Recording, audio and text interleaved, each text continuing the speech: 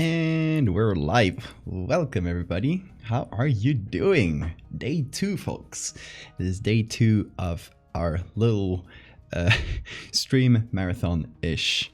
It's called Don't Decay December, and it's all about I will stream every day until I can't. It's as simple as that. I just want to stream a bunch, so I'm giving a name. Welcome everybody. Who's here? Siphon, Anna, Sora, Mystery Master, who's saving up for the custom Discord role. How long do you have until you get there? Blaz, Jesus, Pyro, Rose, Stephanie, RGV, and I think that's everybody. Sorry if I missed anyone.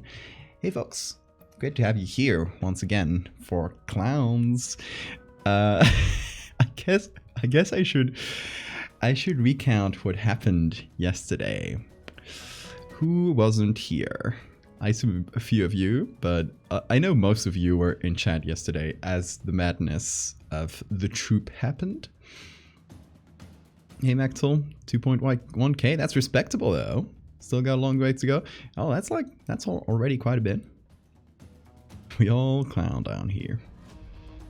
Hey Charles. Mechtel, you were not. Okay, so yesterday I did a stream with Oki dear, who I'm gonna shout out because now there's a cool shout out command that lets you like directly follow, and you should all follow Oki because he's amazing. He's streaming right now, actually. I think he was streaming like briefly, I checked before starting, and he was still streaming. So y'all go follow Oki because he's great. And we were streaming yesterday. We were co-streaming like each in our channel, and we had a little like Discord chat with Oki and a few other friends, and we started talking about first Q at Leslie Q Art on Twitter made a really cool clown character, and we said, oh, we should all have a clown Sona. And I joked around saying that, oh, I will pay anyone who draws me a clown Sona. And Oki appeared, and I said like, yeah, I'm committing to this. So I commissioned Oki to draw me a clown Sona, which was really fun. So we figured out, okay, let's actually make this like a stream idea. So as Oki drew my clown Sona and streamed to his own channel, I drew another like clown related piece that's also for the Cursed Files challenge. So that's what we did yesterday. I'm gonna show, hold on. I got an empty document here. Don't worry, we'll fill it up with stuff.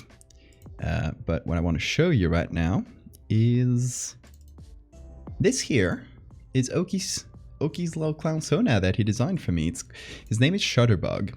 And he's a little photography clown. He was originally a little toy built to kind of distract children, so they would look at the camera and not get distracted as they were taking a photo in the circus. So it has the camera. He has the camera in his mouth. He also has like a little prop camera to like wave around and distract the children, and little light, little flashlight, and he was very bad at his job because he kept getting distracted and tried to take pictures of bugs because he really loved bugs. So eventually he escaped to the circus and is now like traveling around just taking cool pictures of bugs. He's really cute. I love him so much. He's me if I was a clown. It's really cute. I love Shutterbug. And as Oki did Shutterbug, I did... let me find it. I did a thing for the reflection prompt for Cursed Files. It's a prompt from a few weeks ago, but I'm trying to catch up with the Cursed Files prompts. And my initial idea was like, oh, I want a monster that appears in photos, like in the reflections in a photo, but not in the, only the reflection appears. And of course we were like talking about clowns. So I said like, oh, I'm just going to make a creepy clown that appears in reflections. And this is them. They don't have a name yet. I'll eventually post this just with its own lore. But I didn't have time to figure that out yet. Because you know what happened? here comes the fun part. We said, oh, let's post Shutterbox design and stuff to Twitter. And I hate it. Thank you very much. So we were like, oh, we should post like the clown sonas, and we joked around, oh, we should make a hashtag and tell people to post to the hashtag and try to make it a big like a thing. So we made up the hashtag the troupe, like, you know, like a circus or clown troupe, and we posted the clown there. And then we started really pushing for the hashtag and telling everybody to post their clowns there.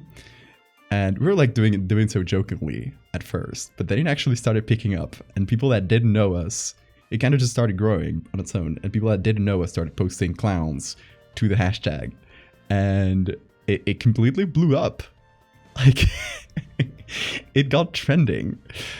So hold on, let me have it here. Here's the browser. Okay, so there's people. Okay, haven't reloaded this in a while. Made a clown sound for the vid. Yeah. Okay, it's a little like it's dying down already. I feel like, because that last post was 29 minutes ago. But even throughout today, like this is just from 1 hour ago. So it's a bunch of stuff, like a lot of clown art. Here's Oki, who of course also has a clown sona here on the right, and this is Q's little clown. So here they are interacting, which was the origin of this whole thing. But just some amazing stuff, and we got it trending. And Oki, like we didn't actually believe we would get this trending. Of course, we like really pushed for it because it was funny. So I even changed my name in my profile pic, if you didn't notice. This has been me on Twitter for today. And I've been retweeting a bunch of stuff for the tag, and look at all these. I retweeted a bunch of them. Oki said, if we get the troupe trending, Valdevia Art and I will drink Filk, which is Fago, which is, I just learned this drink, this unholy drink exists, plus milk, which sounds like the worst thing ever. We said this jokingly, like, haha, we're not gonna get it trending, so let's like joke around with it. And then this happened. So I guess I gotta find a way to get Fago in Spain. Obviously Fago is not commercialized in Spain. My idea is I'll try to get Fago like legitimately here. It's probably gonna be real hard because there's no places that sell it in Europe. Otherwise, I will do a Fago substitute. There is this drink called Clipper from the Canary Islands. It's like a local soda. And it's really, really bad. Everyone hates Clipper, except for like really some really diehard fans. Of course, it stays in business, so people must buy it. But you know, since Fanta exists and it's big, Clipper, their niche in the market is like the type of fruits nobody else does. So they do their most well-known one is strawberry flavored. I don't want to drink strawberry flavored soda, but you know, if I don't get Fago, it'll be how would you call it? Clipper milk, Klilk, Klilk. I'll do my substitute Filk. Oh my god, it trended, and look who's the clown now. I am the clown. Soda water plus milk was very popular in Victorian and Edwardian eras. It would be similar but sweeter. According to Oki, who has tried similar concoctions in the past, it curdles. This kind of concoction curdles. I don't know if you need a special, like a different type of soda with milk that will not curdle. But Oki, we are Boo Boo the Fools. How are you doing? Are you still streaming, Oki? Carbonated milk sounds like the worst things possible. Oh my god. Y'all fucked up. We fucked up. We gotta drink the milk. Soda water plus milk does not curdle. Ah, so it's a sugar. I assume it was because of the carbonation. Clown milk. Not clown milk. We shouldn't call it clown milk. We'll get... Okay. I was joking. We were joking about it yesterday, but there were people in the troop hashtag talking about like actual like clown fetish. So it seems like we have attracted both the good and the bad in clowns. Oh my god. Oh, also, before I forget, Boneless Goo and Hatecraft. Thank you guys for coming. Hey, Hatecraft, I recognize you from the Discord. Welcome. Or the acid from carbonation could be. Like, we know it works, since it was a popular drink, apparently, according to Stephanie. It must work in some combination, or some additive, yeah. I don't think they make Pepsi or Faygo.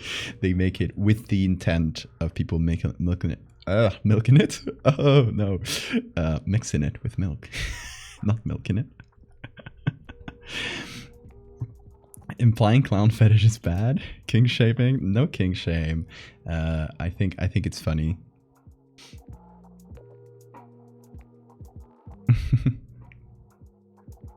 Heard it's a thing to have French soda and cream. There must be something that's okay to mix. I guess. I don't know. We'll have to figure out a way. Not the Kledish. No. Why does every word mixed with either clown or milk? Why does it sound horrible? Have you done the second relationship meme? Oh no, I haven't had time, honestly. It literally feels like essentially a continuum between the last stream and this one. Because today well, obviously I did the stream yesterday. I finished like very late at night and it took me a while to fall asleep. Because it often takes, if I finish late for a stream, it often takes me a while to get asleep because I think my brain is just more active. So after sleeping a bunch and kind of reloading or recharging the brain, I had to do some last minute work things for some commissions and for Patreon stuff. I then had a friend that was visiting, so I went out for dinner. It's an old friend from school and his boyfriend were coming to visit, so we went out for dinner, and then I came back and I basically like immediately started setting up a stream. So I haven't had pretty much any time. You're essentially seeing me fresh off of yesterday's stream, or at least that's what it feels like to my brain. Milk plus flavored pop to see what happens. Oh my god, Stephanie, suffering for science. But look at all these cool clowns. I would, if there weren't like a million clowns since yesterday, I would be doing like a whole catch up, so where I show you what everyone has been posting. But it's gonna take a million years. I'm just gonna do a quick check and check in a few more specifically. Because like, all this wonderful clown art, honestly, it feels like a million people had like secret clown OCs and they were hoping, like just waiting for the moment. It's cute. I like this art style. I'm gonna probably after the stream where I have a bit more, that's Hi, Oki.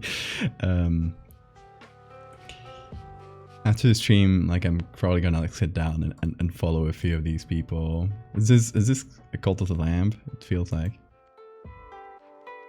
Yeah, what a bunch of talented people, honestly.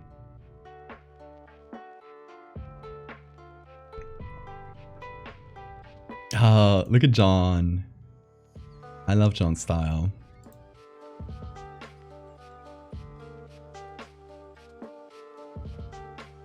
Oh, Be Soul. I love Be Soul as well.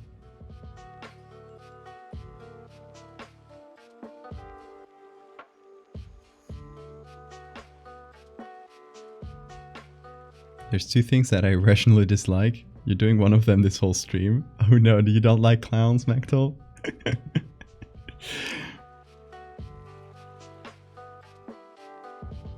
Yeah, and a lot of people, it's not only people that have been just like posting their previous clown characters. Clowns and mascot were rad.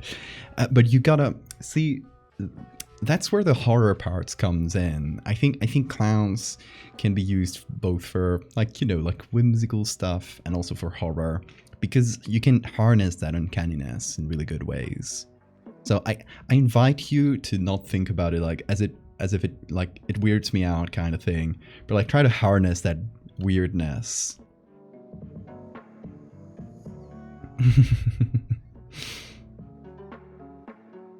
Harness the weirdness. It's a good motto in general. I think I showed this one already. That's Oki's clown Sona. This one's the one Oki just drew, and Q's clown. But yeah, people not only have been posting clown OCs that they already had, they have been like making clown OCs. Look at this. This is work in progress by Kaz, who you should all go follow because like woefully like underrated. Underfollowed, I would say. Go follow Kaz. It's something that you like and clownify it. Yeah.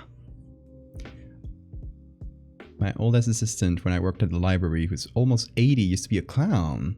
I found a clown painting in our basement and set it up in a creepy way so that I would spook people that went into the library and basement. Literally the only person that I ever spooked was me multiple times. I'm gonna post some clowns tomorrow. Yes, hashtag the troop. Exactly. There's also, you can also post them on Tumblr, obviously, like because we only kind of make this work like virally on Twitter because we have like bigger followings there, but there's also, I've seen a few scattered ones on Tumblr as well, so you can post it there. Also no space on Tumblr, so we can find each other.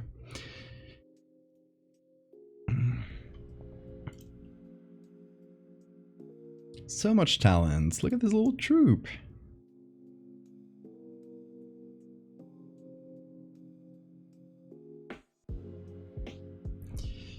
Honestly, there was everything yesterday too. I mean, there's a bunch of cool art, a bunch of different styles. But hey, yeah, that's what I was thinking. There were people posting cool makeup, cool like clown makeups they did, which is fantastic.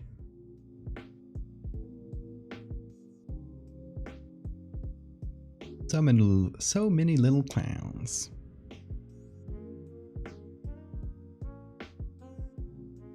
Oh, I hadn't seen this one. By Jesse. Oh, The Happy Place.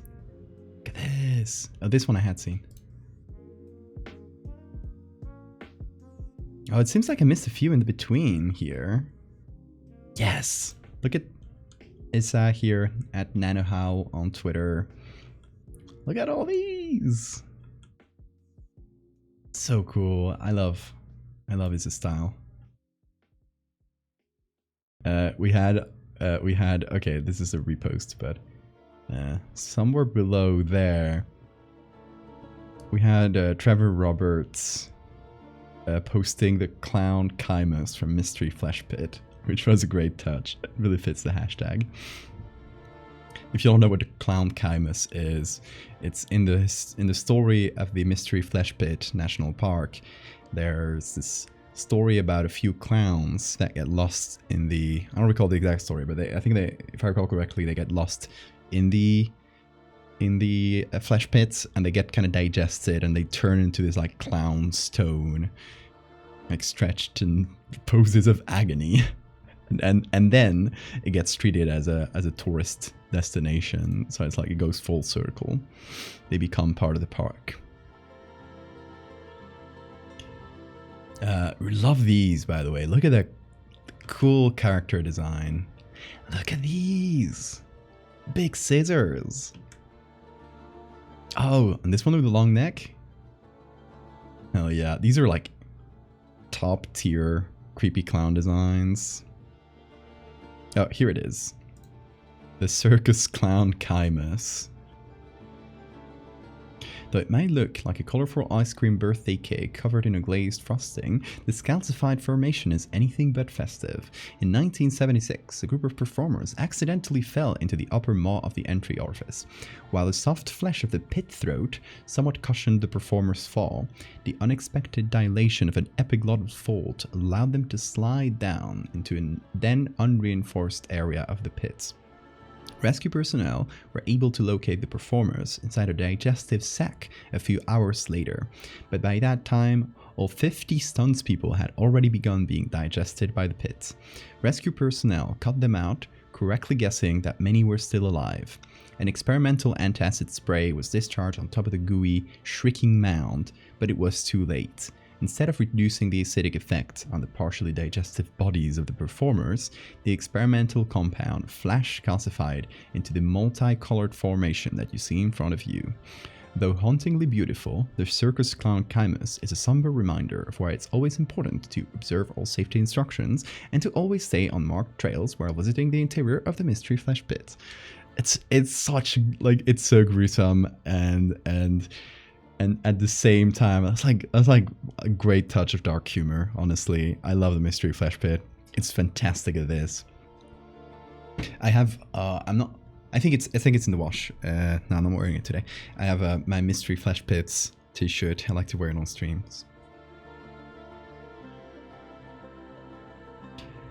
But yeah, ooh, AI, get out of here. Look at this one by Felix. I don't know if you're here, Felix. Fantastic job. Yeah, like, I think we've more or less caught up with yesterday's, possibly. Or not, like, even a few I missed here. Yeah. But yeah, we did it. We got it trending, y'all. That was wild. And people are still posting it. People are still posting their clowns, so it's not too late. Keep posting your clowns to the troop if this like inspires you in any way. So, with that out of the way, now you're all caught up with how we got a hashtag trending by accident, or not accident. We intended to, but we didn't expect it to. So now you know that. And during yesterday's stream, I decided that today's stream would be about clown lore to go with the theme. So clown lore is an idea I had quite a while ago. I don't remember exactly when, but it's been in my like little ideas folder for God knows how long. And it's making a little like pseudo historical Twitter thread about clowns as if there were like some sort of creature, some sort of like weird animal species that just happens to mimic humans. So and presenting it as like a did you know kind of thing. So kind of like the title of the stream is kind of an example of that. Did you know that clowns inflate their noses when in danger? This kind of thing. So making a little thread about that, just with a few fake clown facts and a little image to go with each of them. So I figured we would start with that, with the writing part of it. I got my notepad right here. And I'm gonna open a new page. Okay, I'm gonna call it Clown Lore. So we'll figure out a few, then like figure out what, like which images we can do with them, and then we'll choose what we'll start working on them and see how many we can get done tonight.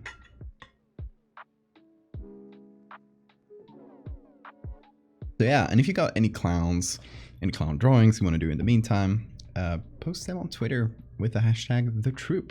Also, anyone, if you're on the Discord as well, anyone who participates in this little hashtag and post about it on Twitter or Tumblr or anywhere else.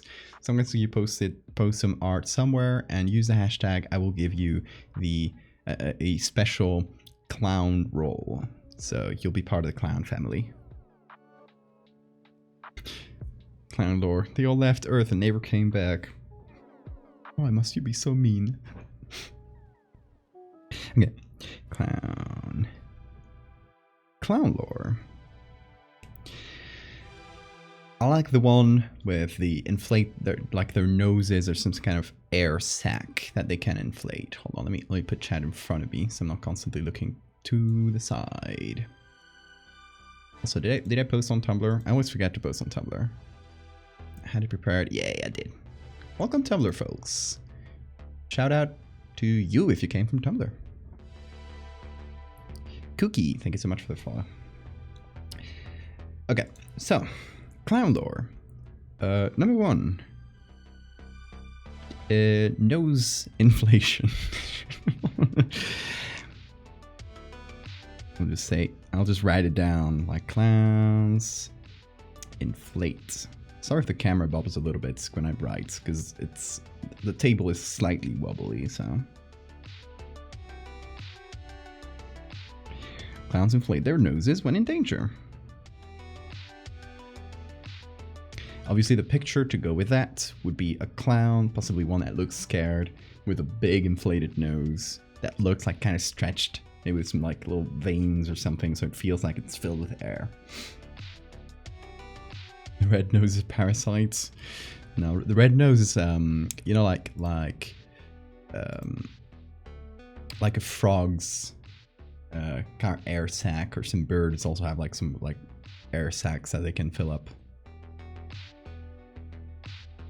A light behind, so it shows to be a little, a little translucent. That's what I was thinking. Let me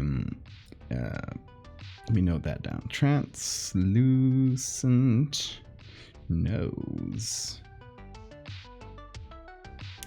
So that's one. That's the one I had like in mind when I thought about this idea. Oh yeah, another one I had noted down yesterday is different like breeds or different species of clowns. I don't know how I'll call them. Phenotypes, perhaps. I'll just note it down as clown species. And there can be like a little fact about each species. There's some I already thought about, like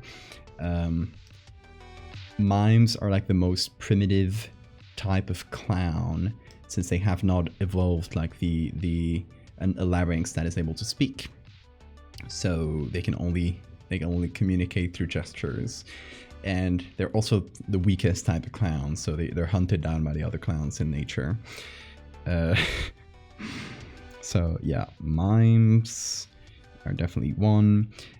Then jesters are an extinct type of clown, or a nearly extinct, maybe like a very old type of clown, perhaps, that used to serve in like royal courts. So jesters, extinct, or maybe it's not really extinct. It just evolved into other types of clowns, you know, to like the more modern, colorful clown. If the whole clown is translucent, if they're not wearing makeup. Loud. Hong Kong. Hong Kong. Thank you so much, Louz. 10 months. Oh my god. That's amazing. Thank you. You have a great night. Hong Kong. I like the idea of the whole clown being translucent. I'm gonna note that one down too. Gonna note down whole clown translucent without makeup. Let's see if we can like make that work in an image.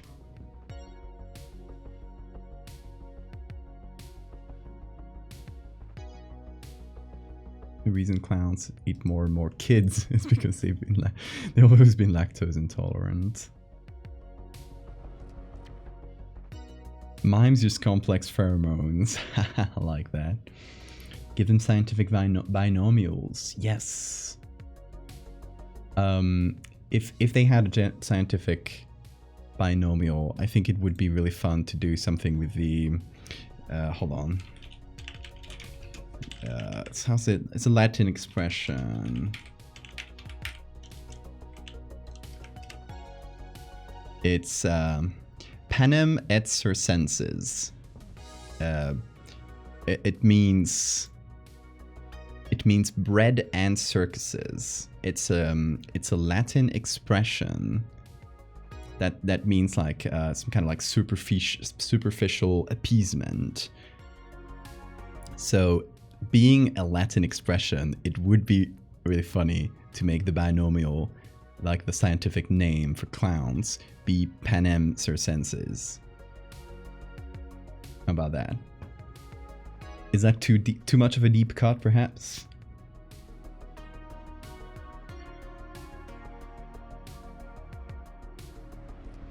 They're bioluminescent. The noses, they just light up at night. Bread and circuses, yeah.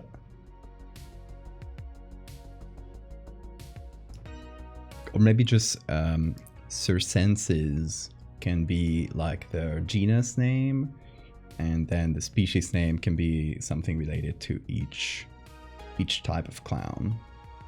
Like circenses mimus for mimes. Sweet to include bread in the name. Yeah, that's true. So should we keep circenses? I'm gonna write it in chat because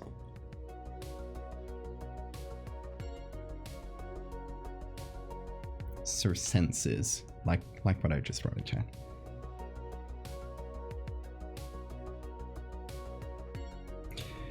So yeah, like circenses, and then we can do like each species. Whenever we need to mention a specific species, we can like put a parenthesis and say like the species names.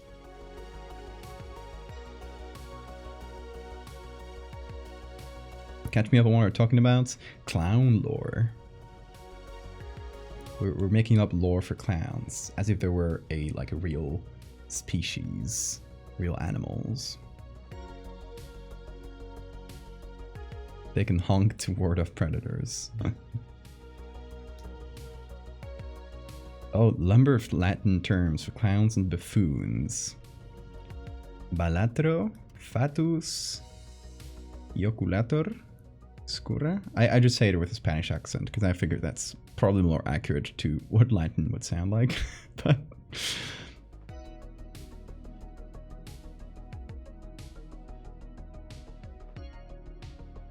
the way you said that made it sound like clowns don't exist. Yeah, clowns, we're just making up clowns right now. They don't exist in real life. Did you think they existed? Clowns never existed before humans. They were selectively bred. That was actually the origin story a few, I think a year or maybe 2 years ago. We did this silly, that was the origin of the idea of doing the clown lore thread, is we were just riffing about this on the Discord. By the way, join the Discord if you're not there. It's a fun place. People hang out. It's nice, really nice community. If you like horror, just hop in there and say hi. But yeah, we were talking about I think a couple years ago maybe.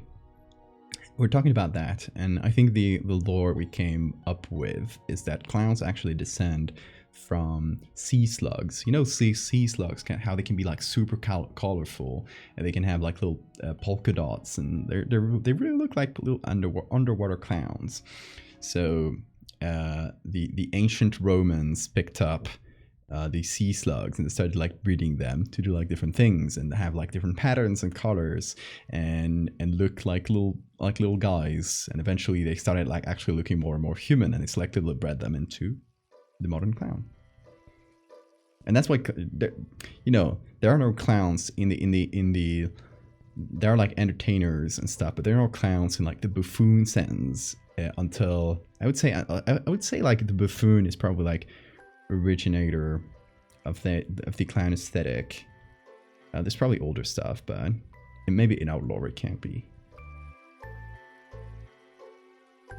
The jester fossil. A jester fossil. That's genius. Jester fossil. Maybe it can be like a little cap that got fossilized. Other clown species that specialize in hunting other clowns. I feel like we could go 2 different ways. So if we take clown as a natural species, that, you know, there's like wild clowns that then like some of them maybe get domesticated, then we could do that, you know, some clown species hunt other clown species. If we do the lore about them like being selectively bred from like sea slugs or something like that, something silly like that, then there's not really like a natural type of clown like in the wild, so it wouldn't make sense to talk about them as like hunting each other. The clown ecosystem, of course.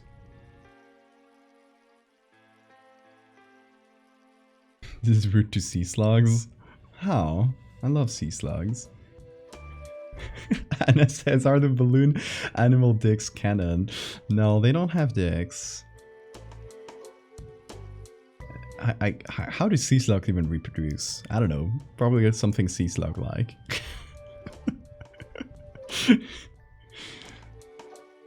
The jester caps are antennae. I love that.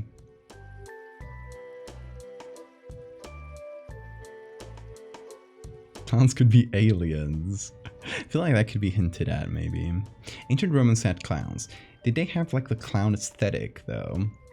Like colorful, patchy clothes and weird caps and... I wasn't aware. I thought it was like a bit of, you know, like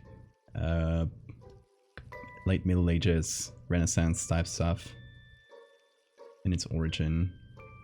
I think it's like Commedia dell'arte or something in a more Italian way, which was kind of the originator of what we think about the European clowns, and things like harlequins and stuff come from these types of characters. Commedia dell'arte was like this type of theater that used like stock characters, so people kind of knew just by how a character was dressed and their mask and stuff. They knew, oh, this is Harlequino, who is a servant character, servant, but always like a little bit cunning and sometimes serving 2 different masters.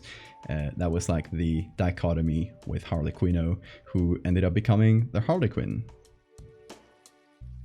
So I always thought about that for the like origin of what we think of as the modern clown, even though you have like jesters and stuff, which have like similar aesthetic. Clown underground fighting rings.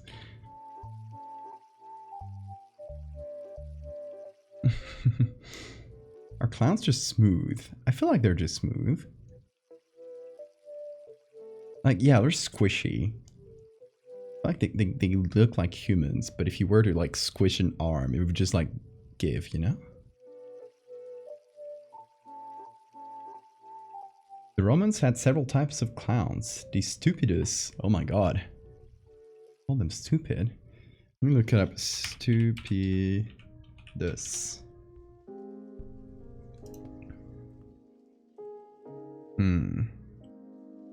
It's not a lot about them. bit like the jester in behavior, and wore a long conical hat. That's cute.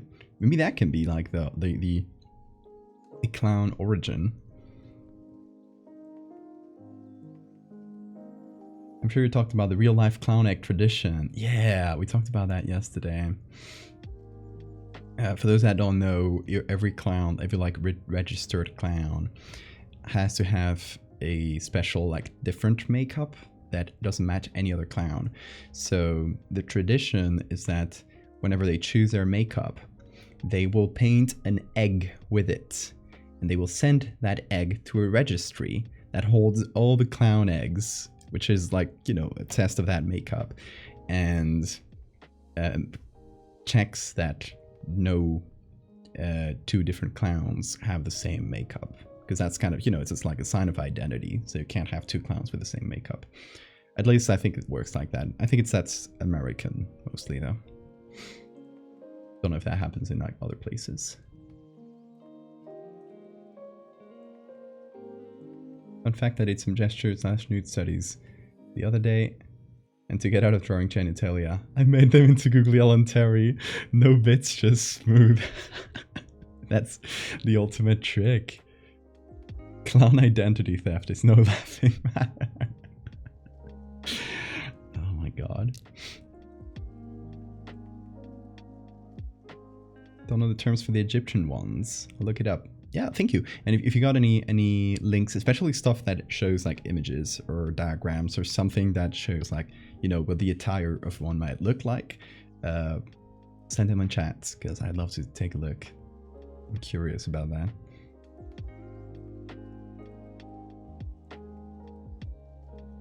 Clown-related horror movies viewed for clowns the same way Jaws is for sharks. I think clowns are probably really angry about clown horror movies. I feel like it's bad representation. Can't find the Egyptian one. Sam. Dig up images of their Roman counterparts. Yeah, if you can find any. I did a quick search, just like a couple terms on my second screen here, and I didn't find anything, but I was just like the simplest search. So there is probably something. Headcanon that mimes can twist and change their bodies in impossible ways in order to perfectly act out scenarios and objects. Yeah, I love that. Clowns are flexible. They're like squishy, a little bit like, I don't know, a slug, like a slug. Clowns are a type of slug. Okay, so what do we have? In terms of like specific little details about maybe their anatomy or stuff that we could represent with an image, we have, you know, the nose inflation to ward off predators. We also have clown eggs. Another idea. This is not like original. I've seen people do that joke before, but is that clowns lay like colorful round eggs in like clutches that look like ball pits. So that could be like clown eggs, could be something that we may be able to do. Don't know exactly how we'd do it, but just like use an actual ball pits and turn it into this like slimy patch of eggs or something. Clown eggs. Flash ball pit. Let me change the music. It's a bit boring. Yeah. If clowns get mad at horror movies, do they have human level intelligence? I don't know. Would they? That's a good question. Clowns can compress themselves and mimes can twist and change themselves. What would jesters do? Oh yeah, that's that idea about them being squishy is why they can all fit in a clown car. That's the joke. Easter is like clown baiting season. I fucking love that. Yes, confirmed. Easter clown meeting. Meeting season. I hate that. if you hear honks at night, yeah, it's it's clown breeding season. Oh my god! If we do this, they will definitely get some clown fetishists in the replies. Asmodeus, thank you so much for the follow. Don't go out at night in clown breeding season. Oh my god. We're inviting it, but it's fun. It's fine. It's fine. We'll handle the Clossy fever. Okay, another one I had is pierrots, which are it's the type of clowns that dress all white. It's like usually all white with little pom-poms and a cone cap, or sometimes just a round little cap, and all white makeup with sometimes some tears going down, and it's like the sad type of clown. So that's a Pierrot. My idea I had for Pierrots is that they were bred in selectively bred by like aristocrats in France who like bred them for albinism, and that's why they're like all white, and they bred them to just be like cute and, you know, company clowns. So that would be Pierrots. Not many great picks, but you'll love this given recent themes on here. One subtype of the Greek comic characters were huge padded rumps to give themselves a donkey's arse. I love that.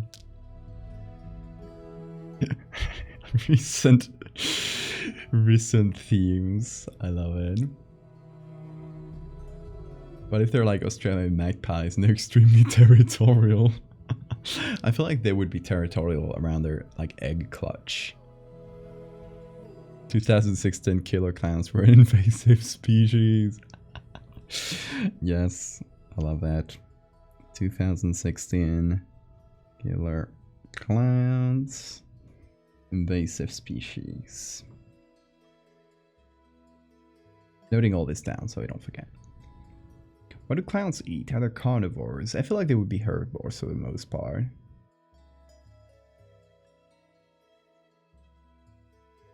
Going to make my case again for the second relationship chart.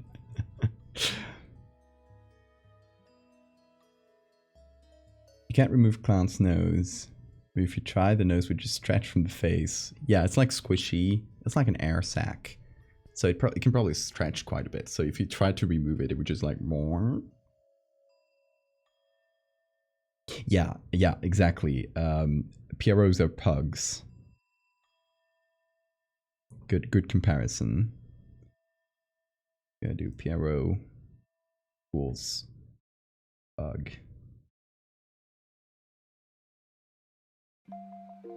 Clownivores. The face markings hide how wide their mouth really is. Oh yeah. Clowns would definitely eat carnival food, like Stephanie said. Popcorn, cotton candy, candied apples, corn dogs.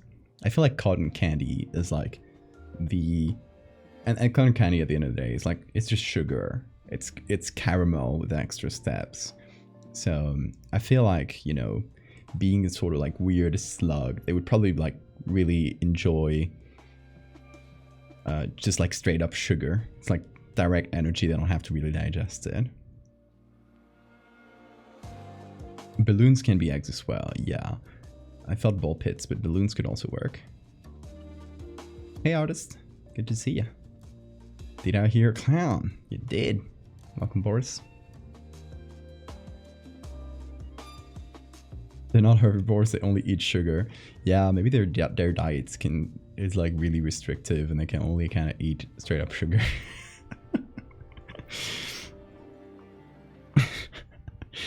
Okay, so but I don't think we can do much with clown diets.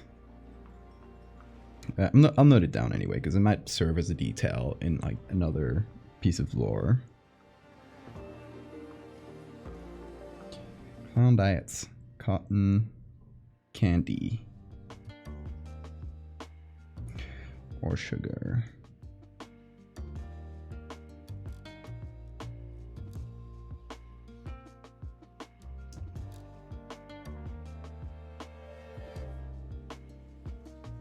Does it mean they're clones? There are clones that can photosynthesize? Clowns, okay.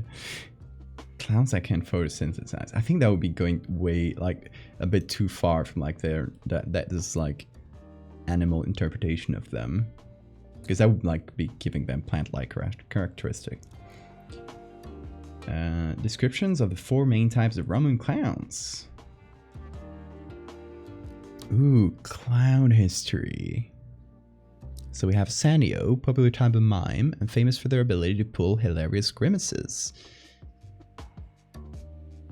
It follows that this clown did not wear a mask. And we have the Stupidus. Okay, let me put this on the screen for y'all. Ooh, that's really bright. Okay. So, 4 types of clowns. The Sanio pulled hilarious grimaces. The Stupidus, hence the word stupid, which was Latin for mimic fool. The Stupidus was usually bald-headed, wore long pointed hats, and a multicolored outfit. This type of clown was famed for using innuendo and riddles and the ability to rain down blows on his fellow performers in burlesque fights in typical slapstick fashion. In true clown style, he used scandals of the day for his material, and nothing was too sacred or sacrosanct to be the focal point of his humor. And we have Skura. The Skura clown was a lower class of clown, kind of like the hobo clown in today's hierarchy. This is also where we get the word scurrilous from. Never heard that. Usually a person with a physical abnormality or mental illness. Damn, oh, wild. Okay. Skura clown indulged in jesting his physical oddities, setting him apart from his better class colleagues, using his odd traits to win laughs from others. Truly humble people. Thick skins. God, the Romans were brutal. I mean, not to say we're like the current society isn't either, but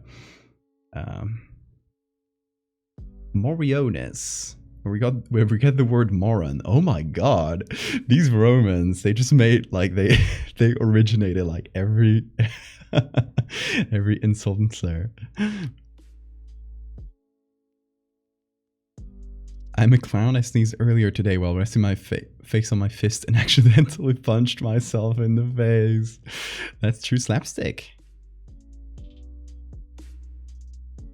Mimes are failed PRO clowns. That's why they're mostly black and white, except for some red. Oh, that's good. That's good. How does one obtain a clown, though, besides from breeding, shelters, circuses, wild clown cars, attendants? I think you mentioned, like, the ones you mentioned are all good ways of getting clowns. The Romans were not kind. Yeah, I can see. This guy's so stupid we had to invent a new word. Okay, so this one, Moriones, which gives us the word moron, it's like a fool, essentially.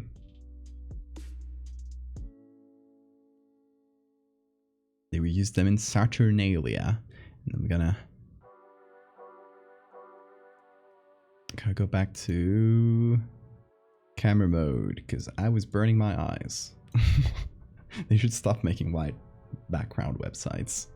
They're bad for the eyes.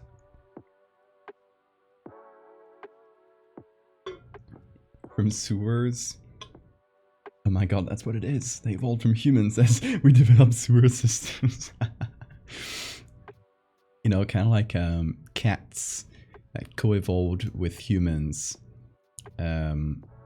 Kind of incidentally, like they domesticated themselves. I don't know if that's true, but it's definitely like I think it's like one of the main theories behind the history of cat domestication is that they just started like going into the humans like food, like where they would keep their food, and started eating the like little rats and pests, and humans kept them around because they were useful.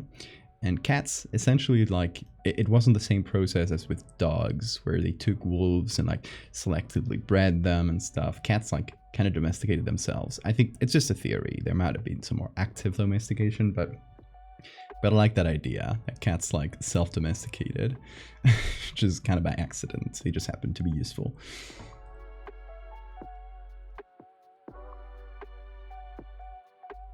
You know, when canids get domesticated, their ears become floppy. What is the equivalent in a clown species that becomes domesticated? Ooh. I feel like maybe something to do with their hats. Because like jesters, which would be like the wilder type of clown, maybe the less domesticated one, they just like, you know, they make fun of everyone, that type of thing. Jesters have like really complex hats with a bunch of like pointy bits to them. And then you get to the Pierrot, which would be the most domesticated of clowns, and they just have very simple caps for the most part. Or clown shoes. Clown shoes are a good option as well. Clown is obligate parasites, or as commensals. I feel like commensals, like they provide. They don't really parasite humans because they provide like entertainment and stuff. Kind of like cats do for us nowadays, and dogs in a way. Like we don't like, for the most part, we don't really like use them for like specific purposes other than company. Imagine you wake up at 3 a.m. to get water. You get in the kitchen, a clown is sitting on your counter drinking soda pop. You blink at each other. It lives here now. That's perfect, Rose. Yeah, I feel like that's how it would go.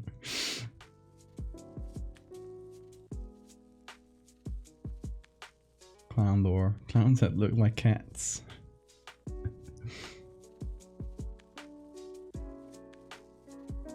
Yeah, I love, I'm gonna note down, changing hats as marker of domestication. There's a word for this with animals. I forget the word, so maybe someone in chat knows.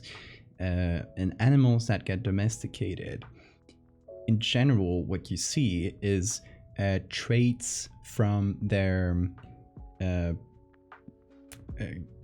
traits that they would have as younger animals that they would then lose in adulthood actually get preserved. So yeah, things like floppy ears are a sign of that. Yeah, juvenile traits get preserved instead of being lost. So I think it happens in like most domesticated animals. Neotenous, thank you. Yeah, that's the word. See, I would never have remembered that. Orion the Hunter, thank you for the follow. Domestic neoteny, yeah. I'm just gonna note it down because I'll forget.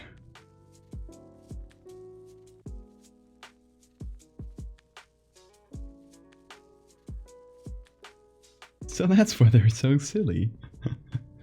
Making so much lore for your clown sona. Hell yeah. Also, I invite you all to make your own clown sonas. Like, they don't have to fit this lore. We're just making this up for fun.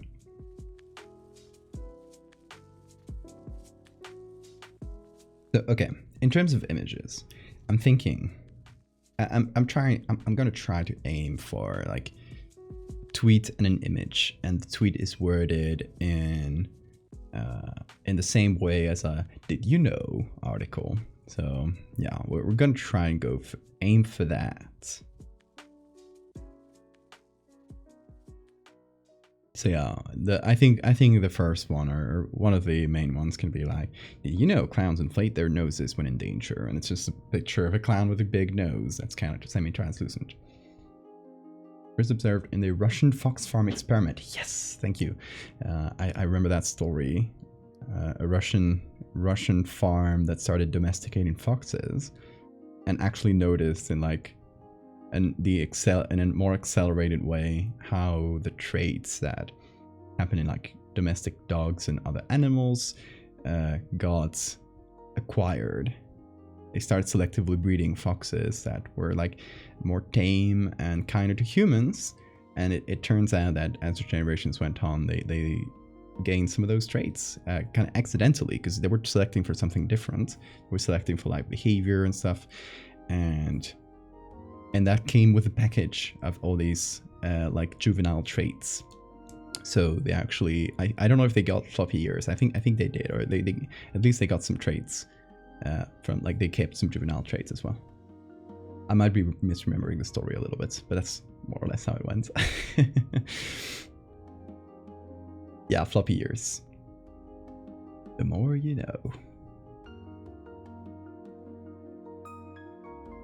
So, okay, we can do clown noses. We can do the species, at least like focus maybe on a couple species of clown. We can do the Pierrots as pugs, as a sort of like highly, like a bit too selectively bred for a specific thing, and that gives them health problems, for example. We can do maybe mimes or jesters as like extinct clowns, and we can show like a jester fossil, for example.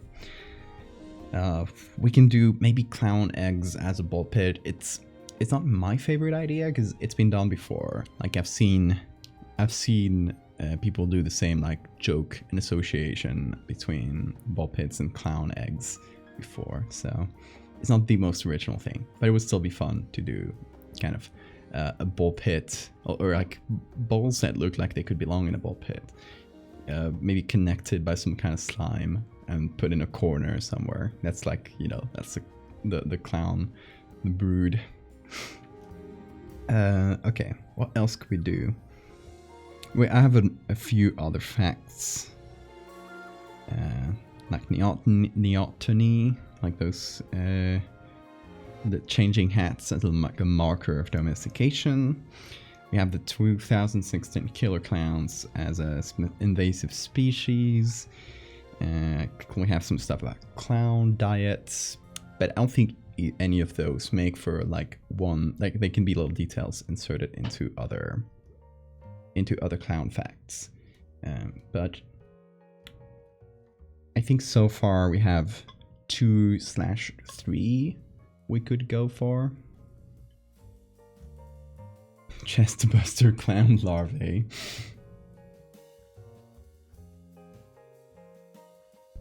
Fossils of proto-clowns emerging from the primordial ball pits. Love that combination of words. Mimes went as an accidental mishap of Pierrots, but as the years went on, aristocrats started actually preferring the mimes and began to aim to selectively breed them over Pierrots, which is why you see more mimes nowadays.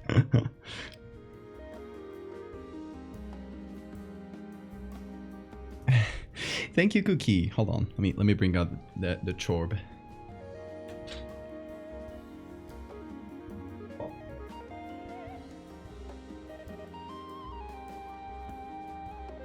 This is a chorb. It was made by Melody, who I don't know if Melody's here today, but Melody's does a lot of how do you call this, embroidery? Sorry, and made this little chorb, and I bought it from her. It's really cute. I'm gonna put it back. I'll keep the neuron though.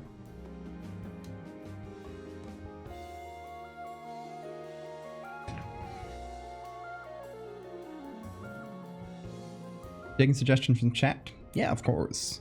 We're chatting. We're chatting about clown lore, but trying to come up with ideas as we go.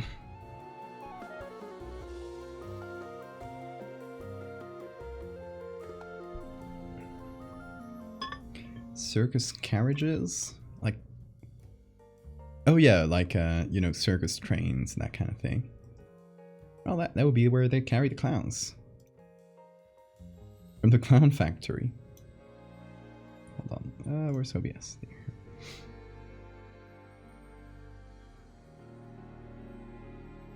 Thinking about what if clowns have Self-generative bodies and auto-digestive systems. They can be their own food. Oh my god. But yeah, good night, Cookie. Thank you for coming.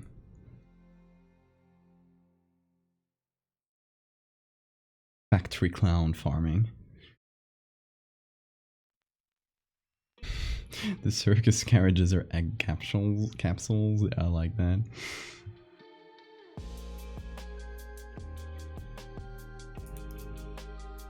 Okay, well, we have 3 ideas for now. How about we start with the clown nose one, and we'll surely come up with more things as we go. We might even change our mind with the other ideas. So let's see. Let me move things around because I had OBS on my main screen just so I could see chat better. Now we shall go into the browser, and from there into, I think we'll use mostly like historical images of clowns because I think that's funnier. Oh, look at that. That's clowns. Clowns right here. What a coincidence. I hate this Pennywise, by the way. It's creepy. Clown nurseries. Oh my god, the Dashcon ball pit. Here's one of my faves. Creepy little clown. I don't know, I kind of want to use this one for something. I don't know what though. This clown is just straight up cool. He's got a cool mustache and a sword. More clowns should be like that. Let's see. A lot of these are drawings, which we could use. I'd rather like lean towards using photos.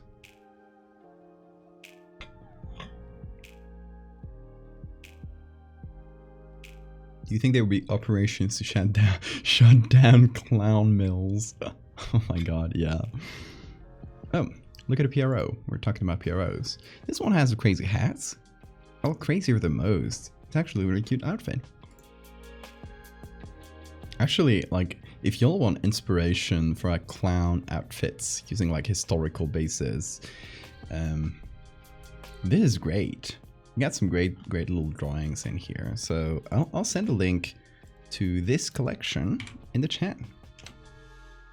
So in case you want them, they're public domain, of course. You have no problem like straight up using them if you want. If you just want to use them for inspiration, that is fine too.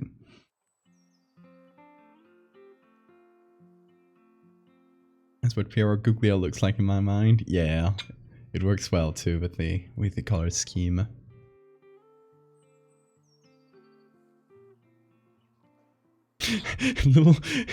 Wee little clowns leaning over. Oh, aren't you adorable? You little clown larva jumps up and chews your face off. I love the idea of like clown larvae.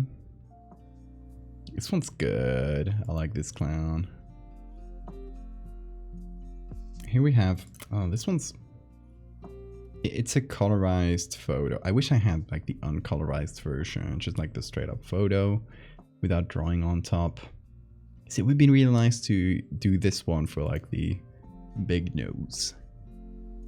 Oh, here's the scariest thing ever.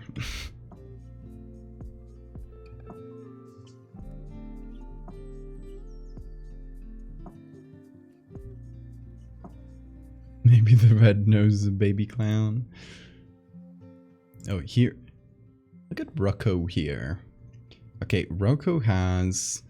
It could be a nice base for the inflated nose.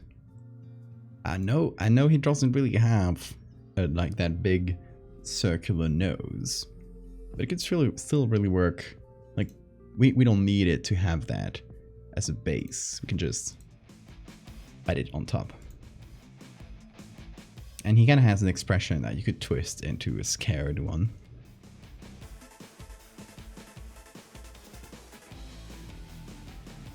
Still streaming? Yeah, only been here for an hour. Still very much at the beginning. Hope you had good food.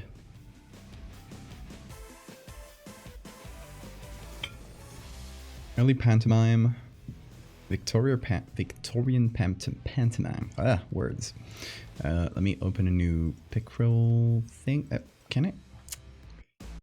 Pickroll is a bit of a broken website. It's useful, but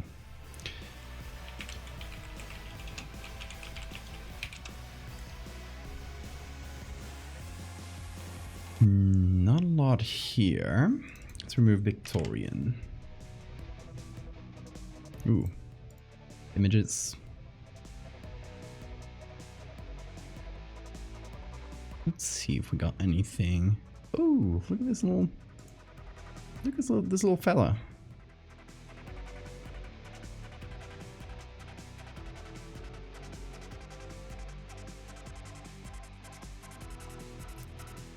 All of these are cool drawings. I like these. These are so good for clown inspiration, honestly. If you guys want to make clown designs, look at this one with the blurred out face. Look at these exaggerated ones. They're just fantastic. Clowns of every type. This one's been pinched by a lobster, I think. I think that's what happened in here.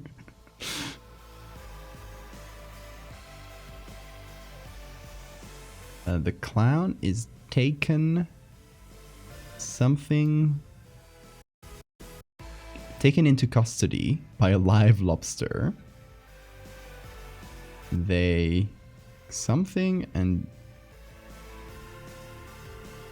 deceive the innocent.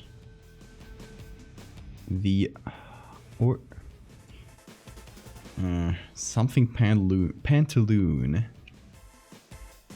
by the elegance. I don't know. I can't read that very well. Image from one of my favorite YouTube horror videos that applies here. Ooh, that's creepy. Really creepy.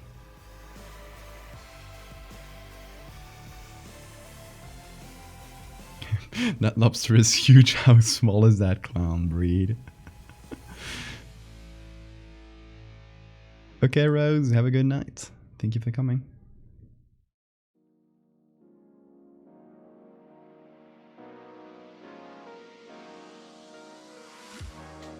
Old French movie called Pierrot le Fou. Very depressing.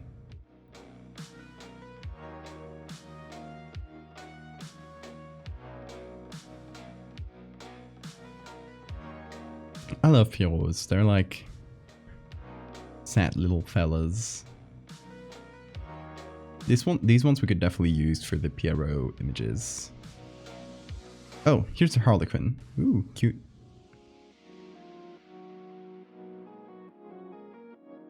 Put a meme drawing in art. Discord, I assume.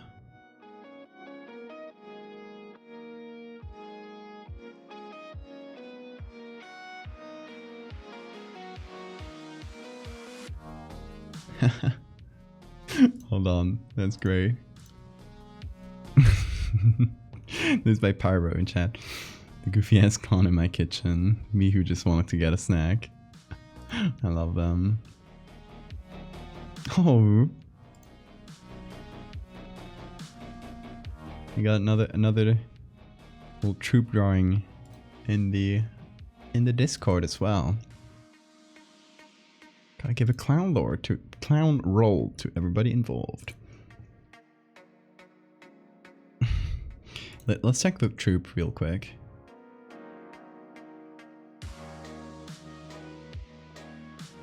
I guess that does fit the clown vibe. Yeah, let's have like the little cap and stuff.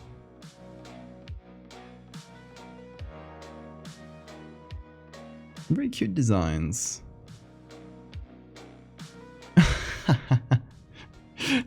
Tents are back.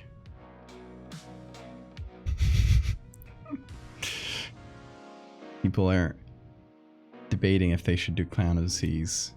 I'm just gonna say do it.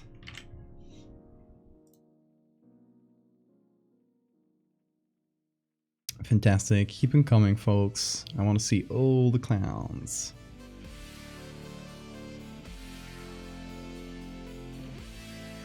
Okay, let's keep looking in the clown collection, because there are some good ones there. Oh.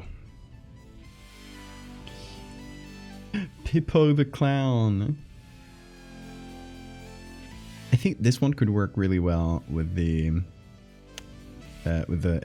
inflated clown nose. Because he already looks really scared. Gorpinster. Thank you so much for the follow. Oh my god, that is creepy.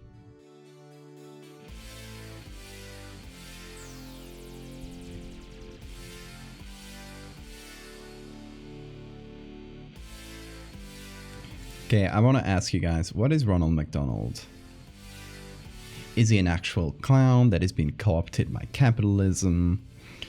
Is he someone dressing as a clown, kind of a mockery of clowning itself? Or what might it be? What do you guys think?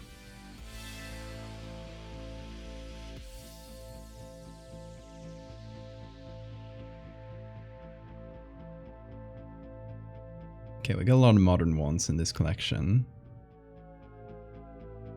Thank you, Keys. Oh. Look at this red clown. I love this one.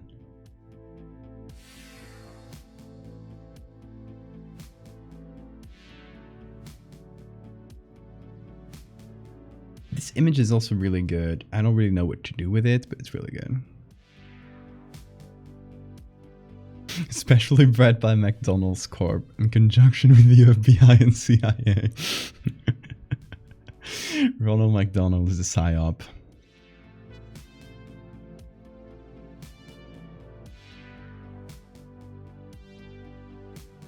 Sentient blob of leftover fry grease, dressed in clown clothing.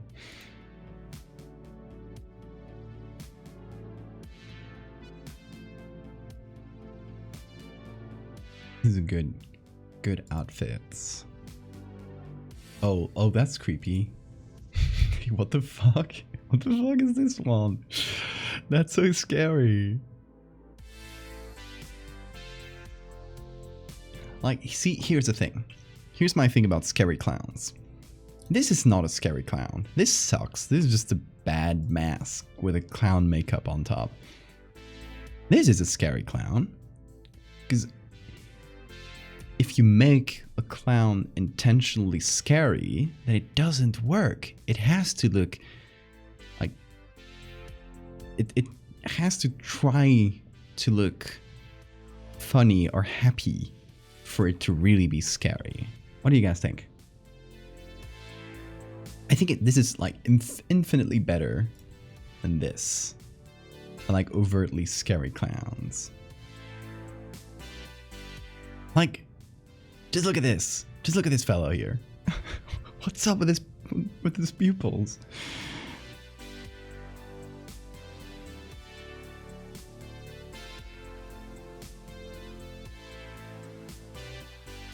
The real scary clowns are not the ones that try to be scary.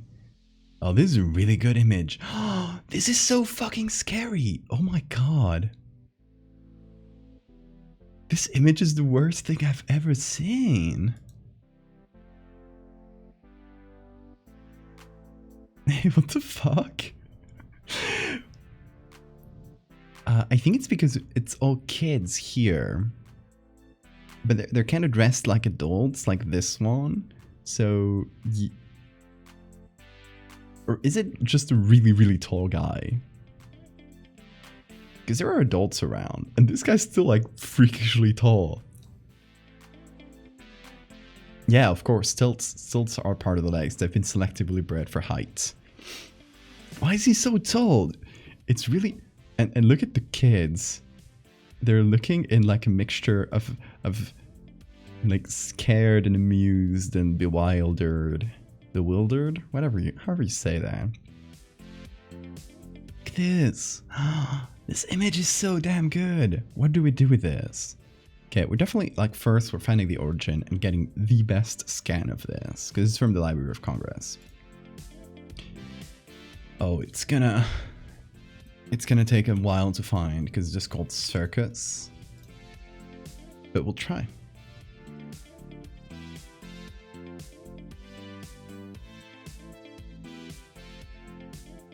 Hold on. Is there another free... Oh, 154 images in sequence? Oh my god.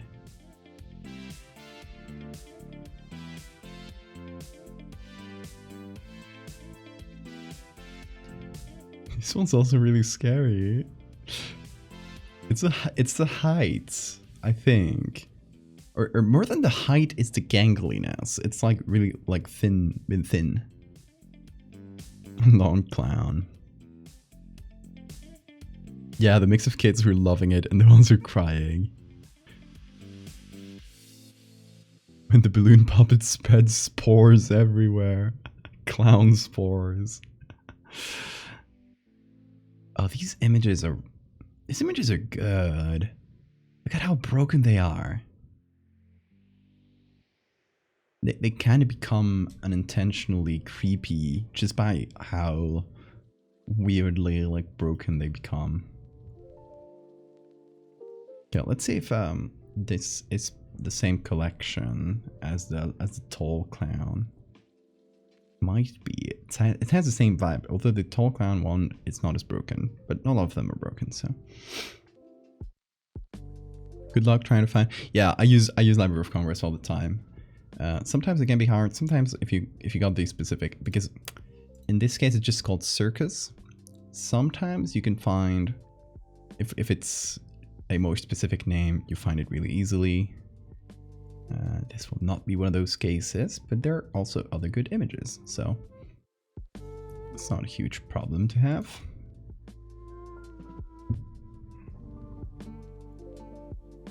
What happened to those pictures? No idea. I think they got bent. I think that's just bends. They got crumpled.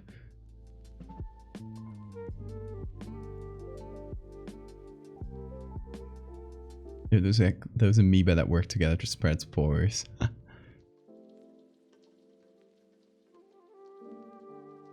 Want to send me the link so I can check myself? Sure. It's just like going to the Library of Congress and searching for circus. That's just as much as we got, so there's no specific link. Heat damage could be.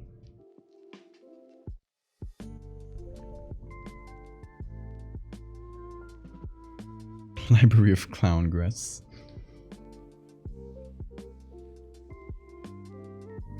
Oh yeah, we could look at, yeah, date says 1930. So we could actually... See, that's smart.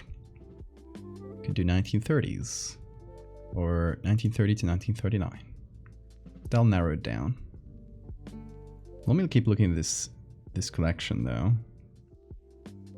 Because it has some creepy stuff. Oh, this guy's definitely not Native American. I get that feeling. That was a time, wasn't it?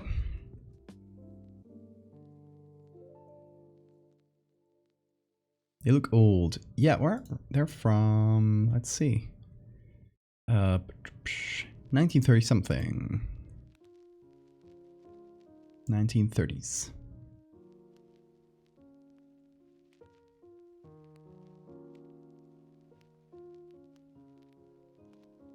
We got sad clown, happy clown. Laughing clown. Oh, we saw this one before. That's where the Popeye comes from. Holy shit, I found the origin of this one. This is one of the scariest images ever. This Popeye costume. Just look at this. It's grotesque. The knees. It's so weird looking. Don't you guys hate this? It's movie night. Okay, enjoy movie night, Maxwell. Dear God, right? Yeah. Oh, there's another one. We're finding out the lore for this image. I had it saved. I had this image on my like cursed images folder for so long. The face is so distorted. The knee. The knee. Not the knee. Okay, you know, there is, yeah, we gotta give them points for, like, the accurate silhouette is actually, like, really good. If you just, like, cut this silhouette down and ask people what character this is, I think most people would say Popeye.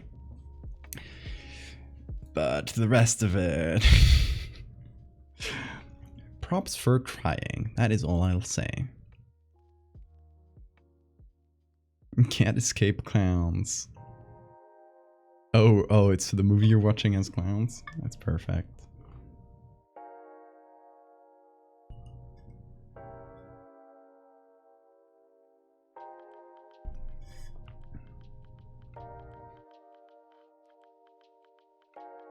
Oh, the thing is, this might be part of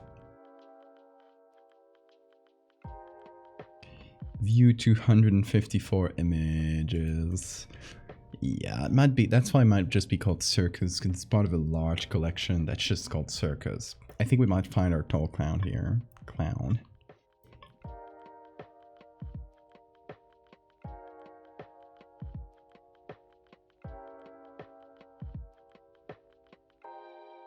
But I think in the way we'll find a bunch of other clowns. Okay, this one could potentially be used in that clown fact about clowns like being translucent, and only the makeup is the thing that makes them opaque. Biblically accurate clown. I love that.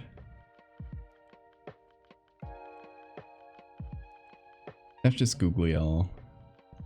Best as a clown. Picture from Pickroll. Oh yeah, we could do reverse image search. Give it a try, Sora. See if you can find the specific one.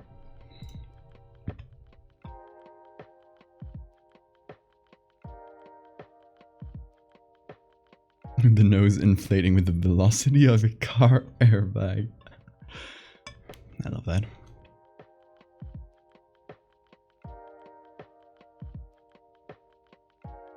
Oh yeah, that's definitely where the tall clown comes from.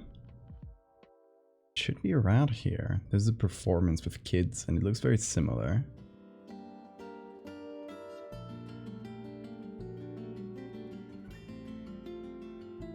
Let's see if it's here. I don't know why old images of circuses are so creepy to me.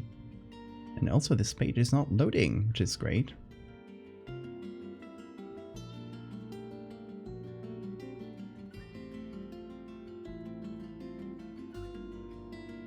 The movie's French. Good luck.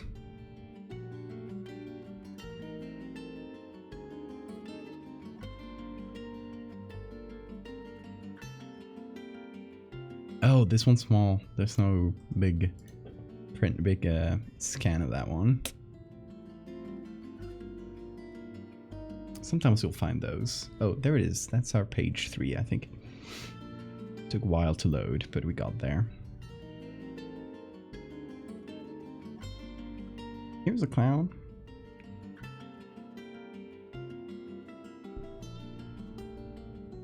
This might be the tall clown.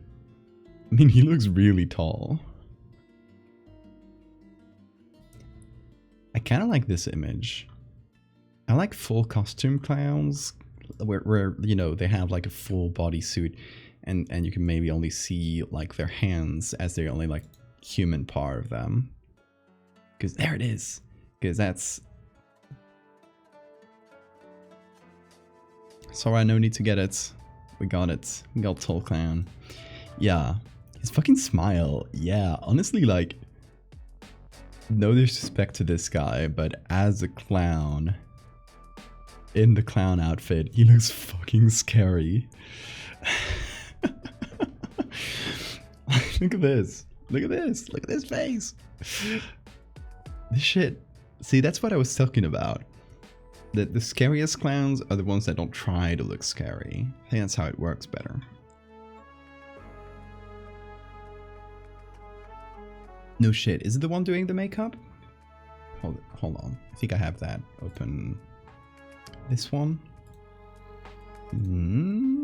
Maybe. The nose looks different. This one has a straight nose. This one has a... How do you call this type of nose? And better faces, but it doesn't look like the same guy to me.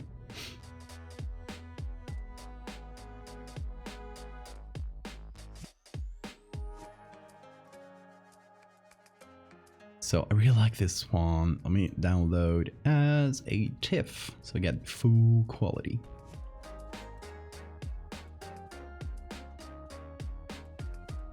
Then we can get this one as well. I mean, I don't know what I want to do with this image, but it's just so creepy. What would you guys do with this image? This one here. Roman nose. Aquilin, that's fun. We say arileña, nariz arileña in Spanish, which comes from arila, which is not a hawk, an eagle. Eagle, arila, arileña. So probably the same like root as aquilin. It just like sounds like eagle. Burn it with fire. No, what kind of clown lore can we get from this? If we're putting this in the clown lore universe. Aquila is Latin for eagle. Yep.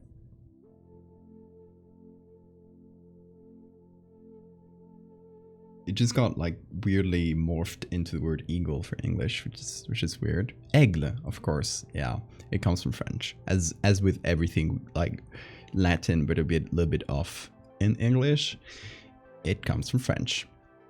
Went Aquila, Arila, Aigle, eagle.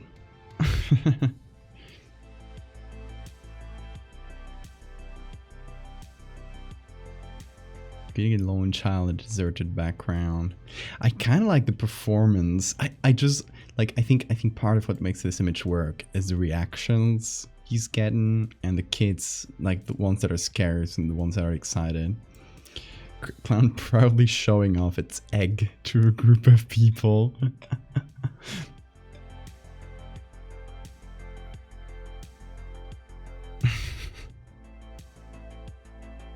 The traps kid's soul in the balloon.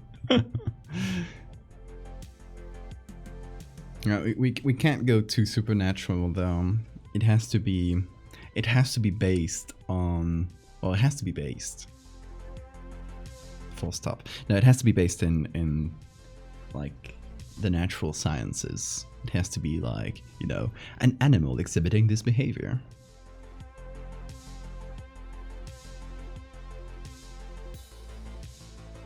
You pop a clown's inflated nose while it's threat displaying, and it just goes flying. It just like the enemies in Hollow Knight.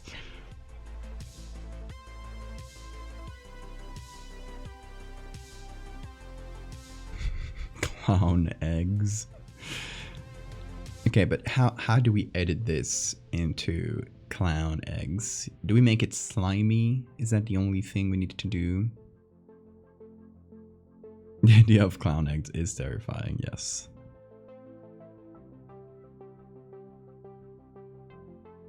We could, if we go for the inflated clown nose, what we could do is take the balloon and the hand that's holding it and move that in front of its face. And now the balloon is the nose that's inflating. And he's kind of like showing off the inflated nose.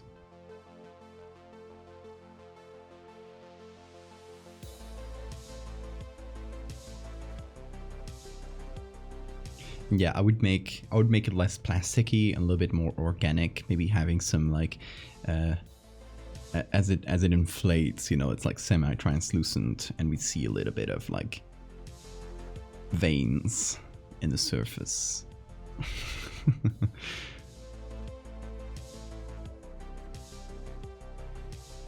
We could probably manage that.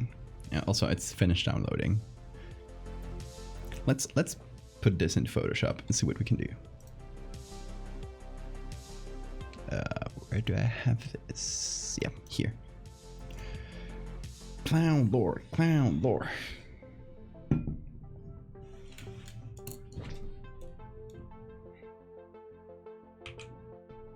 Stretching his nose that far. That is not bad either.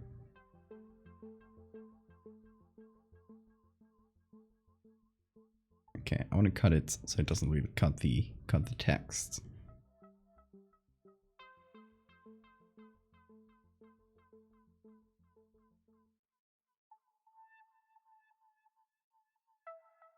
Then we crop further.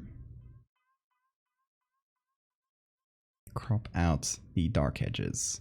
I need to crop out a bit more to this side. Yeah, that looks good.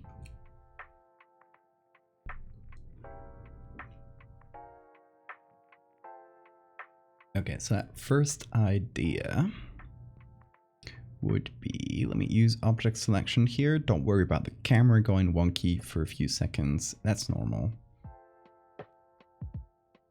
Whenever I release that, you'll see it'll probably go a little bit wonky. Oh, doing fairly okay today. That's why I move around, just to check if they... Oh, there it is. There it is. It's wonky. It's wonky. It's wonky. It's fine. It's Photoshop really being unoptimized and using a bunch of my CPU all at once, and then OBS doesn't know what to do. Weird interaction between the programs with only this specific tool. But, you know, made a really good selection of the hands, which is what we needed. So I'm going to do two things. First of all, just going to select this. And second of all, I'm going to have a copy of the background. And I'm going to do content aware fill.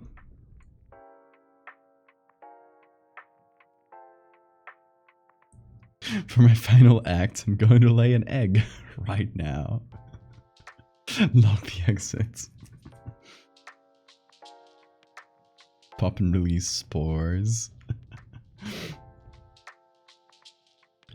I feel like we have to an extent make it work like a real animal. So we can't do fungus stuff, unfortunately.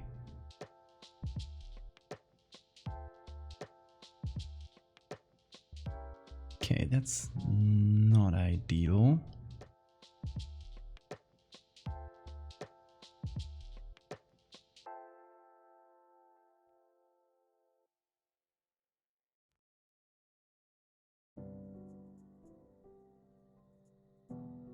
Trying to see how this area gets filled up and just doing weird stuff.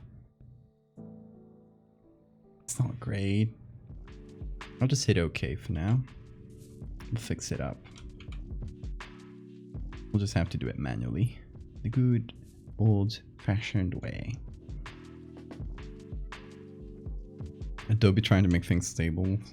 To make stable software. Yeah, I wish.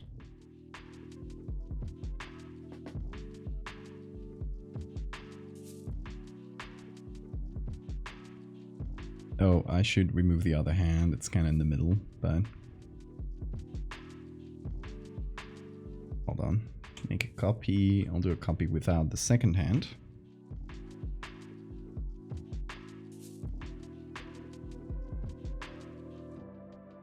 Also, what I kind of want to do is take every human element that we can see and blend it in so it looks like part of the clothing.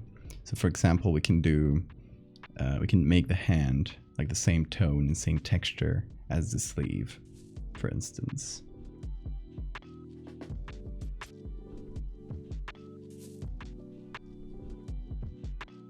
What texture would the egg be?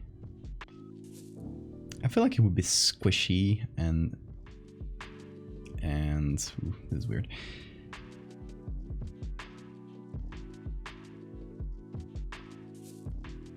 Squishy and slimy. That's my answer.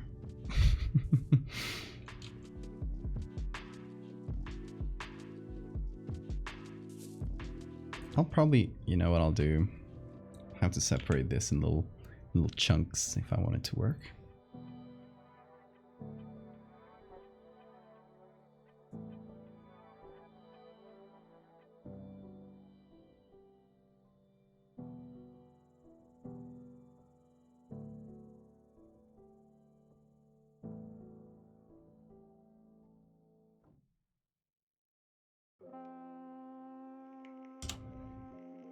Good thing about this not being a human is that we don't have to follow human proportions.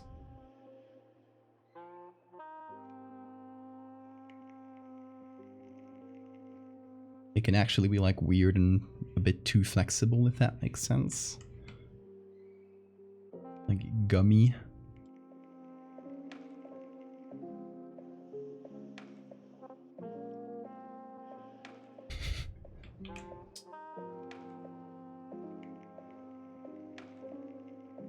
I feel like this, well, this is weird.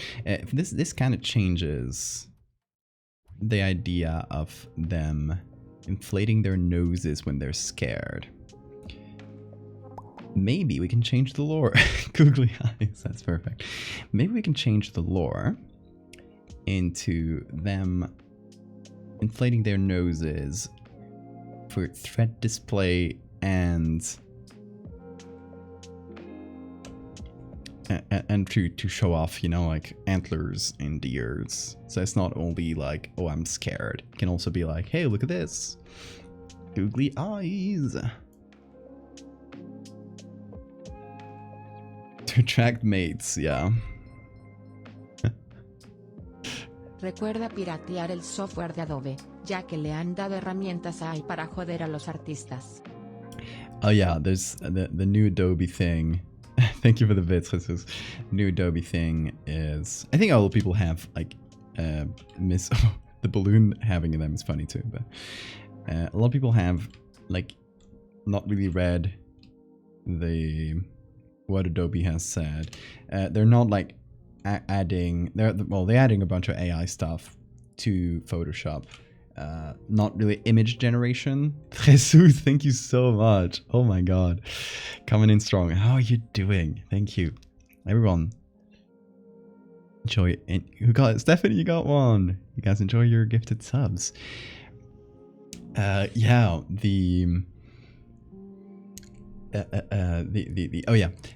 new Photoshop or Adobe thing is that in Adobe Stock, which is their stock site, they have updated their rules, so they now allow AI stuff. So it's not like they're gonna add AI image generation to Photoshop quite yet. It might happen for all I know. But they are allowing people using AI image generator to profit from that. And I think that's going to be legally really iffy. So I'm seeing them going back on that like as soon as there is any like legal precedence.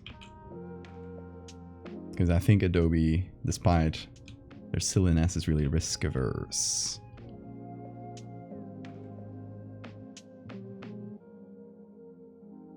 Doing good, Jesus. 2 days into my own little self-imposed challenge. And so far it's only been about clowns. But you know, that's fun. Who doesn't love a silly little jester?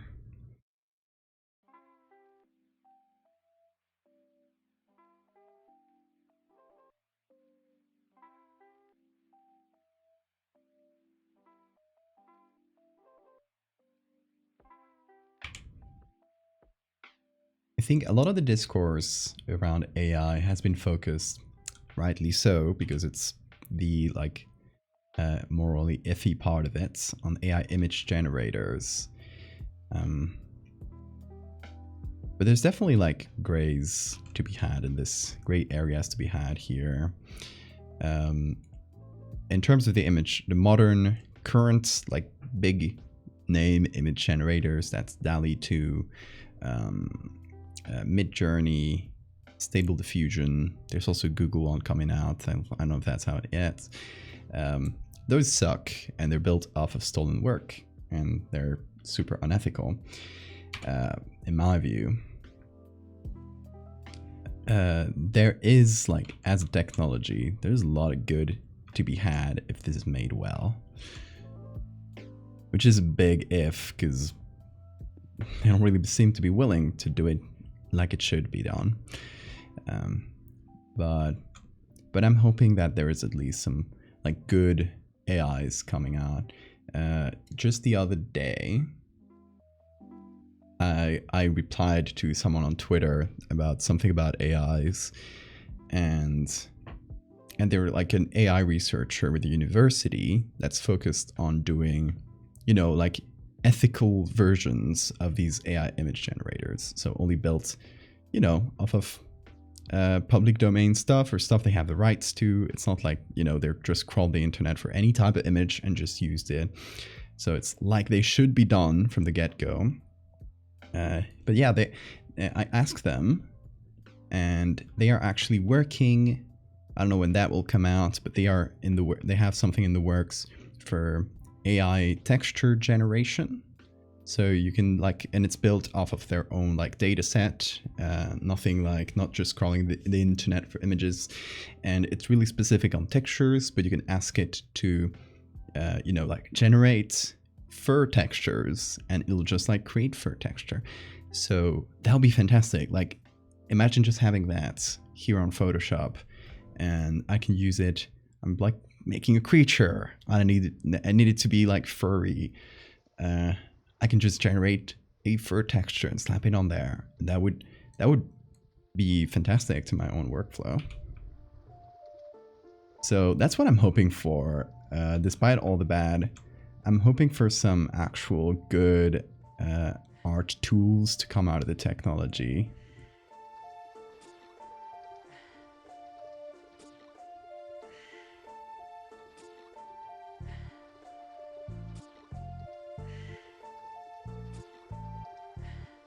AI art, I don't like calling it AI arts, because I feel like art is inherently human expression.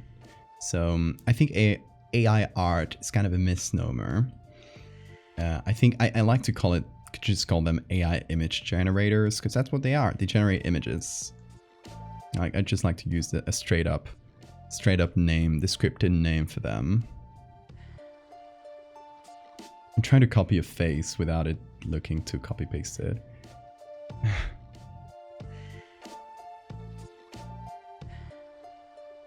Also, this face is going to be annoying. But yeah, you were saying AI art shouldn't have copyright, be up for free use. That is how it works legally right now, even though they're trying to get away with copyrighting it. They're, like, putting their toes in the water and seeing if anyone does a lawsuit about it. There's definitely going to be a lawsuit about it. There is already one. I don't know if I've talked about this on stream. There is a lawsuit not towards like AI image generators, but towards an AI program that was built to make code by GitHub. So they took a bunch of code from GitHub, trained an AI on it, and had like it's a little AI that helps you with code and kind of writes things for you, and kind of, it's like an AI assistant for code or something like that.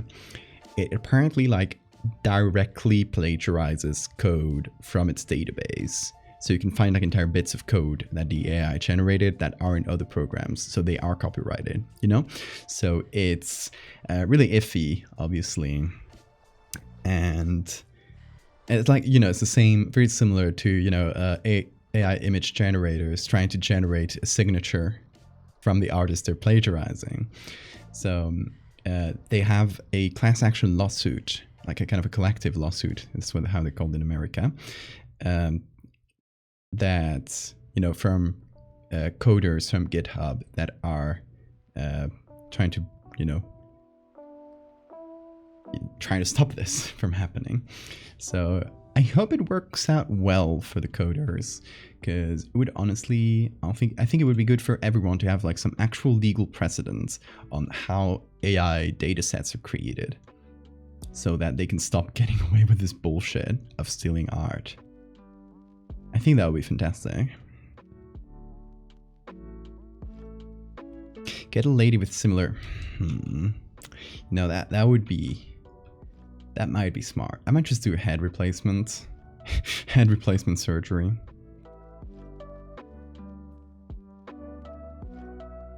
I'm thinking, who could I use? Who's gonna get cloned? I feel like this person. But it's gonna have to be bigger, because the face is really small. And it's a little bit cut off, so we'll have to work with that.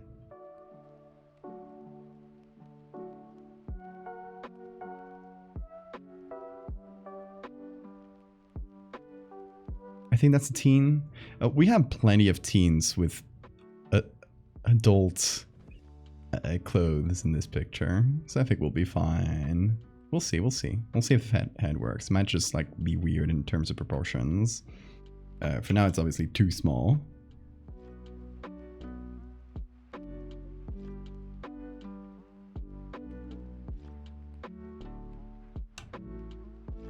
No, that doesn't work. I don't think so.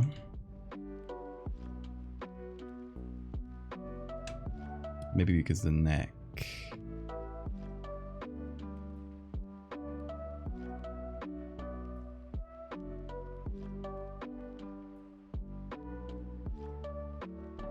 Potentially, but...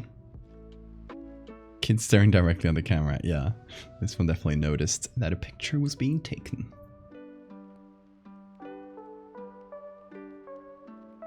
I feel like it's only a matter of time until big corporations like Disney sue AI generators.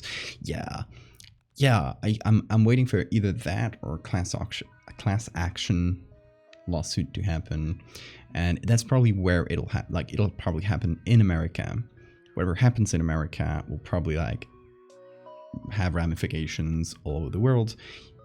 Although I feel like the European Union may take a harder stance on AI image generators whenever they get to legislating about them.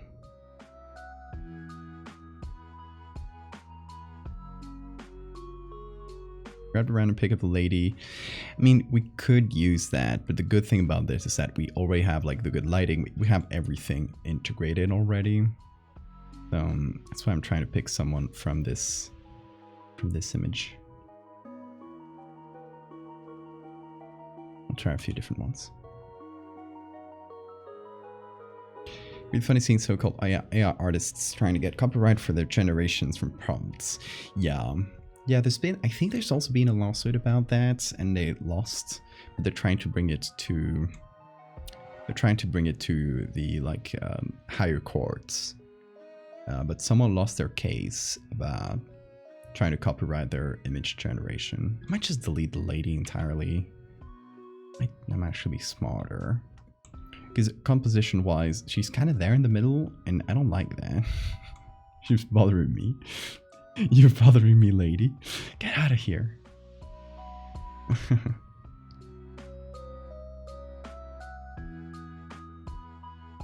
just gonna do a basic clone for now.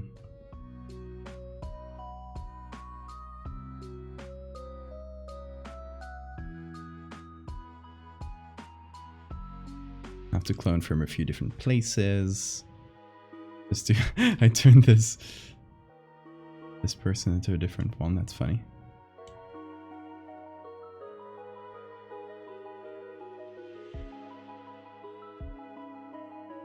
Trying to get people from like around the same plane. Oh, this one's too close.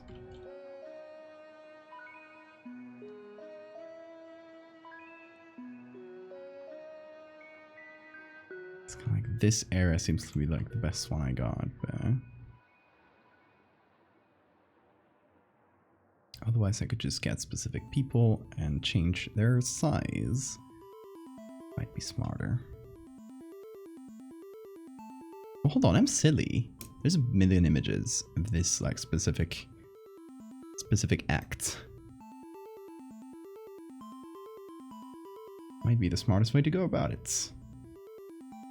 Yeah, let's try to get one from the same perspective. Let's see if there was one.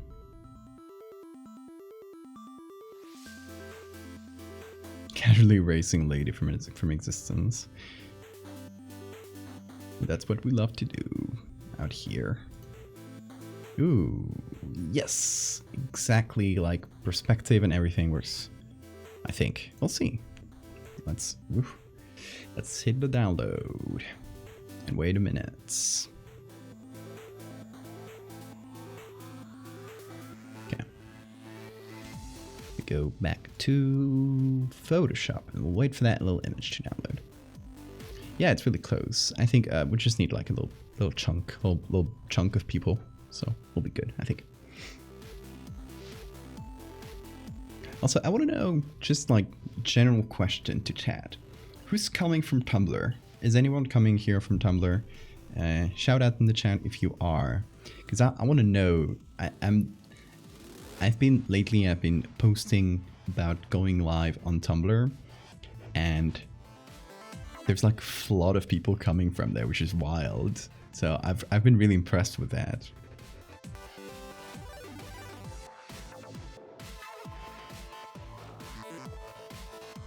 Damien, thank you so much. I'm glad you like him. Hell yeah. Hell yeah. I'm glad. See, I think the only difference.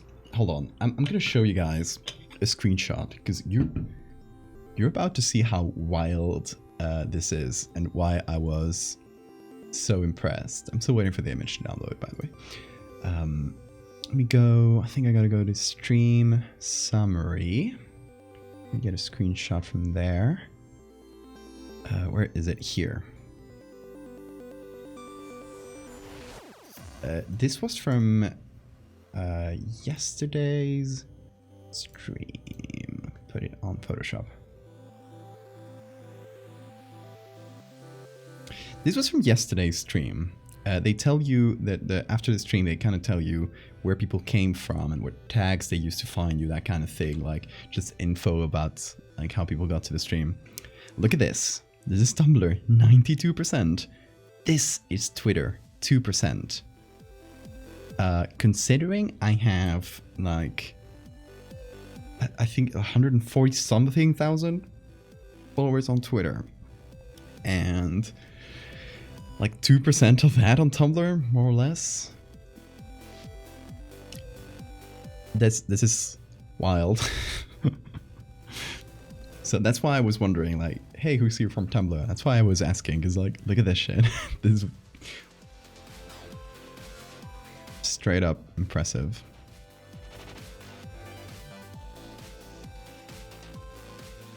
So yeah, we got a few people from, we got our alerted, I hope I'm saying that right, and Toxin Black.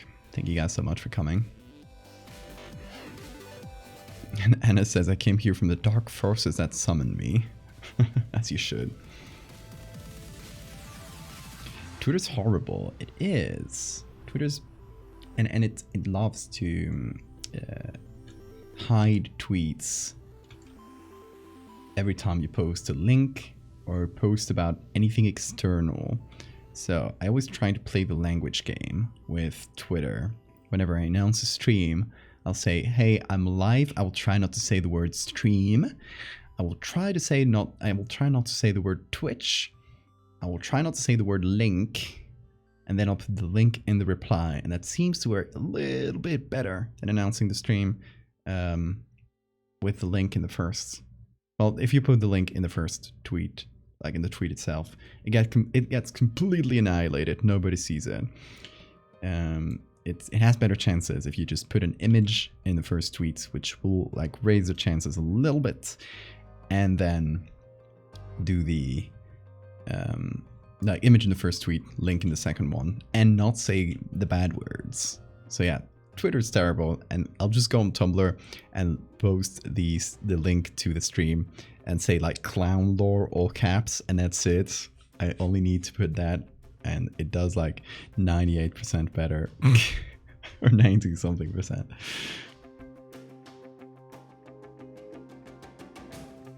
Why does Twitter do that? Because Twitter makes money from advertising.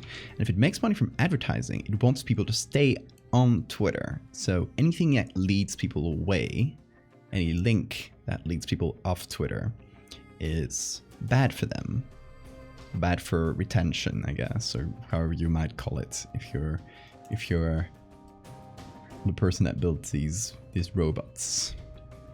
So yeah. Thank you for the follow, Toxin. Gotta jump through all those hoops. You don't even know. Patreon is even worse. You can't say the word Patreon. So I found a trick.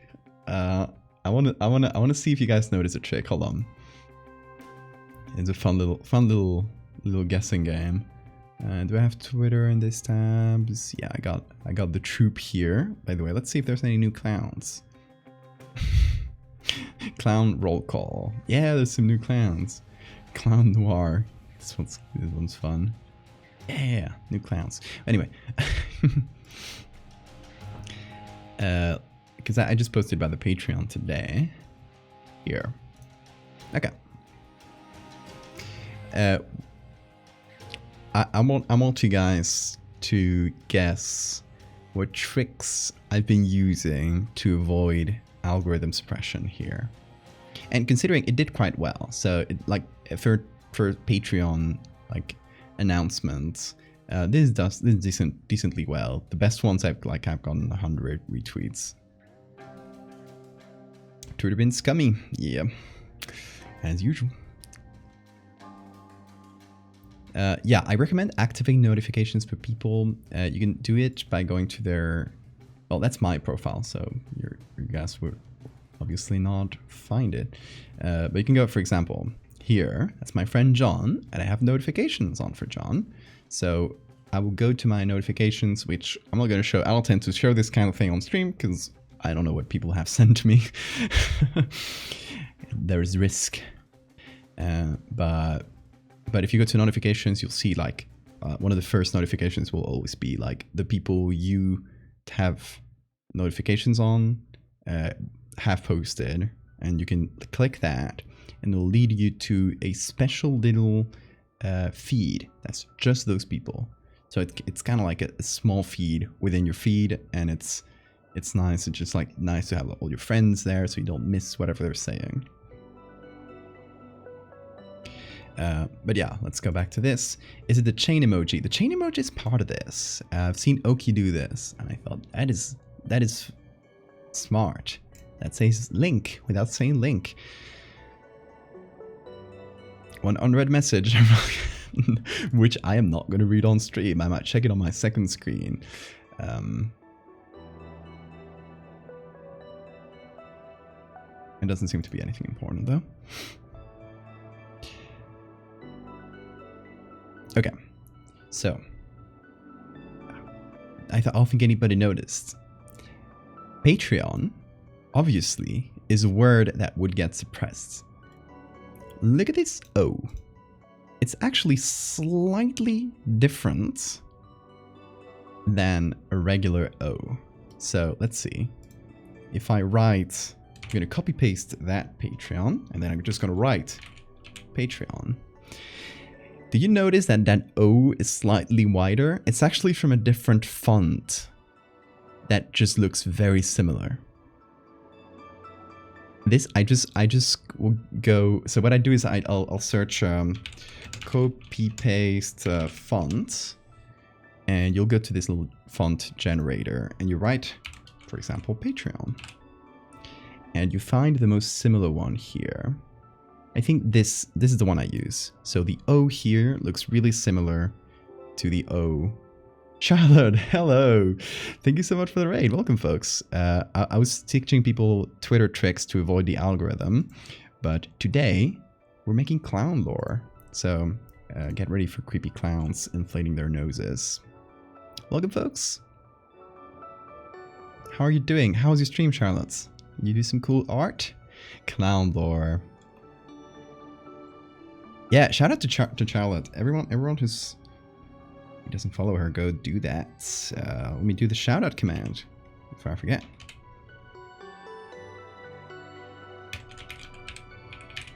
Let me see if I write it well. Van Halen. Yeah, it worked. Folks, use that little follow button you got on top of the chat. Now,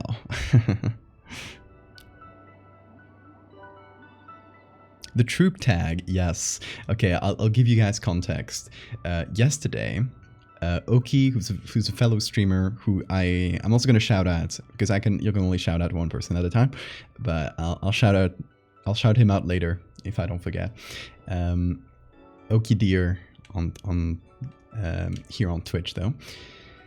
Oki and I were making some clown art, and we decided on a whim to post it to Twitter and create a hashtag and say like tell people to start posting clowns to that hashtag. So we called it the Troop, and we started posting a bunch of stuff to the Troop, and kind of telling people post to the Troop, post to the Troop. So that's how you write it, the Troop, T-R-O-U-P-E. And people have been posting a bunch of clown art, and we got it trending on Twitter. We accidentally or inadvertently got it trending on Twitter. So if you guys got any clown characters, post them to Twitter with a hashtag the Troop. I'll retweet a bunch of them. I've been retweeting them all day. You can see if you go to my own Twitter, you can see a bunch of cool clowns.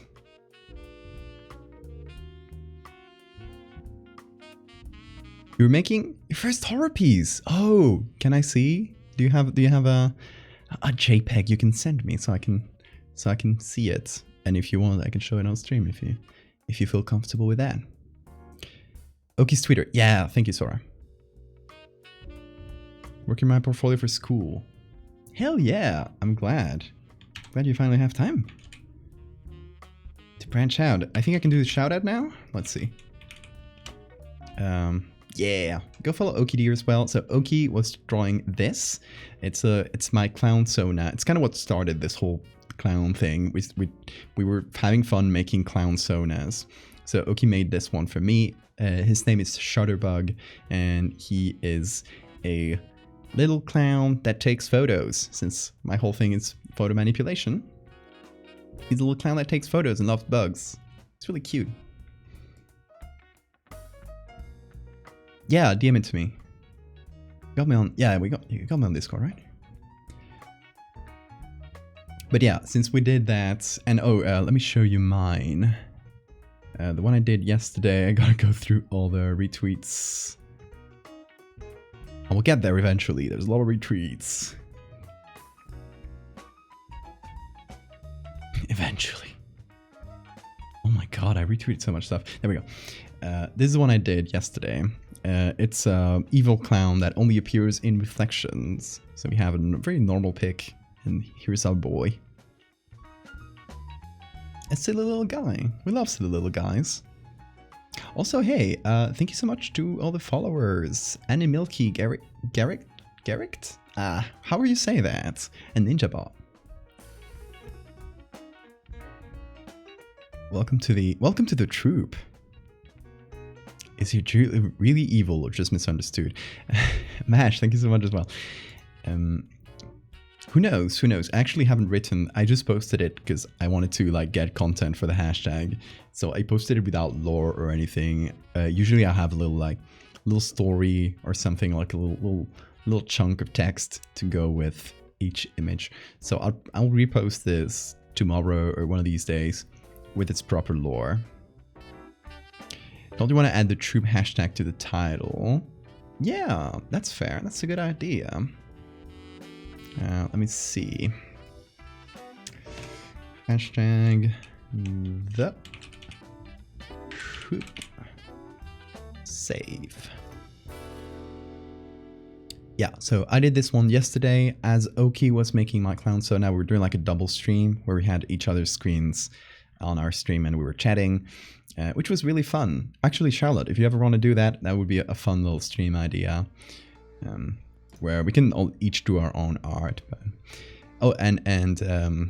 the next few days I'm doing this I guess little art challenge for my little stream challenge for myself. I called it DDD.decay December, and I'm just gonna stream every day until I'm until I'm tired of it. That's it. That's the concept. I just made a poster for it and gave it a name because I thought that was funny. Yesterday was the first day. Today's the second one, and we'll be going on at least until like max would be the 23rd December, because then I'll be leaving to spend Christmas with my family. So that'll be like the cutoff. But you know, however long it lasts, it might last a week, it might last more. Then you on Discord? Yeah. Can I show it on stream? Ooh, okay, that's really fun.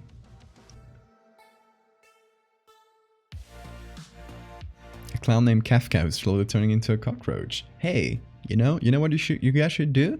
You should draw that and then post it with the hashtag the troop. Yeah, okay. Is what Charlotte has been making. I love this anatomical cut-off model. It reminds me a lot of med school. Oh yeah, I did med school. I'm technically a doctor. I never practiced medicine, but we had in the first 2 years of med school, we had to do a lot of anatomy studies on cadavers, and we had this whole.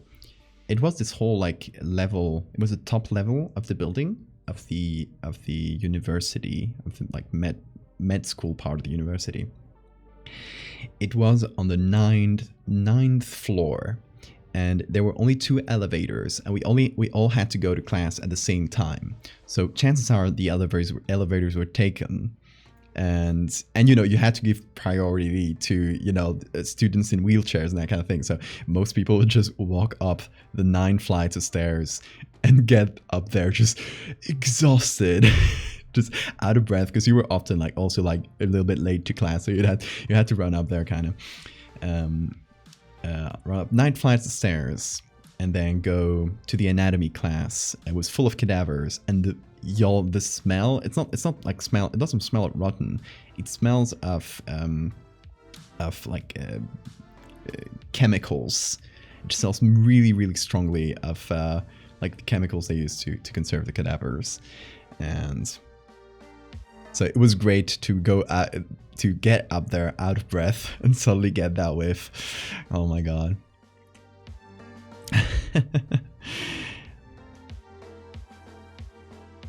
Oh yeah, you can add to the troop like nose art level required. Or you can even like just write a clown concept that you like and post it with a hashtag, or just post a meme. We're getting it trending.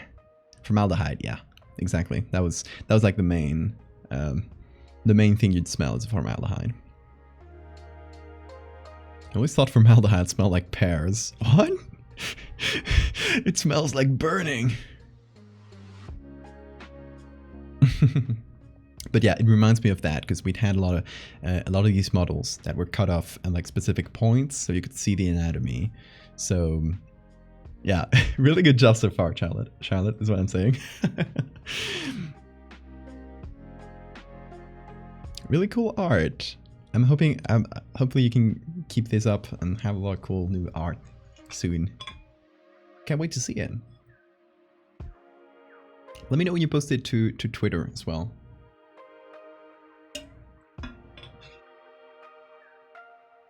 Because that way I can share it with the whole horror community. Trying so hard with the colors. You'll get it. You'll get there. You're doing great. Also, I just before, just as Charlotte Ray did, I was talking about avoiding the Twitter algorithm. So there's a lot of tricks, and I was showing one of them. Some words are banned, essentially. Not banned, but if you post a tweet with those words, the algorithm will kill it. So you have to play the word game with it. And there are little tricks. Like, for example, what's the difference between these 2 words, Patreon? Well, this O here in the first one is fake. It's not a normal character. I actually got it from a site like this, you just Google copy paste font and you will get sites like this one. You'll write the word and you'll find a font that has like a very similar O. Usually O is the best letter to substitute because it'll look similar in this like uppercase font, for example. So I usually like copy paste the O from something like this. I guess I should have it on hand somewhere, but I Google it every time. And then I put it on Patreon, and now it doesn't register to Twitter as one of the banned words. So you can actually post and say Patreon on the post. And yeah, and that's why this post did like decently well, despite being a Patreon like promo. So yeah, also talking about Patreon promo, I'm not going to do this too much, but I'm going to rush people a little bit because I'm printing the Christmas postcards for this year, and they're going to be ready really soon, and I'm going to be sending them out really soon. Hopefully before the end of the week, they'll be out. They'll be getting to you, so that you can get them before Christmas, because you know, shipping times are a bit longer towards Christmas. Well, thank you for the redeem, Sora. Now you've justified it. And thank you for the save reminder, Mystery. Actually, it's right behind my Twitter here, but I'm saving. Yeah, if you want a Christmas postcard, it'll look really similar to this one.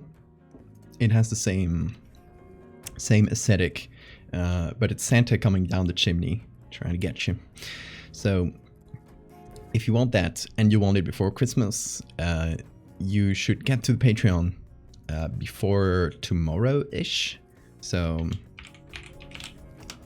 if you want to support art and get postcards, go there if you want. It's the second and third tier get the postcards. The third tier gets the postcard and a sticker every month, like these.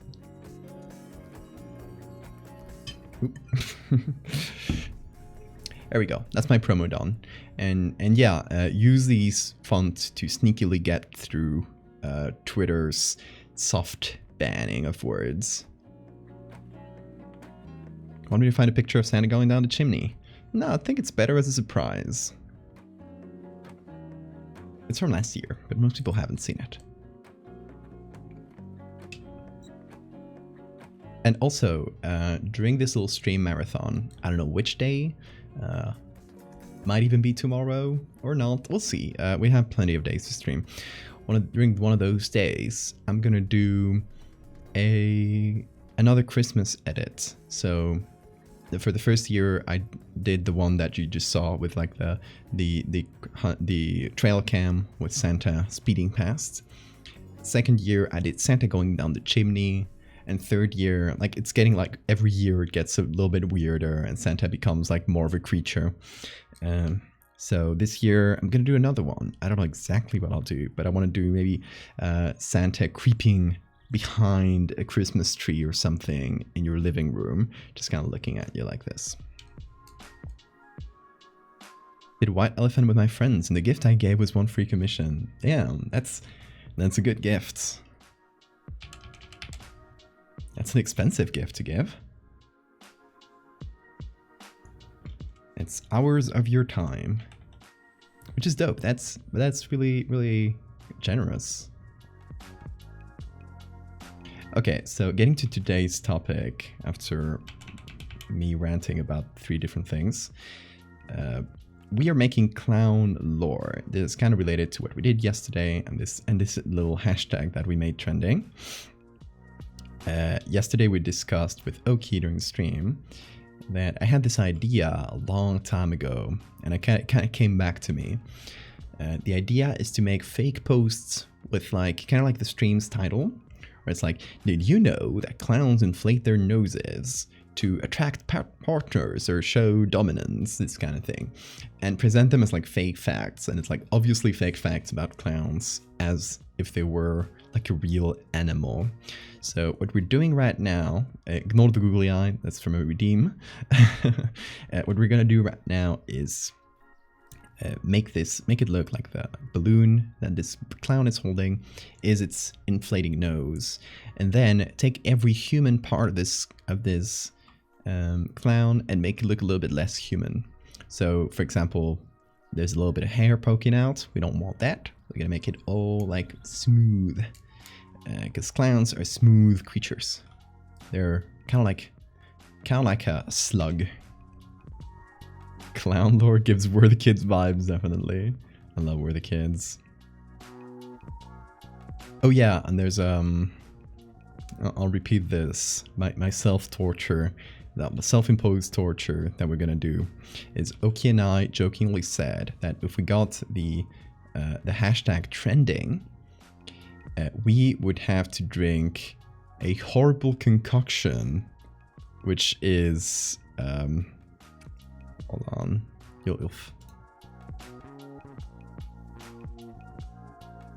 this is what we said. If we get the troop trending, Valdevia and I will drink Filk. Filk is a horrible drink called Fago and milk. So we will have to drink Filk someday. Oki and I on stream will probably coordinate, so we do it like at the same time, or like co-stream while we do it. I might not be able to get Fago to Spain, but I got a really good replacement. I will call it synthetic Filk, synthetic Fago milk. It's a horrible strawberry drink that exists here in the Canary Islands. It's like really local here, and it has like the same like off vibes as Fago. So I think it'll work if I can't ship Fago here realistically. It will curdle. I know it will curdle. Oki has told me so. Oki has done a lot of these food crimes in the past, so we will savor our Filk and become Boo Boo the Clown. Trail cam footage of Steve from Big Top Burger. That would be really good.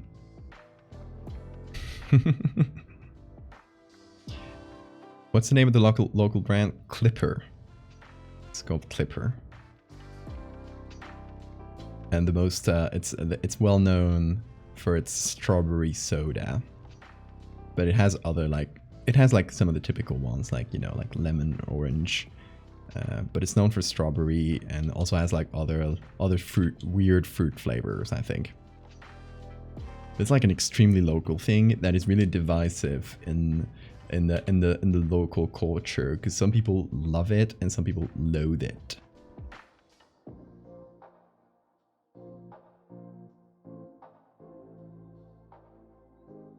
Yeah, the logo's retro.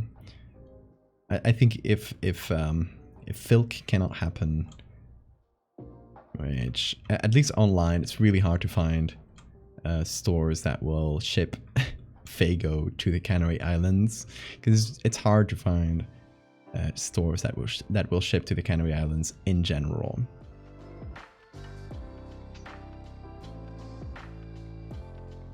Klilk, yes. Klilk. Just awful name for an awful beverage. Vile. A vile little concoction that we're gonna create.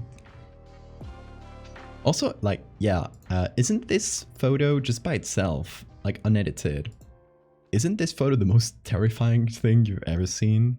Just look at this. This really, really, really tall clown. And every kid is like between amused and horrified at them. Bug Sandwich, thank you so much for the follow. It's the most horrifying picture. It's a top tier creepy clown.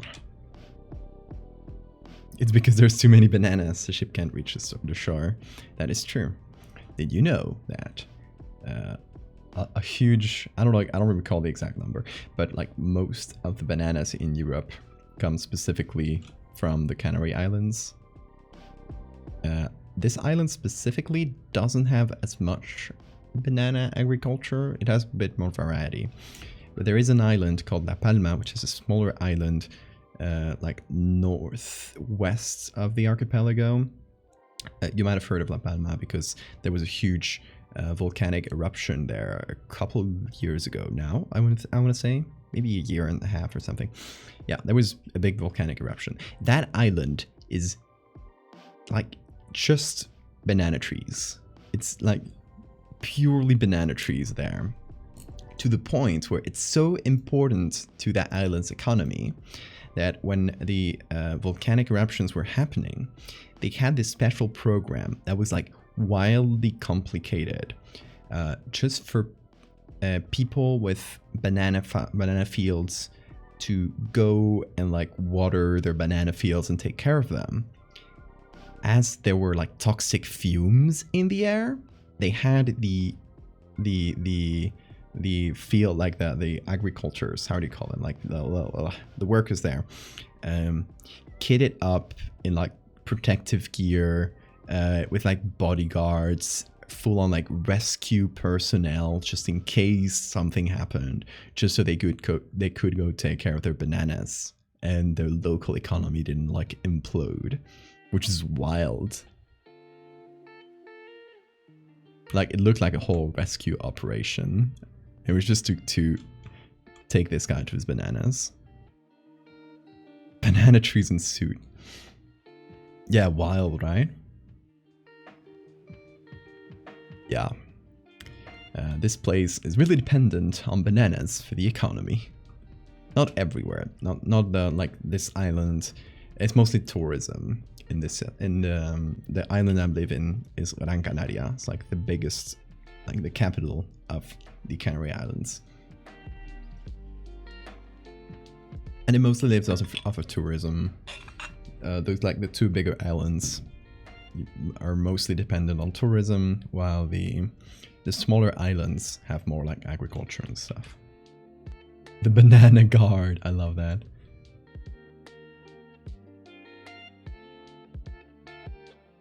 Okay, I might be able to fit this.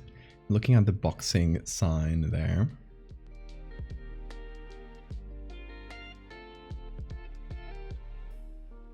The angle's slightly different, but we're probably going to be able to get away with it. I'm checking if there's like any similar kids, just to see if I can match them. Looking at the clothes, there's some, like, this jacket and this one might be the same. I just love the image of seeing what's essentially a toddler wearing a fedora. It's strange.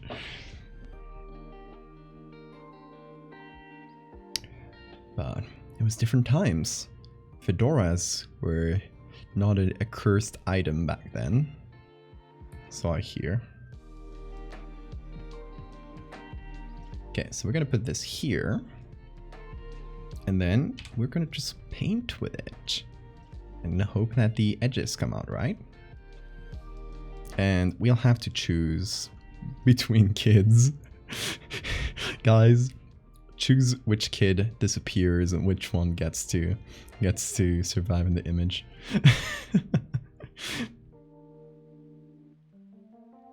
Choose which kid will get wiped off existence. Fedora Kid is staying. Fedora Kid is staying. I'm making an executive decision to keep Fedora Kid. Because, like, just look at that fit.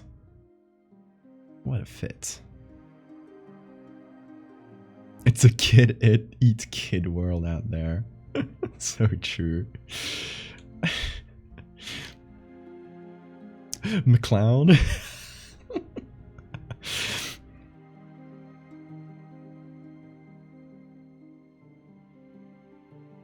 McClussy.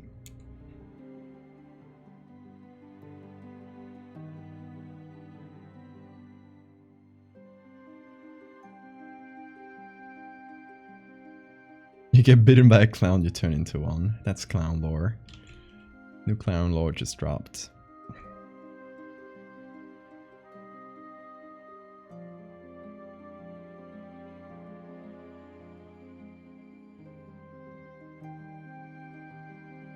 Oh, we need to do the shadowy part here.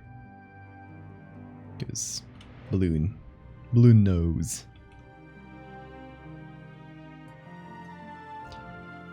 Okay, it actually works quite well. Damn, I was expecting to have to do a lot more legwork here to just make stuff work. Also, I'm gonna keep these people, and what I'm gonna do is add shadow directly to them. That way it should blend a little bit better. There, words. The infected area grows into a clown. I love that. Okay, now we do some levels. And we darken it until the ground here matches. Or more or less matches. It doesn't need to be perfect. But that'll at least mean that the general... Yeah, that works. The general lighting of the area matches well. So that's good. We're doing good. It is actually... This was a good idea, getting this second image. Because, okay, the problem is that we had this lady here. The original photo, this lady's face was half covered and half in shadow as well. So once we moved the arm closer to the face, now suddenly we got a chunk of face missing. So we could either replace the face or entirely remove the lady. I tried a couple of different faces from the people in the crowd for that lady. Didn't really work. Figured I'm gonna take a different picture and just plop it on there. Yeah, they're not unrelated. They're from the same place and around the same moment, and taken at a similar angle. So that's why they fit together quite nicely. I might remove this kid here because she's kind of like in the corner and she doesn't really clip well with this one. So we might just fill this with the original kids. They intersect slightly. I don't want to combine these two kids, so I'm going to try to be careful.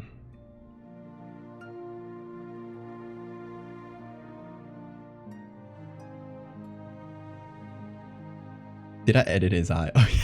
Okay, for the new folks, we have a point redeem in this channel where if you spend the stream points that you get just from watching, you can add a googly eye. Hold on, where's the googly eye redeem? It'll do this. And every time that's redeemed, I have to add a googly eye. Not this time, this was an example. So I add a googly eye. It doesn't stay for the final edit, just like during the stream. And sometimes I'll sometimes forget it behind and move it around and stuff, but that's part of the fun. You must add one. It was an example. Come on. I must only add them when you guys redeem them.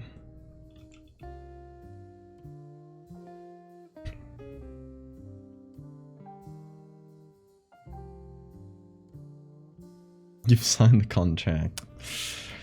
I signed the pact. Just one.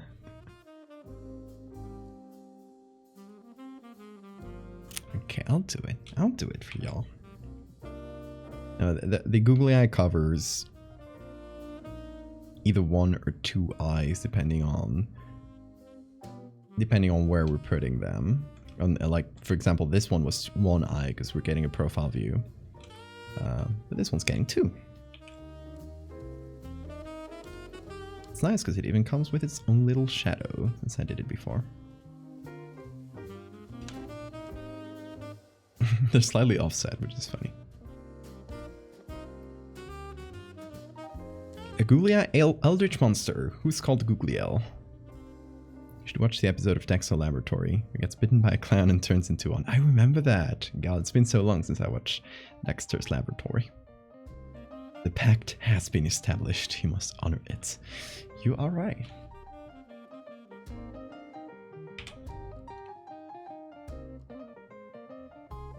You know what they say?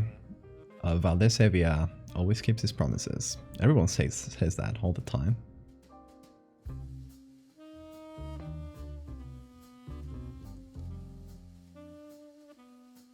We love googly eyes here. To the point where... Oh, thank you for the fit, Joe. To the point where... also, I need to revamp my alerts. Every time I get an alert, it's kind of wonky. I think about it, but then I forget. Since we were doing googly eyes and it became... Well, hold on. Can you see my googly eyes? I got a few just on me, on my background. You can see it in the cactuses here. I got one in my bottle, and all these googly eyes ended up leading towards me creating one of the best characters, one of our favorite little beasts, who's Googly Owl. Googly Owl is our biblically accurate angel covered in googly eyes. And we love them so much. Love you so many.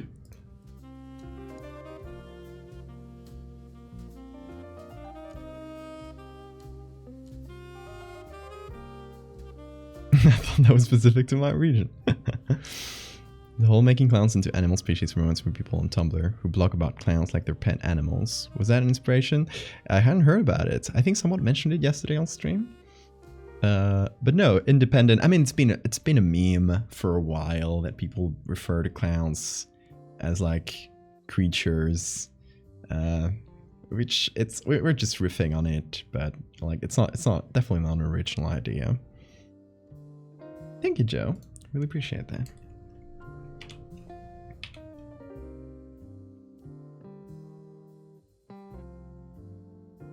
Okay, so we're adding a little bit. I don't want to add too much lighting here because at the end of the day, like this is the original lighting. So I don't want to go off that model too much, but I still want it to feel like really round, bubbly. So also I'm gonna do something here. I'm gonna make it a little bit translucent. So I'm just gonna do this by letting some of the background shine behind. Doesn't have to be a lot, but there's like this little line, for example, that's crossing, and I want it to be seen right behind. So a little bit translucency, not that much, but hopefully it helps sell the effect. Who else is there? Oh, there's people. There's people in the background. Hold on. Gotta make a better background for it, for that translucency. I'm just gonna copy this. Why not?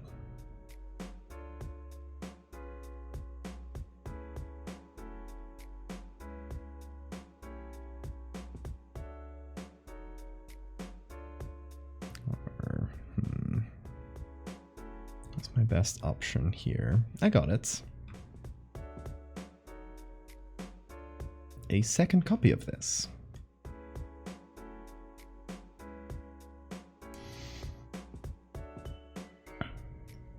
Slightly more bulbous, or you'll see how gross it becomes once we start adding like veins and stuff.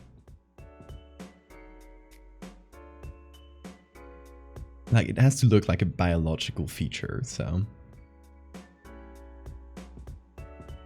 it is what we gotta do. Unfortunately.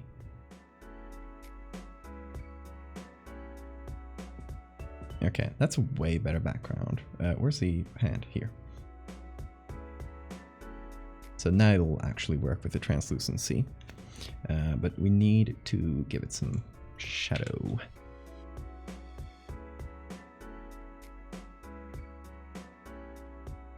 Also, there's this little bit of... No. Where is it? This other hand. It's kind of there in the middle. I want to put it right here, for example. Don't mind the duplicated arms. I kind of just want that second hand to peek through, so this edge is not like weirdly cut off. Just leads into something, you know? Like doing this. do they do if their noses pop? Hope they don't. Like a 90s Nickelodeon gross out frame, totally. That is a vibe. Highly undesirable to potential mates.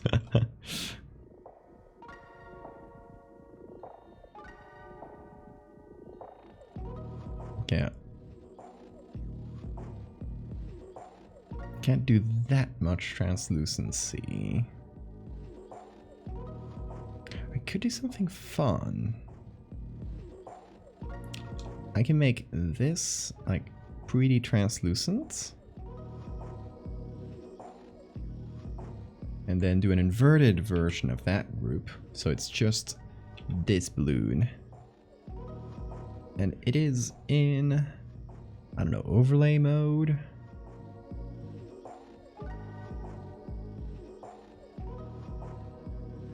Let's see what works better. Pinlight is not that bad. It just kind of adds the shine to it while leaving it pretty... hold on. I think maybe overlay with some adjustments might work better than Pinlight.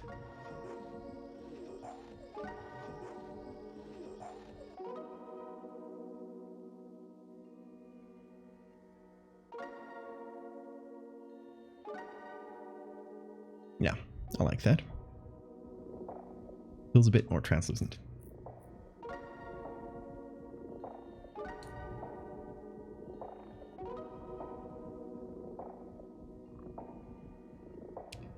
Just had some major lag. Maybe try reloading the tab. See if that helps out a little. Sometimes that can help lag. Sometimes just internet connection. Or my own internet. It seems fine though. My own internet seems to be chugging along.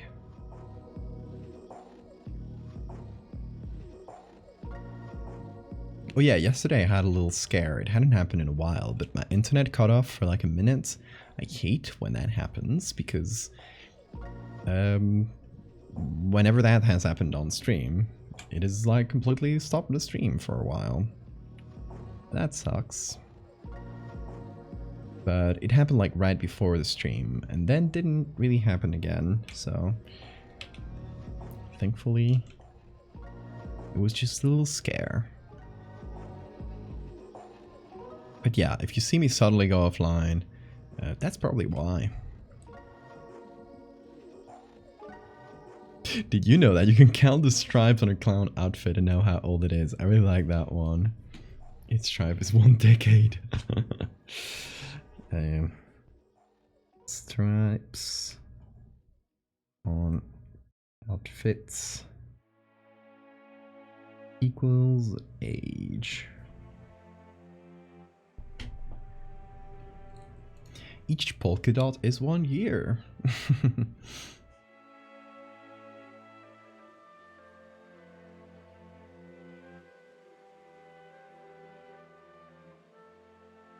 Okay. Time for veininess.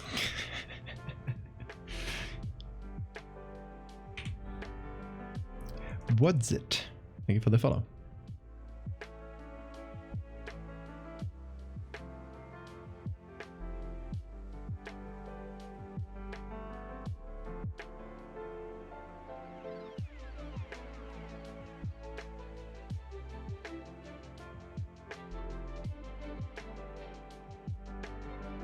I'm just gonna draw them on since it's a pretty simple thing. But if I got trouble, if they don't look too realistic, we'll find something that can work as a replacement texture.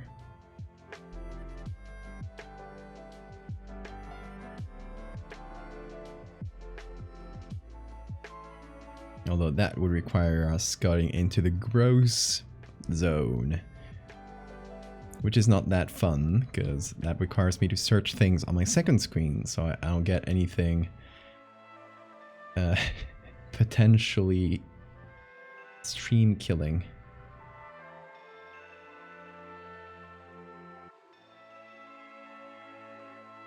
Each polka dot is painted with the blood of their victims, a mark of pride and respect. I love that. Battle clowns full of polka dots.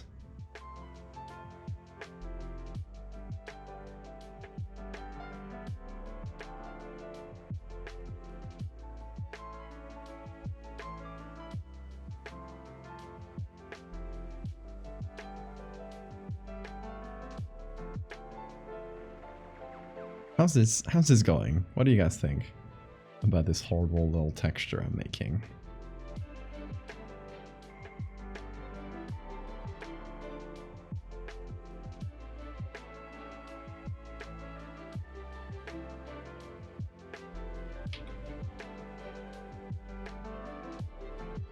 I'm also thinking I should sort of connect the colors and textures from here to here, so it feels like a continuum, you know? So I feel like I maybe need to make the balloon wider.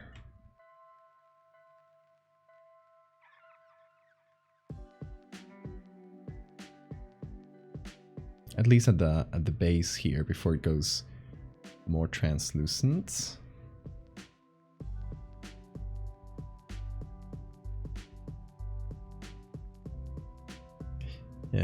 Is it Jose, perhaps, that just followed? Thank you so much. It looks awful. You're doing a great job. Thank you.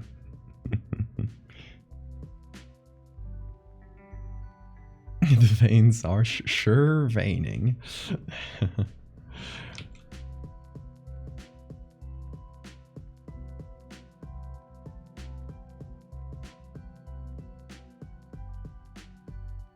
Oh yeah, this is horrible. This is looking horrible in the best way.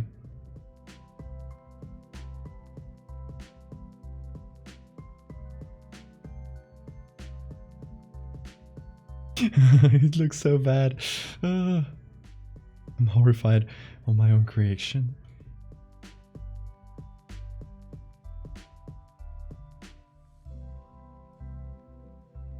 Okay, then below this.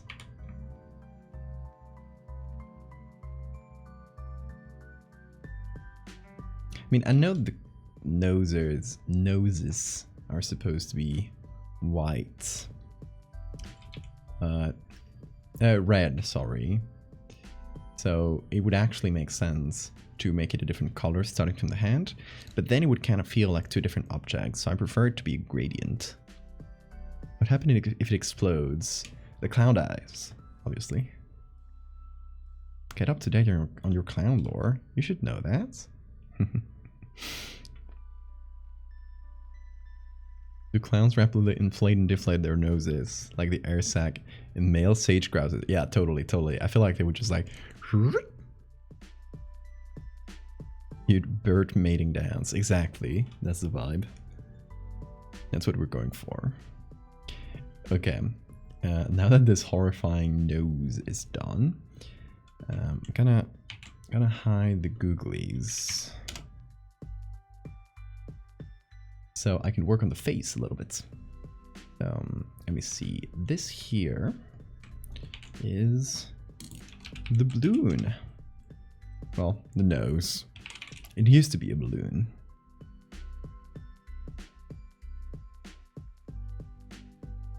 And this here is the vein, so it goes inside nose. Now we go to an upper layer and we start changing the face. I'm a newbie, I apologize for not being well versed in the clown lore. It's okay, you are forgiven. Hey Marina! When a clown dies, the nose is cut off and made into a balloon animal. I hate that. Perfect. Beautiful.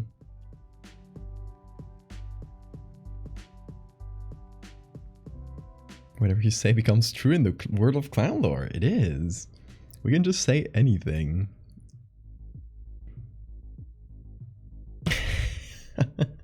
Sorry for horrifying you, just before bed, Marina.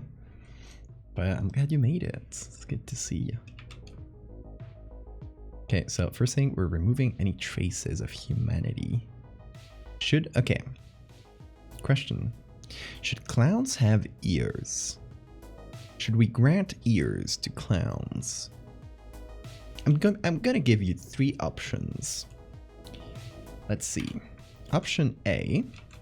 Well, option A is ears. So just like this. Well, obviously no hair, so you get the full experience. Okay.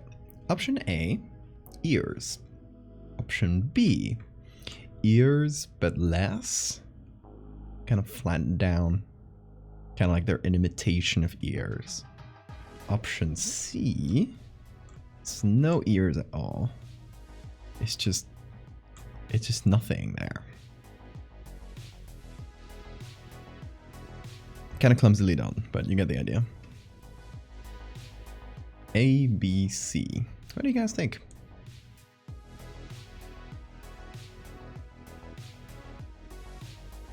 How else are they gonna hear the screams of children?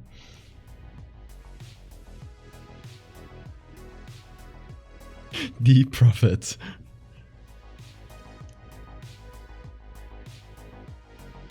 Ears also balloon. That might make it confusing to read though. Feels almost human but not quite. Yeah, I'm seeing love for B. Let's go with B. The not quite ears. Yeah, we might do some like shadow work here to make it a bit more readable, but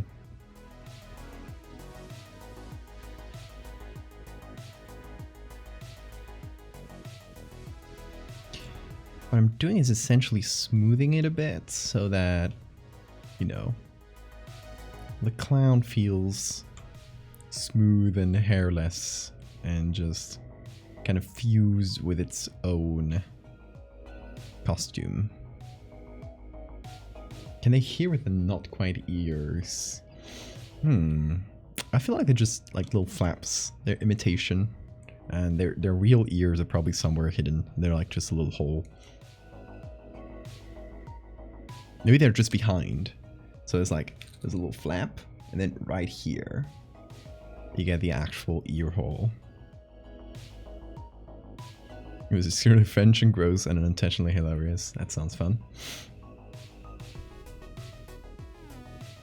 The real ear is stored in nostrils. Perfect. I like that. So I want to make the hands a little bit like weird and sausagey, kind of smooth. Because again, clowns are not a species of mammal. They're like a sea slug, so they're just wobbly. They're human-like but wobbly up close. Should we fuse their teeth into one?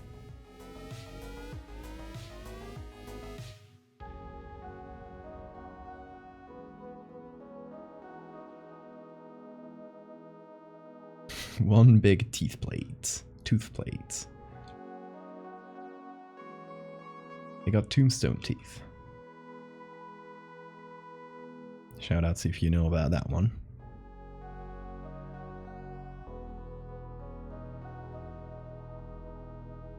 Wondering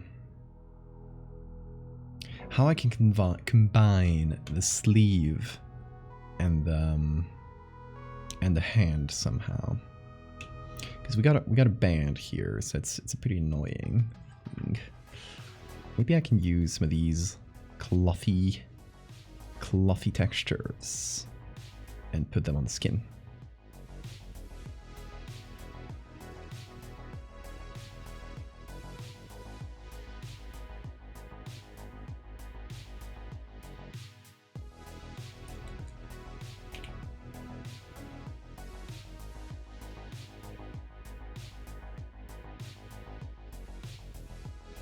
Monodontia, yeah.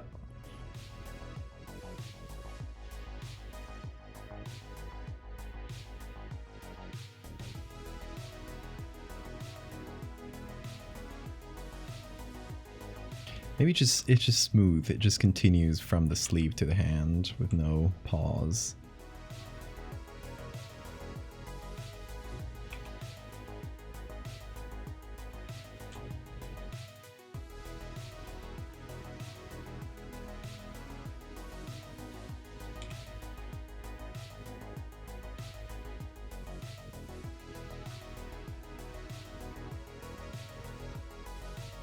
Yeah, I like that.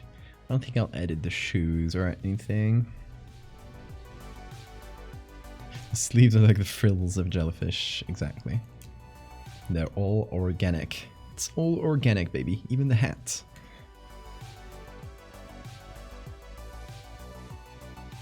But I like the idea of, you know, the kind of the cloth texture is blending into the skin a little. So it all feels like it's made of the same stuff. It's all kind of bendy and loose.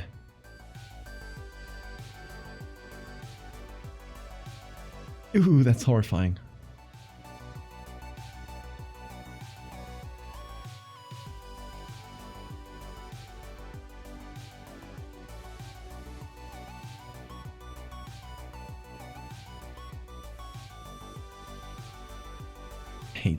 I hate this in the best way possible. Gonna do a soft light layer. The stupid wheel. Are you anti-wheel now? Damn. How the mighty have fallen.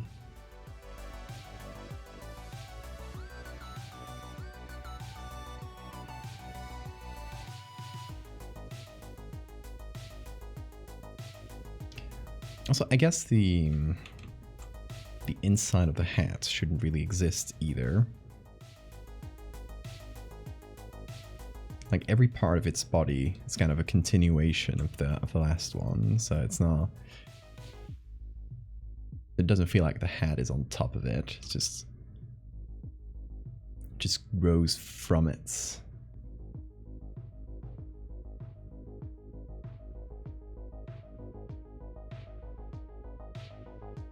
It's a meat hat of sorts.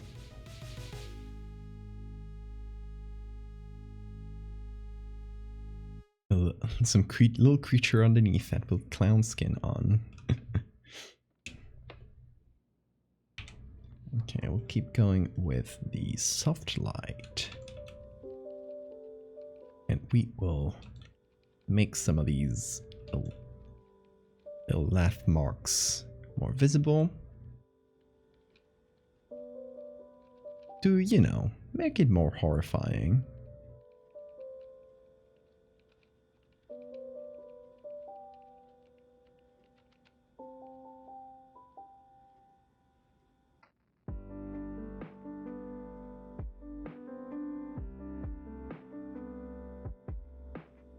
And you know what is the fun part? Now look at this. And look at these children. They're a mix between amused and horrified, which now works in a different way. Look at this. This kid is just like, hell yeah, look at that nose. This one's not having it though. These two are terrified. You've been inspired to make your own clown soda. Yes! Welcome to the troop. Oh, this kid's loving it.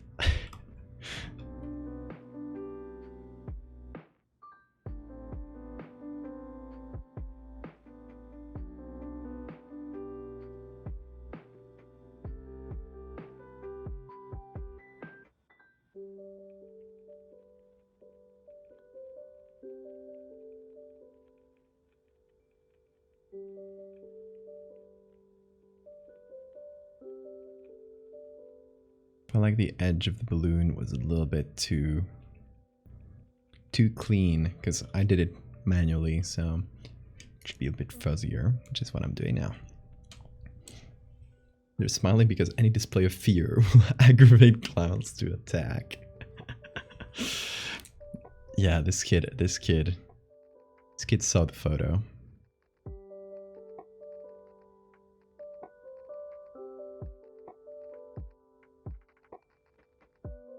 I have an idea. Hear me out. We have the whole clown. We can move things around fairly easily now. What if I take the clown and make it feel like slightly wobblier in general? I just like select it out of the image and then just do a little whoop. Very subtle, but it should help. And maybe like make it a bit taller, like going forwards a little bit. I think that might be fun, right? Also, googly eyes, they're back. Let's see, let me pick all of this. All of this is the clown parts we added.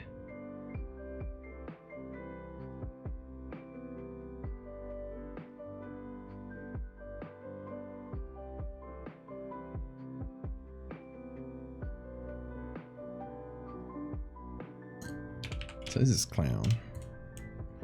Wobbles clown. Clowns are actually ambush predators in their natural habitat. This is a clown exhibit performing a cruel circus trick.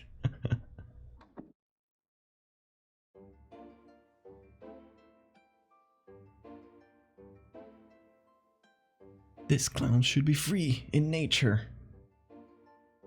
Okay, let's see. Let me remove all of this. I'm actually gonna let me do a full copy of this.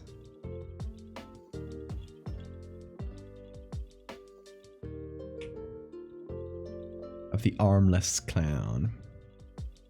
And now let me do something very simple here, where I crop that out, apply mask, and then gonna select the subject in the cloud, which will not make the camera wobbly.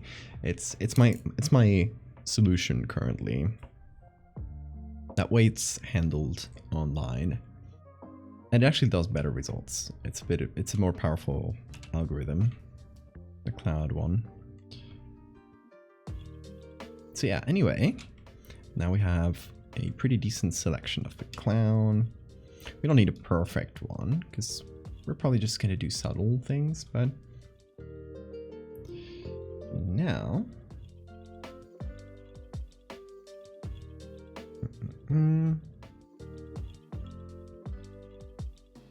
oh, hold on. Did I not make a copy of... Oh, silliest me. Absolutely silly of me.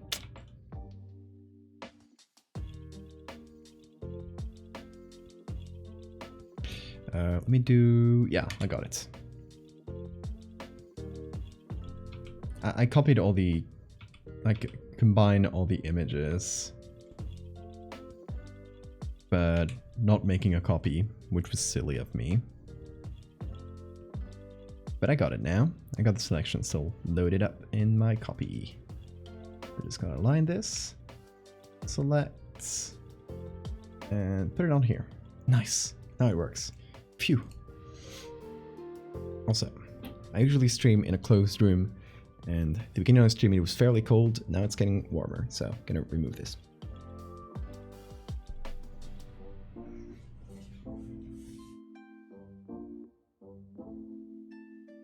Better. Let's go. So now we have the clown selection.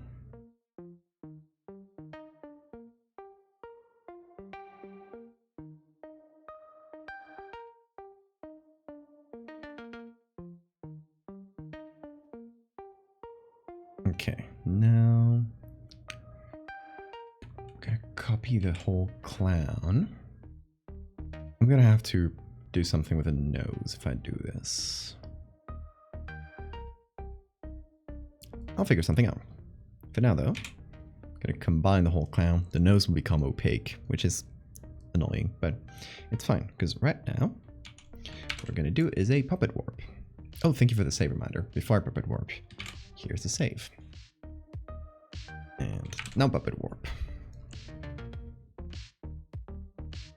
The oceanic clown munching on oysters whole.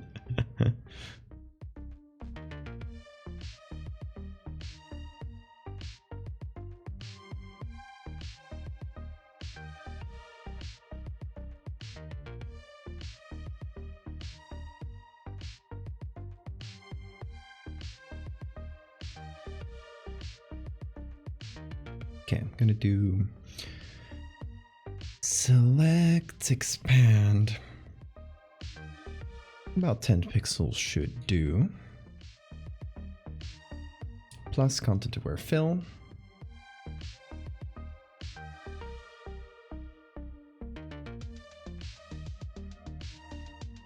This will make sense, don't worry.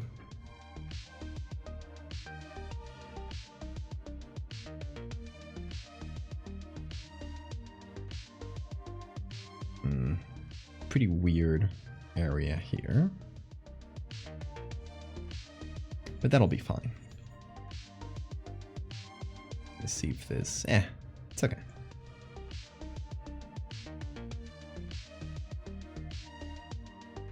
There we go. Now our clown is here with a blank-ish background.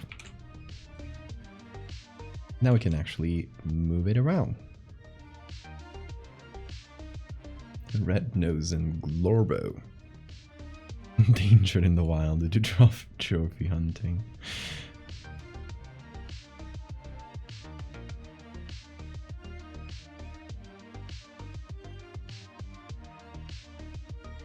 I think while we're at it, since we, you know, the space on top, we're covering like regular parts of the layer, so we can make him taller.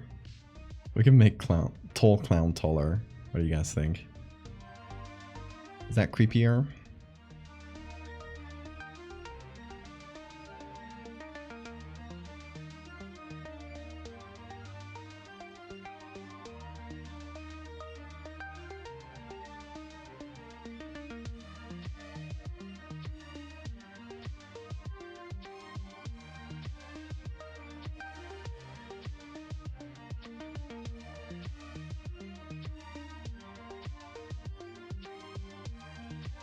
That's awful. Good. Good.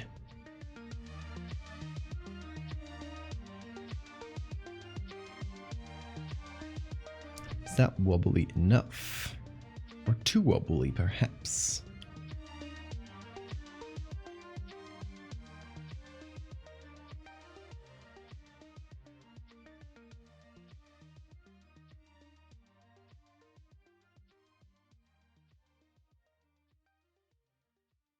The good thing is we're leaning into the uncanny valleyness of it. If we did this to a regular human, it would look so stretched and weird and off. But now we're harnessing those uncanny valley powers to make something even more horrifying. Because it already was horrifying, but we're making it worse. Gonna add some shadow to the parts that no longer have enough.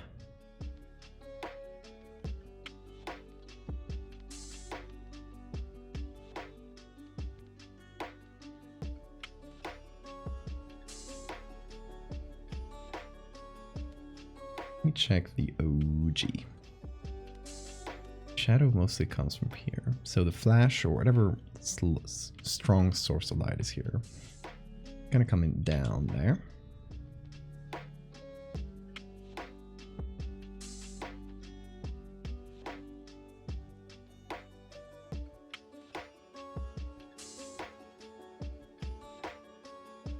The taller the clown, the creepier. That's the general rule.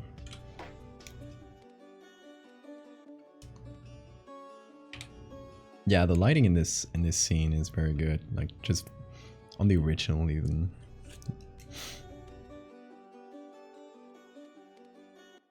Okay, now our problem is the nose. We lost a lot of nose here.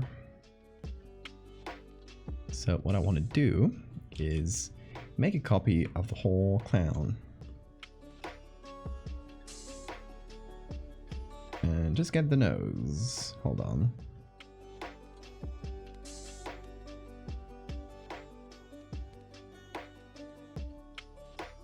Not the whole clown. We don't need all that.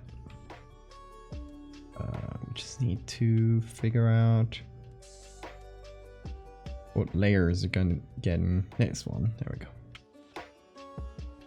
Yeah.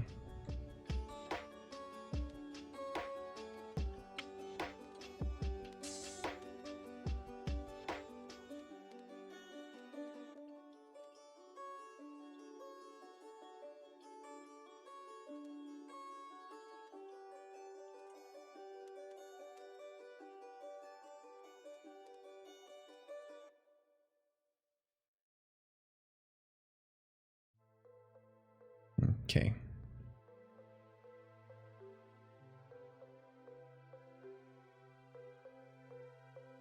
So now we have to find a good way of combining these two layers that looks appropriate.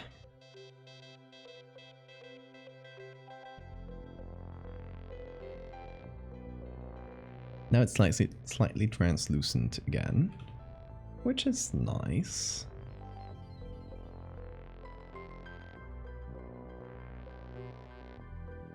And we can play with translucency, but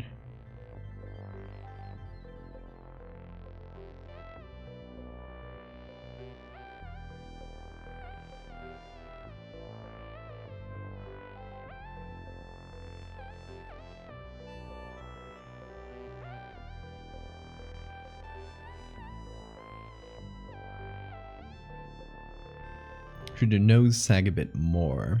I feel like it's like full when it's like half filled, it would definitely sag a bit. But if it's full, like it's a balloon at this stage, so just the tension keeps it inflated.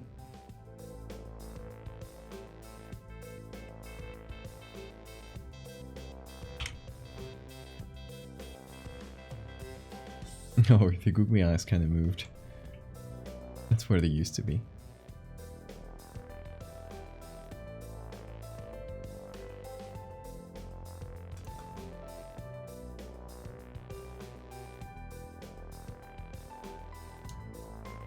There we go.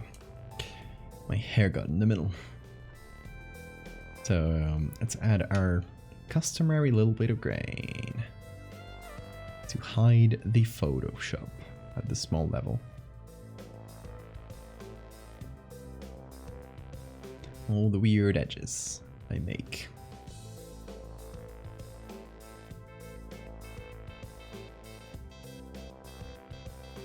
No, I'll keep it pure black and white.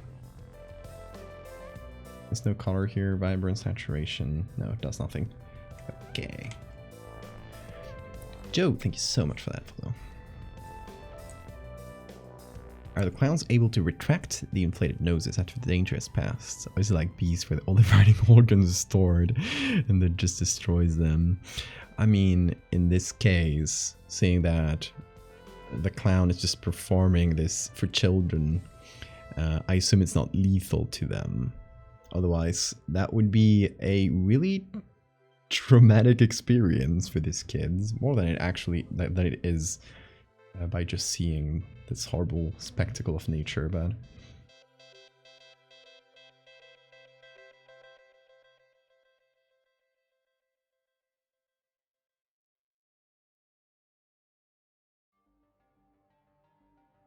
gotta go high contrasts.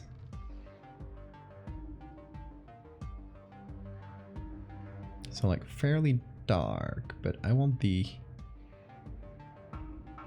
bright parts to be a bit overblown. I feel like I might have gone too strong on the little highlight here in the blue nose. So let me reduce it. And then go back.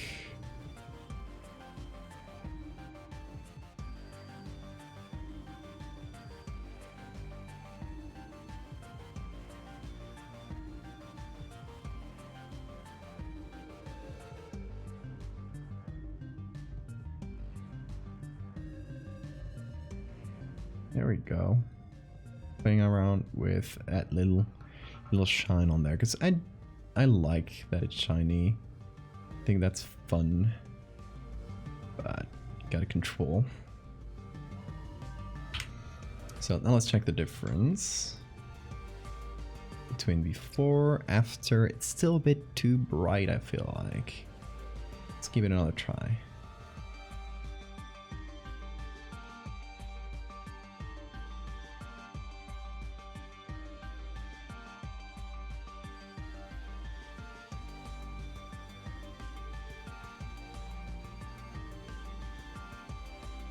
Let's see that. That's much better. What an incredible species they are. So versatile.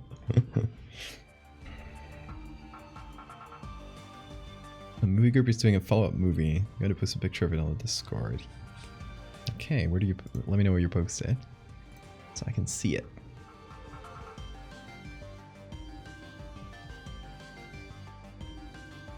Look at these tiny clowns on the Discord. Look at this. Amazing. Those are about ink scraps on the Discord. You guys should check it out. There's plenty more. Check it out on the Discord. Go to the Art Dungeon channel.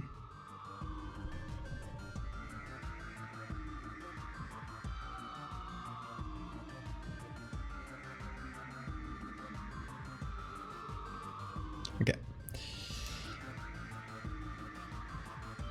It's got the dialogue and acting capabilities of an insurance commercial. Staff break room.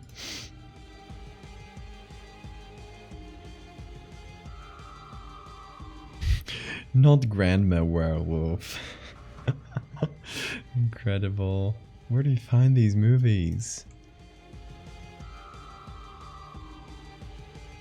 Incredible.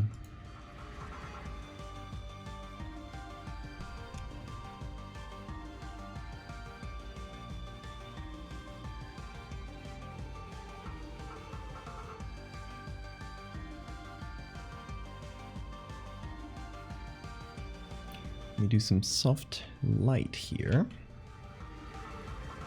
I want the nose to be a touch brighter in general.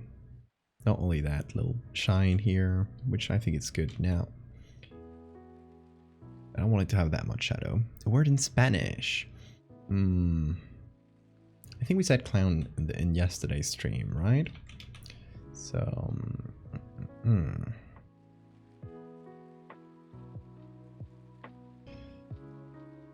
It's a fun Spanish word I could teach you. Well, balloon. Balloon is globo.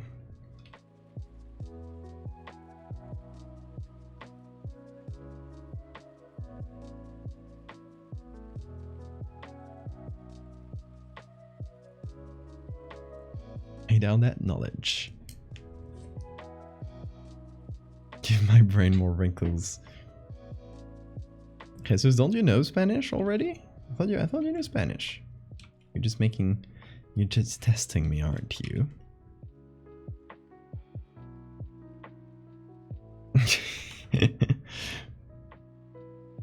Yeah, not to be confused with balón.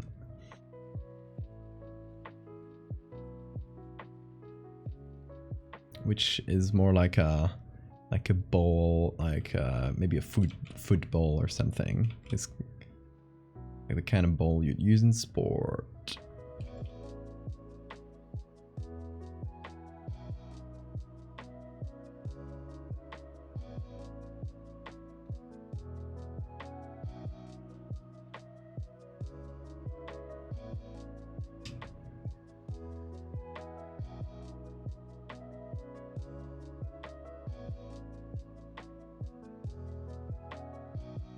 This little clown fella is a bit horrifying.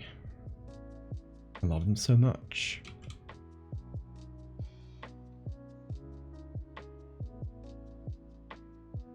Is this little guy worthy of joining the troupe? What do you guys think?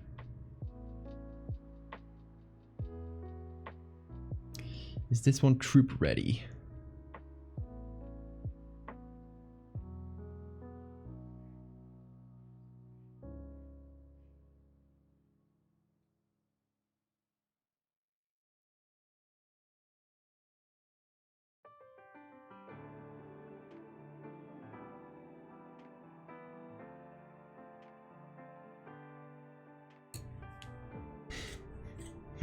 species name could have Globo in it. Yeah, that's fun. That would be fun. Their genus name is circenses, which means like circus in Latin. So circenses globus, maybe.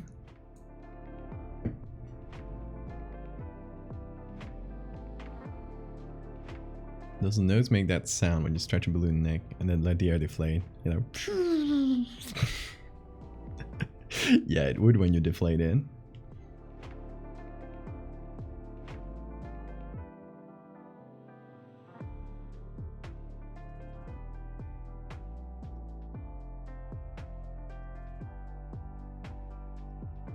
If you punch it, rubber chicken.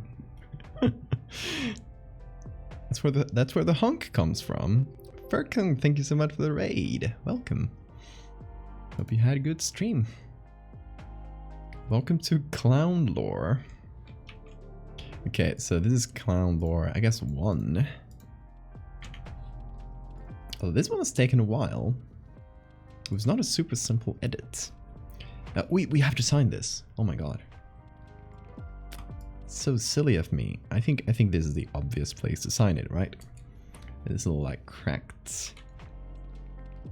I'll put this below.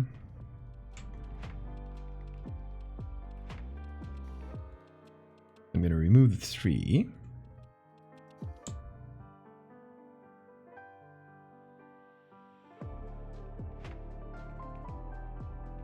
Then I'm gonna take this.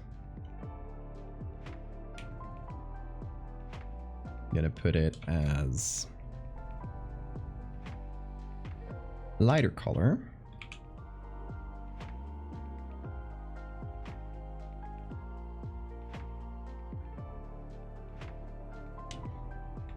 Copy it twice or thrice even. Oh, that's an N. That's the way. There we go.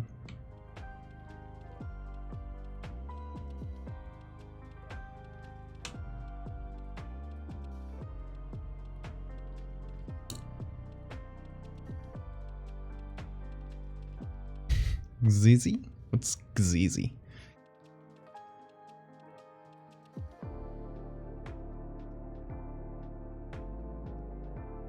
So what does it store in its hats?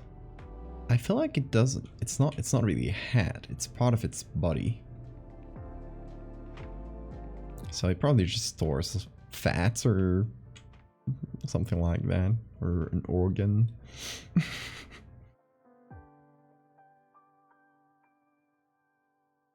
Brain, exactly. I feel like it's a huge skull and a very small brain inside. I think that would be funnier. You know, like dinosaurs.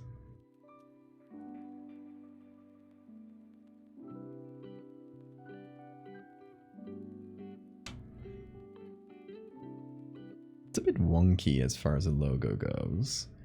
I might just...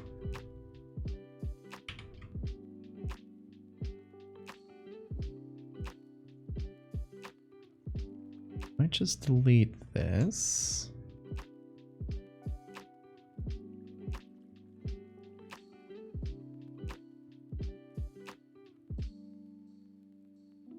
And do that. Put the original back on and then do...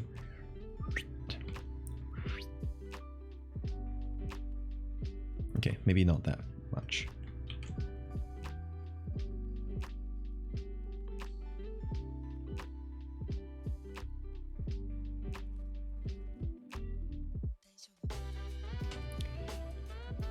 But I gotta make it work a little bit.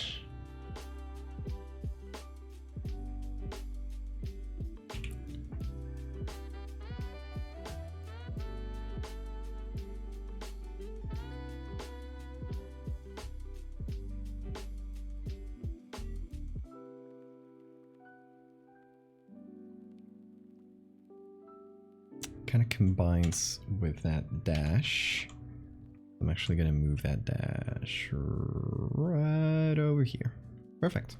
Okay, we got it. We got the signature. Gonna call this cipher signature. Hey. Voy a ir a mirar a Mirir? I assume you mean Mimir. You have a good night, Jesus. Thank you for coming. And thank you so much for the bits and for the gifted subs. Super generous as always. Rest of the skull is like a camel hump storing meat.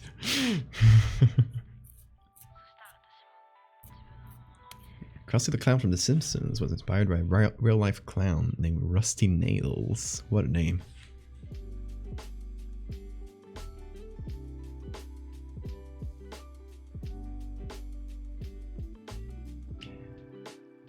You have a great night, Jesus. Sleep well.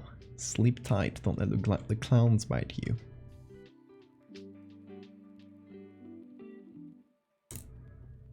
Okay, so that goes here.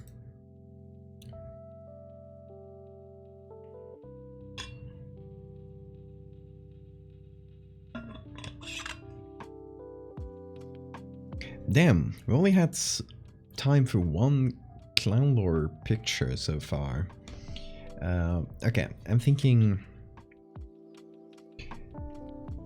we've been live for 3.5 hours.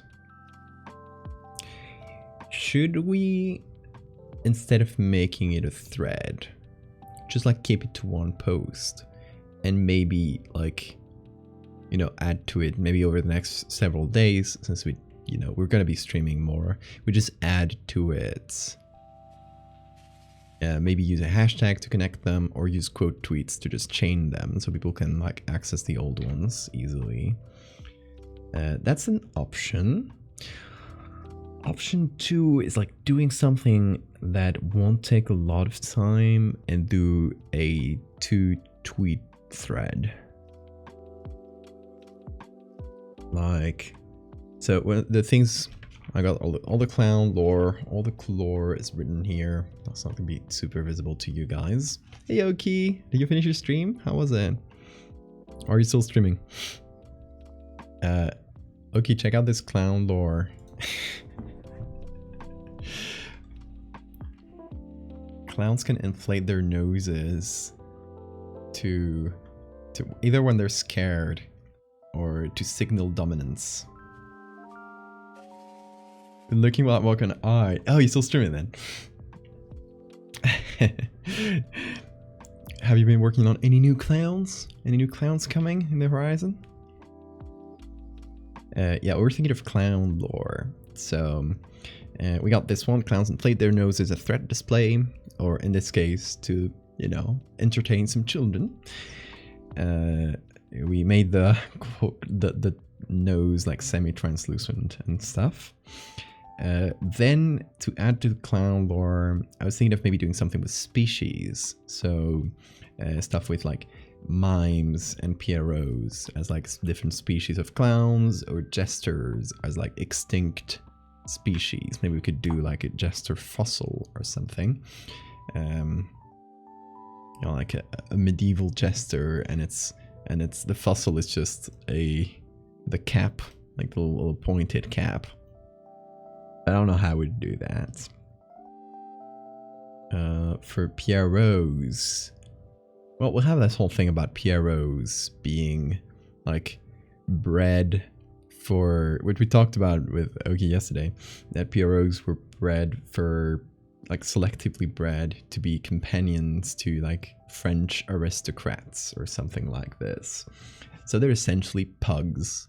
They're this like malformed little things that have been bred into like health problems and stuff.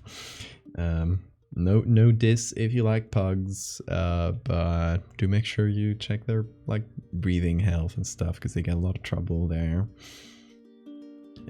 Or get specifically, there are some pug breeders and some French bulldog breeders too that have been breeding them to be healthier, and they actually have like a little bit of snout, and they're actually much cuter. So if you like those breeds and you want to get one, maybe look into getting, I think they're called like retro pugs or something like that. They have like a trendy name, but essentially like some breeders that are trying to be healthier with these breeds and trying to breed out all those like those super short snouts. Retro pugs, yeah. Are mimes also in this genus? I feel like they would all be from the same genus, but different species probably, or subspecies even. Puggles, pug plus beagle mix, have better health as well. Oh, that's, yeah, I hadn't heard about Puggles. I like the name, Puggle. But yeah, not little dog breed tangent. I love dogs, and my mom specifically loves dogs, and like we always had a bunch of books with dog breeds and pictures of every dog breed at home when I was a kid. So I just remember stuff from those and from stuff my mother said. So yeah, little dog breed knowledge, a little bit of it. Yeah, so for now, I think I might just post this one on its own and turn this idea from a clown lore thread, since we only had time to make one today, into either, if people like this, like we turn it into a mini series of sorts, and over the next few days we do some more clown lore. Obviously, there's also a fun opportunity to add to the troop. Although it is okay, there is a problem with Twitter. Twitter has a problem, if you've noticed. One of the annoying things about Twitter is that hashtags will actually nerf your post a ton.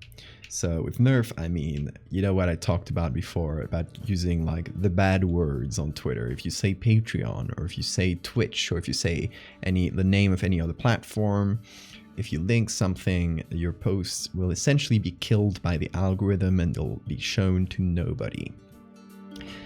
There is a similar thing. If you use a hashtag, it has that same effect. I have no idea why they would make their own like features, like Twitter's own features that should be good for like discoverability, and actually make them work against you. But it's something I've noticed, and I'm not the only one to notice, that every time you do a post with a hashtag, it does much worse than a post without. It's wild. That said, I still do love the troop hashtag, and it's brought just checking the hashtag itself, it's brought me to so many cool new artists, which is fun. But yeah, it's just like weird effects that I don't know if Twitter made intentionally, or if it's just the algorithm kind of deciding things based on training data and whatever it observes. I don't know why. Thing is, hashtags get deboosted. So the smartest way might be to do a post and then retweet with the hashtag. Because it still appears in the tag, it still populates the tag, but it doesn't deboost the post, so it works both ways. I don't know. It's just wild how Twitter nerfs its own features.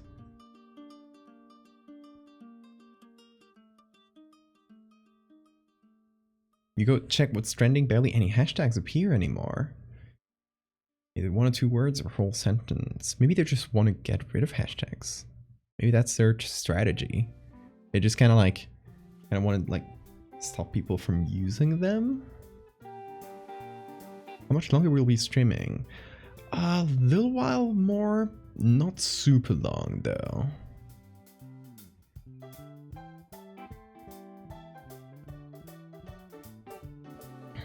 But yeah, I kind of understand Twitter, and this is not a thing since Elon Twitter. This has been a thing for at least, I would say, months to a year, that I've been noticing that every hashtag has just been killing your post's reach. And who the hell knows why?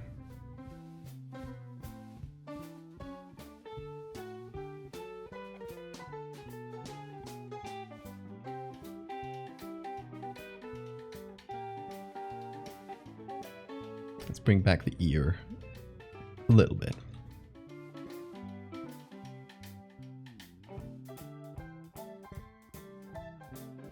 I'll stream until my bug spouse comes home. My partner's actually on her 24-hour shift, so she's at the hospital right now, working, well, probably sleeping, I hope, unless she's had a really bad night shift. Hopefully she's sleeping a bit, but yeah, she'll come back. Usually comes back around like 9 or so. 10 some days. Hey Nate, you use your hashtag on your word art. I kill my posts. Worst art. Have you noticed the hashtag thing, Nate? I don't know if you use a lot of hashtags. I don't think I see you jump into like any art versus artist trend too much, or this, like, you know, those types of trends.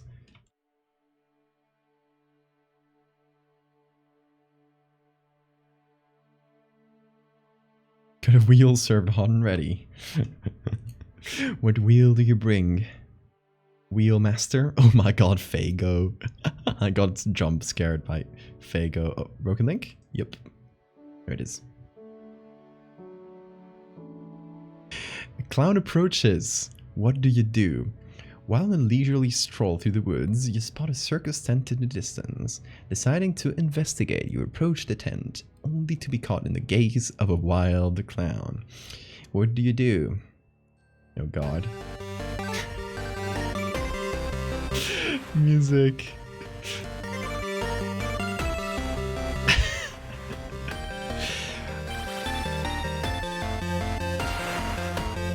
Flee. You attempt to flee from the clown. However, let me change this by the way. Oh, there we go. However, you trip on something, a clown shoe. The clown shoe is stretched out to block your path. You try to flee again, only to sleep on a banana peel. You fall and break your neck, killing you instantly. Damn, I got killed. Get muted just in case copyright music, but let's see the other options.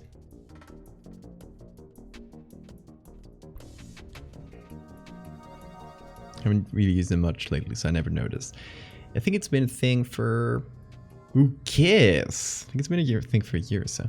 You attempt to kiss the clown to seduce it into letting you go. However, you will not be getting that classy tonight, as the clown assumes you were trying to eat it. It sprays you with a prank flower containing poisonous gas. You suffocate and die within 10 seconds. Amazing. Clicking the remove button. Oh, I didn't know. Okay. I thought remove was like leave the wheel. Fight. You attempt to fight the clown. Unfortunately, you are ill-equipped, and the clown instantly obliterates you by expanding its nose at the speed of sound directly into your torso. Oh, there it is. That's how it works. This clown can stretch shoes at will. Yeah, I love that. Okay, we'll get some repeated options, but we'll remove them as they come up until we get dance.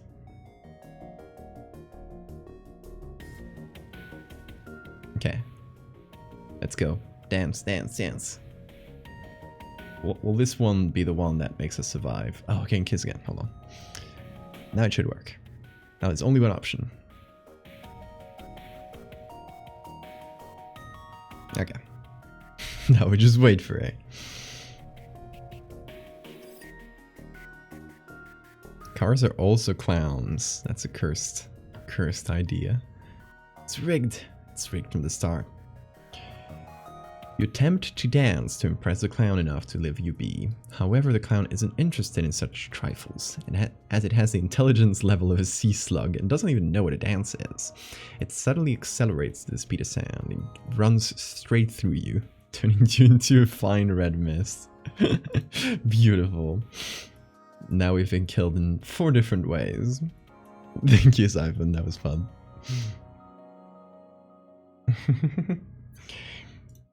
I was hoping that one would let us survive, but I was a fool. I was a fool.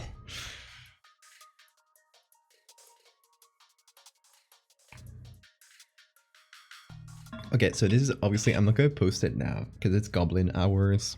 It's the hour everyone is asleep, even the Americans. So what we could do is put it up, like save it as a draft or something. Or we can put it up on Twitter and see what we do for the clown lore, because that's the important part. Like the image is nice, but the idea at the end of the day is to do the fake clown lore with the fake facts. Oh, hold on, did I save this twice? Hey, Natrix and Say, thank you so much for the raid. Welcome, folks. Hope you had a good stream. Insert raid message. You forgot you raided too quick. There's no raid message. Okay, folks, what we're doing today is clown lore. So over here in this channel, if you guys don't know, I do Photoshop horror art. So today, it's clown lore. We're turning clowns into horrifying little creatures. And the whole idea is to post this, like, clown inflating its nose, because noses in this lore are air sacs that they can fill up, like you know, like frogs can do with their throats. So the whole idea is to present it like the stream title, basically. So I'm putting it up. I'm not going to post it right now because it's goblin hours, but I mean, it would make sense. Like it is the clownish thing to post it at 6 a.m., but still. I want to do something like this. Did you know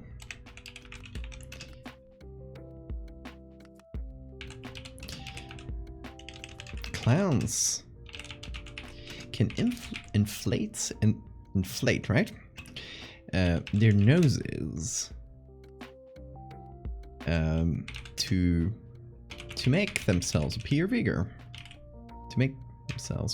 Yeah, that makes sense, right? Let me know if there's any wonky grammar or anything like that. I have a spell check thing that should check for direct mistakes, but wonky grammar is for you guys to help me out with. Did you know clowns can inflate their noses to make themselves appear bigger? In nature, this might be used, or this behavior. Gotta go with British spelling. I like behaviors like British spelling. It's more fun. I tend to like those OU types of spellings, but I am not beholden to any specific spelling because I don't care. I'm not from either UK or the US. So this is what happens if you blow your nose too hard. If you didn't know, this behavior is seen when a clown feels threatened or is... I kind of like the idea of making it, oh, if the clown is looking for a mate, but in this picture, it's terrible example to set. Like it's in front of children, so nope. Nope. I feel like that would work within the lore, but... Maybe the nose is used as a distraction, hence why it works as entertainment. Yeah. Elon clearly discriminates against the Brit. Look at the red underline. That's not Twitter. That's an extension I have. That's the spell check on the internet, unlike on the browser. So it's on American English. That's why it's it says change to British English. Hey Blazes. Behavior is seen when a clowns feel threatened, but can also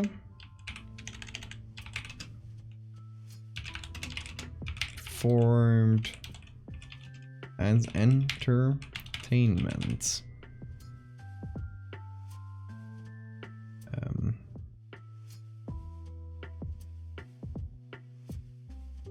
But I want to do like something like, but in trained clowns, it can also be performed as entertainment. I like the idea of like trained clowns, you know? Honk honk. This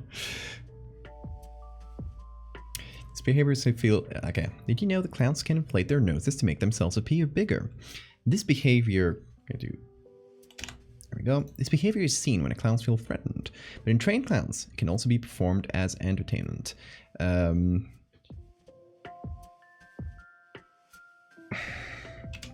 Air release or the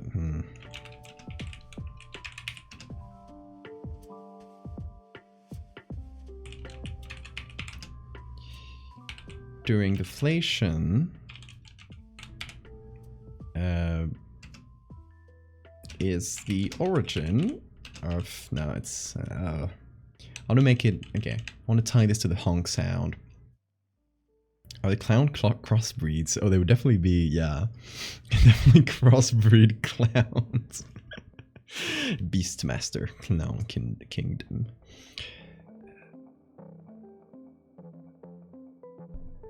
I'll say ignore.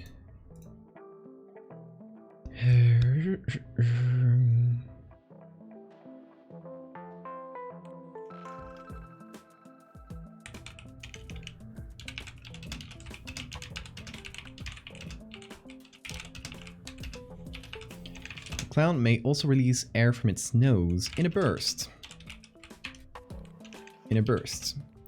Creating the characteristic.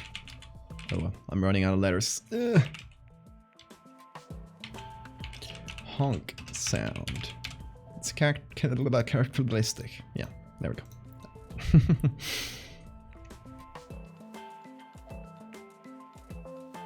Exhibit dominance. I like that. Feral clown and domesticated clown, yeah.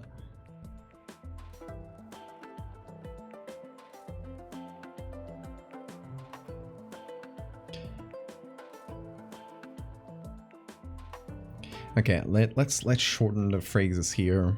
That's a lot of what I do on Twitter is like I'll first like write what I want to have on the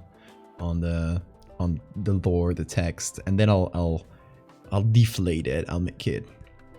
I'll shorten it until it still says the same thing, but in a more succinct way.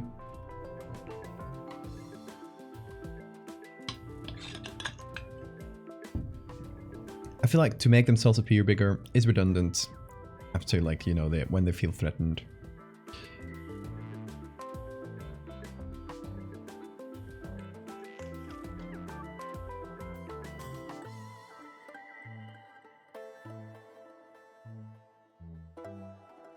Crossbreeding is possible, but the result is infertile. Ooh, I feel like if it's different species, then the result will be infertile. So they can probably crossbreed, but yeah, it's like mules. Tells me used for entertainment. Yeah. Yeah, that's another good one. I like performed though. Okay. Yeah, clowns can affect their noses.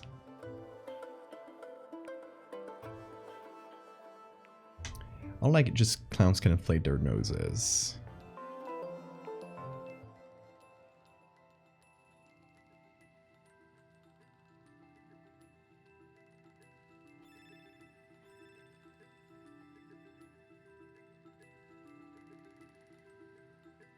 Clowns inflate their noses. You just do it.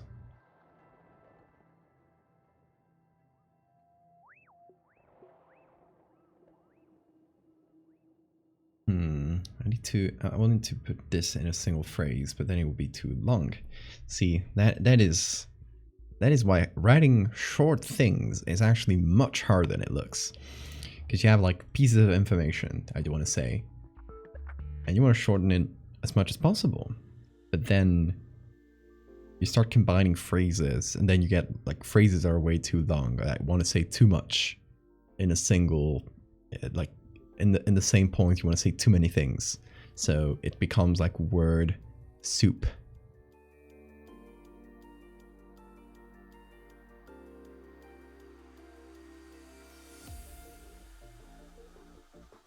True, we can cut down a lot of words, but right now we're under, like, we still got extras, so it's not only about cutting words. about making them work. Clowns can inflate their noses. I'm trying to think like something that says how much they inflate their noses. Like they can inflate their noses to be as large as their heads. Now that's wordy.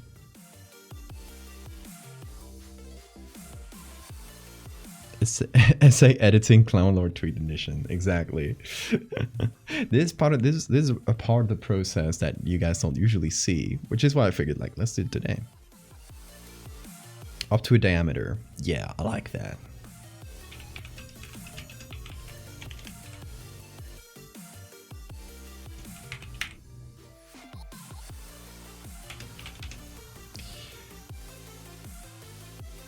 Up to a diameter. What's this diameter? I want to say like 30 centimeters.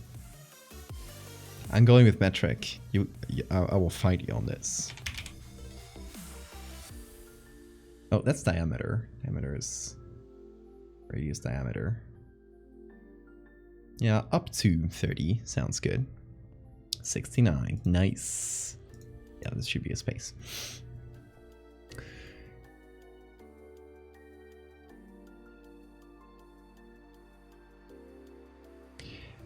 But a trained clown can also perform it as entertainment. Can also, oh, sorry, not be. See, that's why it's good to have spell check, because sometimes you'll start removing words and you'll forget to remove one, and then the phrase becomes nothing. 0.328084 yards. God damn it. 0, that's perfect length. You know, clowns can inflate their noses up to a diameter of 30 centimeters. This behavior is seen when a clown feels threatened, but a trained clown can also perform it as entertainment. A clown may also release... That's a lot of clowns.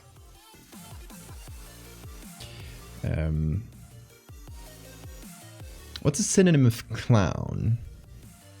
Clown... Or they may also release air from... Oh, I'm using its. Clowns.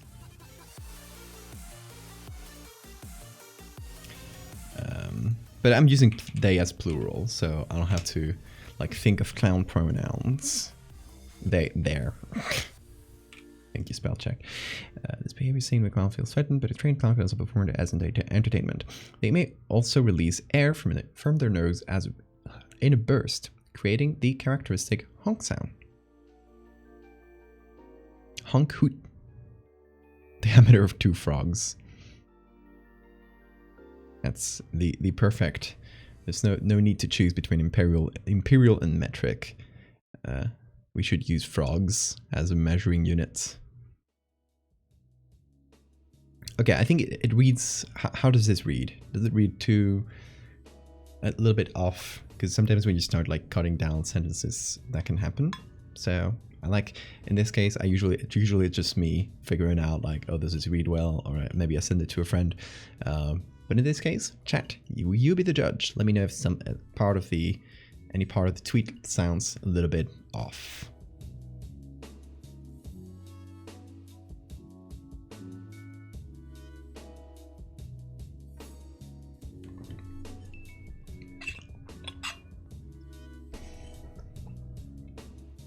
I may also I like did you know for the stuff to get to.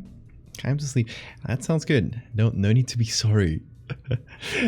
Thank you so much for popping in. Thank you so much for the raid too, and for showing me your cool art. I hope it keeps going well. Hopefully I can catch some of your next streams so I can see how it goes. Have a good night.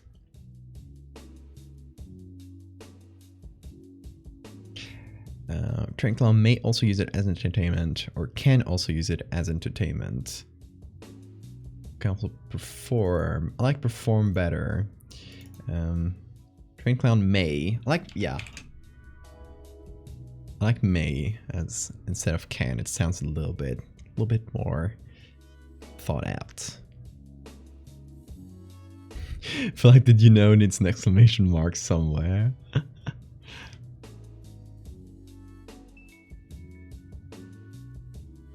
Good night, Charlotte. For some reason my brain doesn't like perform it as entertainment. Yeah, does that sound weird to you guys? Language logistic? Otherwise, what's actually I can do synonyms with this spell check thing. Yeah. Nothing good though. Acts, no.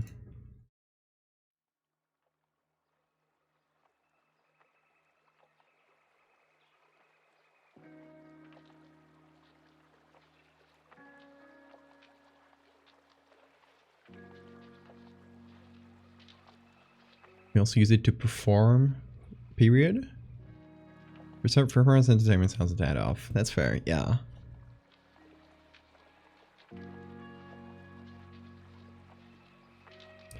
I feel like perform does work with behavior though. It's like you perform behavior. Perform it for entertainment?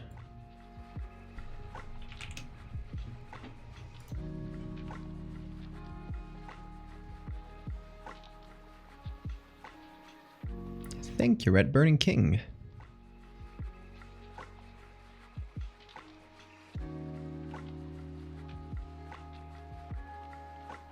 You perform in a specific way. It's like purpose. Perform it for.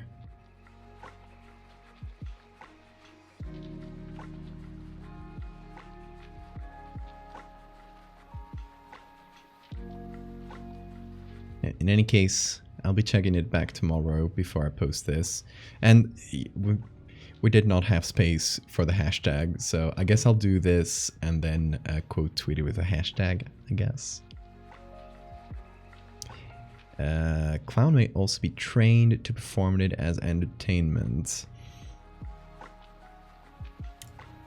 See, I like the idea of just a trained clown, because this like as if that was like a thing that people knew about. That, oh, you can have a trained clown and you can have a feral clown, you know?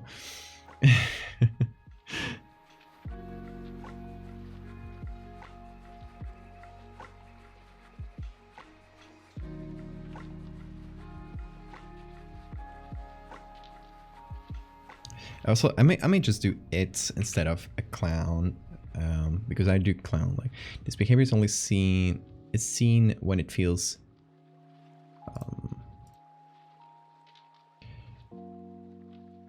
Behavior is seen when it feels threatened. The trained clown may also perform for entertainment. That way, we don't do clown twice in the same sentence.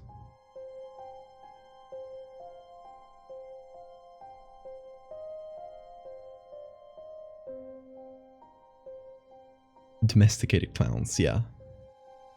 Maybe I can change trained into domesticated. We might still have a few letters.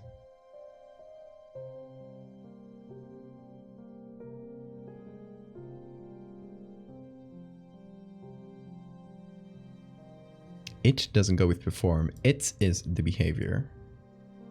Referring back to the subject.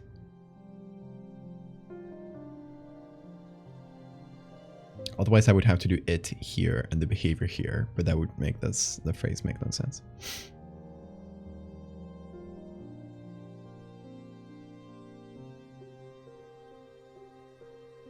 I don't feel like it's too far. Is it?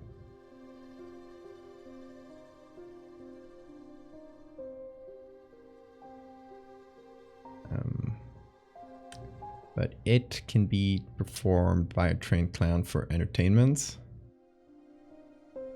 Close less, I think. It's hard to peer review my essays.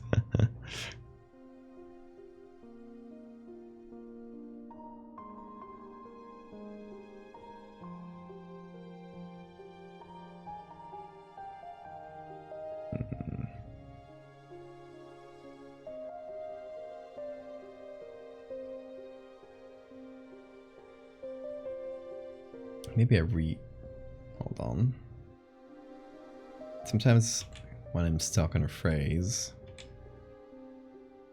Just try it again.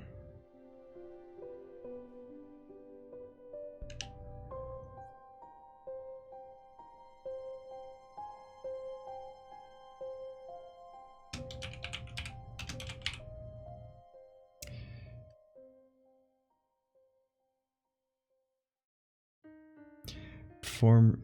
What would you use with behavior? Would behave like no.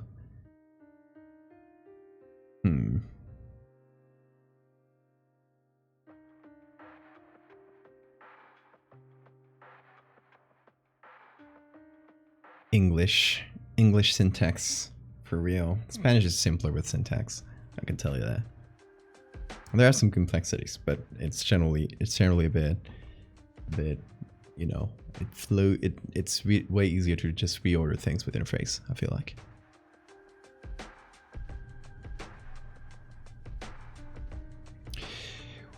While this behavior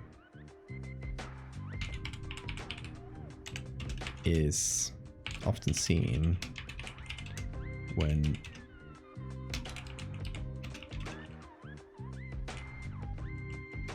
is under threat. Well, this behavior is often seen when a clown is under threat.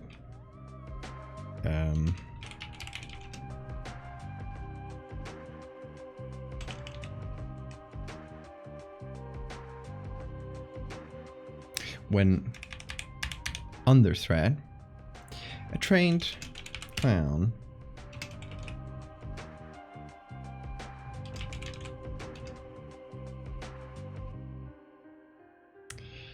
is still too far away from behavior, right?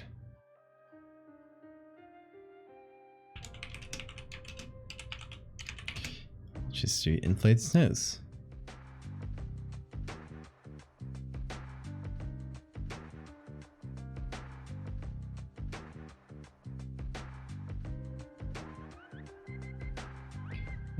That sometimes the best thing is just to redo it from scratch. Try to say the same thing in a different way. And this behavior is often seen when under threat. A trained clown may also inflate its nose for entertainment words. Release.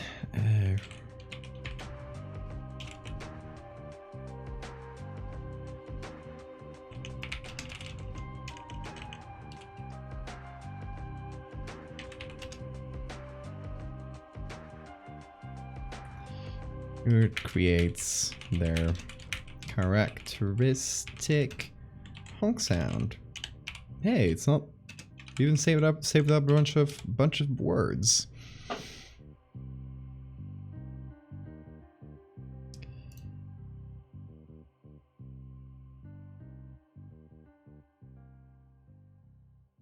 Okay. Well, this behavior is often seen when under threat. It feels threatened. I like that better. Because that way we don't have that many its in this sentence. Well, this behavior is often seen when it feels threatened. A trained clown may also inflate its nose. Yeah, that we do have two its. For entertainment, releasing air in a burst creates their characteristic honk sound. I think that flows better, right?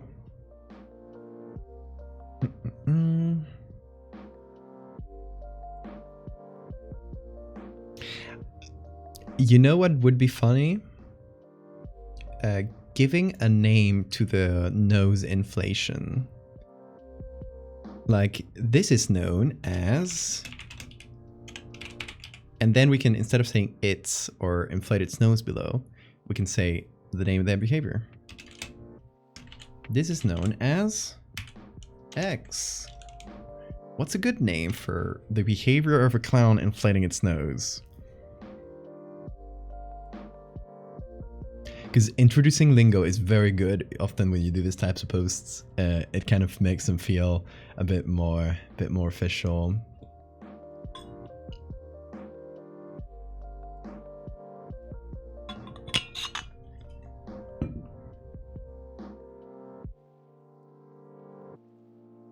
Releasing air from the nose. I mean here. We'll see if it fits later because we're short on letters. I've started rendering my clown, and let's just say I love rendering raw flesh. Oh my god, can't wait to see what that means. Nasal expansion, inflaris nostrum, nutclinflation, please. Colossuming.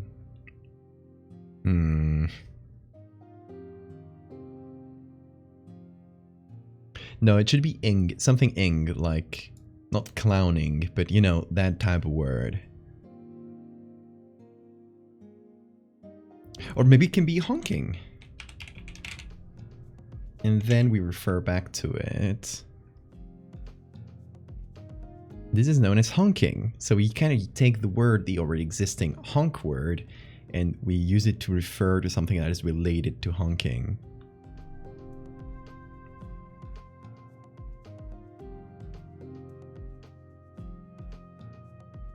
Because yeah, we could use a really scientific word, but I kind of prefer it to have like a common word that people just know, you know?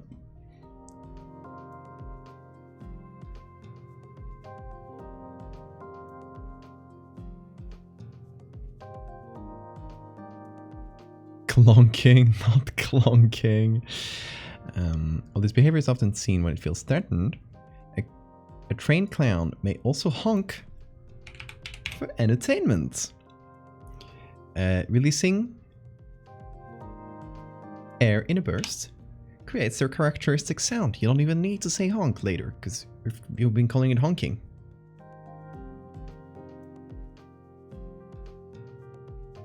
Releasing the air, like the air we've been talking about, the contained air, maybe. That's too long.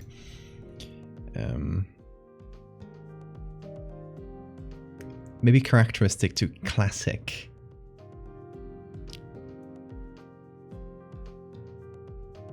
Creates the classic sound. The classic honk. Okay, we're going with this, so I'm gonna just replace it in the original.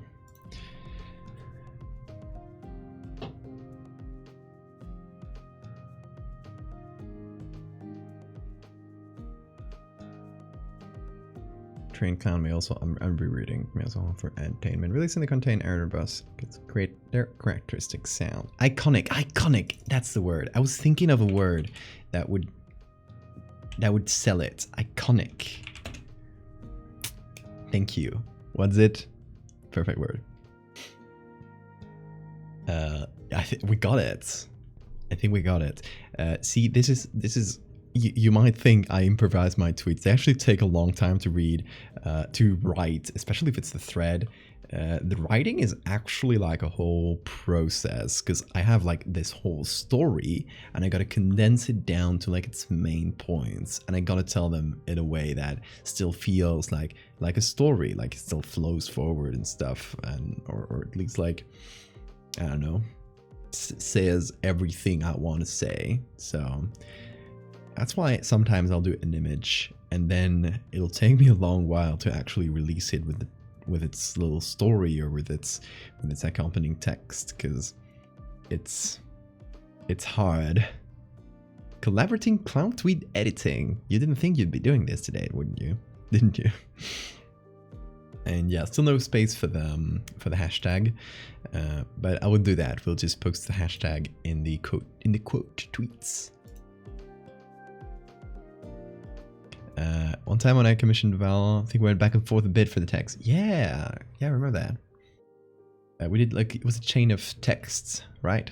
Like it was a little dialogue. Or at least, no, one of them was a dialogue. The other one was just like an explanation of the creature. Oh, and then there's the mushroom lady, which I think that one came out quite easily. I think that one was fairly straightforward. At least in terms of like, we didn't edit it too much after I sent it to you. It might have taken me a while to write before that. I don't remember that. SMS exchange, yeah. Clowns truly are iconic. And you know, the fun thing is the tone as well. I like the idea of seeing something horrifying, like a clown inflating its nose to this like horrible balloon, veiny balloon thing. And the text is explaining it as if nothing weird is happening. As if this is the most normal thing in the world. I love that dichotomy between what we see and what we're told. I think that's I think when the funny, like my funny art, which I'll do sometimes, you know, but the art that clashes in that way will tend to be funny because it's just like that. There's no jokes being told, but it's just like that clash between what we see and what we hear. We're seeing something unprecedented, weird, strange, horrible, and we're being told this in the most nonchalant way possible. Snake, have a great night. Thank you for coming. But yeah, I like that. There's actually a whole like little series I want to do eventually. It's one of my like series ideas I've had for a long time, where it's like a horrible thing in the background of a picture, like a horrible creature, and everyone's acting normal, like nobody's seeing it, and the text never mentions the creature. So like we'd see, oh, look at this interesting picture. It's about, I don't know, like the introduction of, I don't know, like whatever, like tiny historical things. Like, oh, this little town just got its first something store, and it's people like hanging around there, and there's a horrible creature right in the frame. Nobody's looking at it, and the text never mentions it. So I think that would be really funny to do this little series where I'm kind of like gaslighting you, the viewer, into thinking that nobody else sees it. It's kind of like we did a while ago with the eye, where it's a picture with this.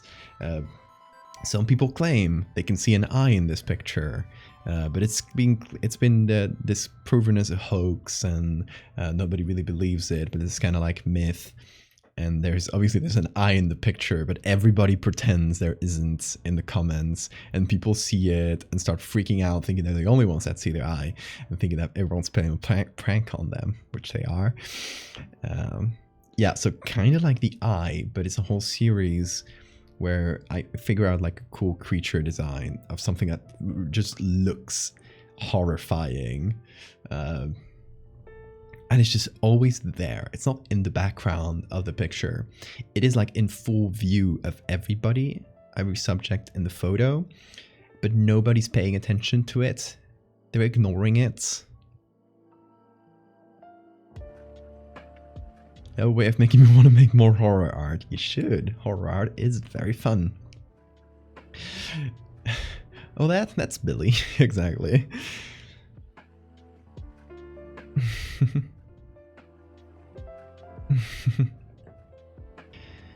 I've stumbled upon a funny bird. Want to see? Yeah, sure. Show me. But yeah, what do you think about that idea? I don't know exactly like what I do with it or how I do it. I know that like I have that concept. That's all I got. I would maybe do it as a collab at some point. Hold on, it's really large. Oh, look at this. That's the inflated sex, just like our clown boy here. Free to use, nice.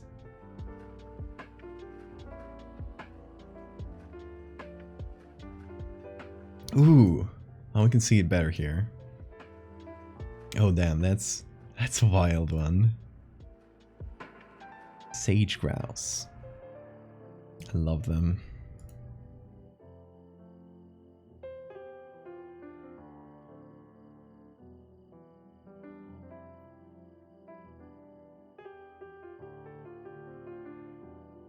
Would it be like they're all brainwashed into thinking it's normal, or it literally is normal in that universe?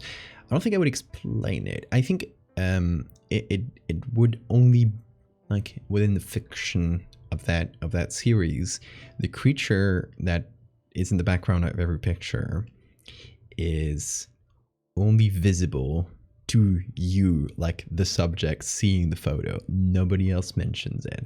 So it's only like you are the one within this fiction, you are the one being hunted by this horrible creature that appears in every photo and nobody else seems to notice. So it's kind of like coming for you. I like that. It is funny in that way, but it's like slightly horrifying when you realize that, am I the only one seeing this? Like, is this thing like only visible to me specifically, and then why? And we never explain this because obviously we never like call attention to the creature. So I don't know. It's a fun little idea. That's the bird you were talking about earlier. It is the sage grouse.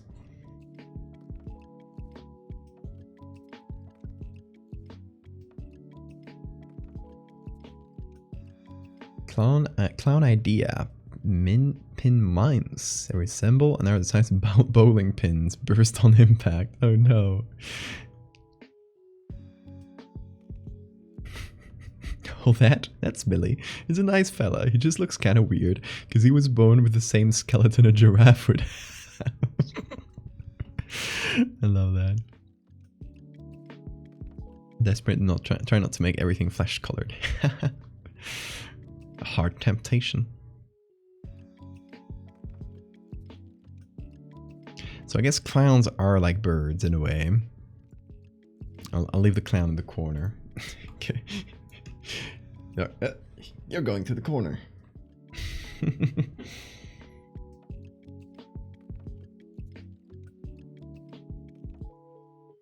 A turtle's shell is human ribs. Yeah. Yeah, of course. A turtle shell is essentially just a rib cage. I think we mentioned this when we did the... oh, hold on. Like, this is a different thing. A turtle shell is human ribs. A Japanese animated movie.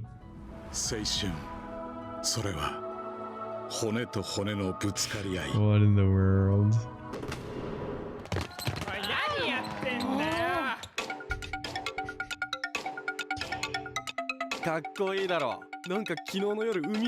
Oh my god.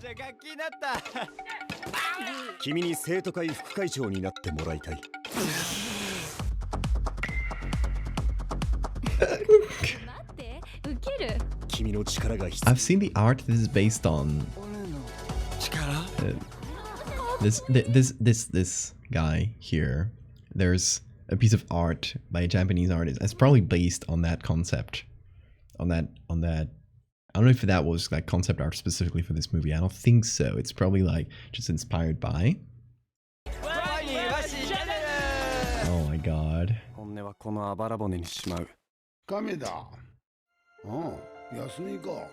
This is just anti-furries.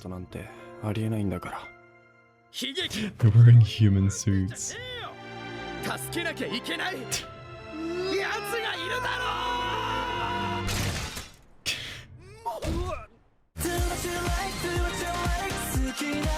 Oh my god. The body horror.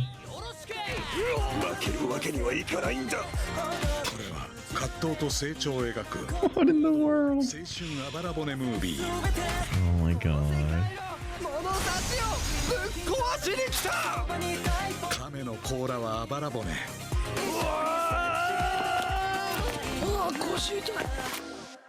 What the fuck?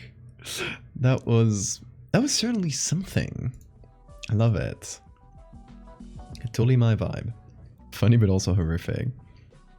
Is this movie, hold on, when is this movie coming? Or is it a thing that already exists?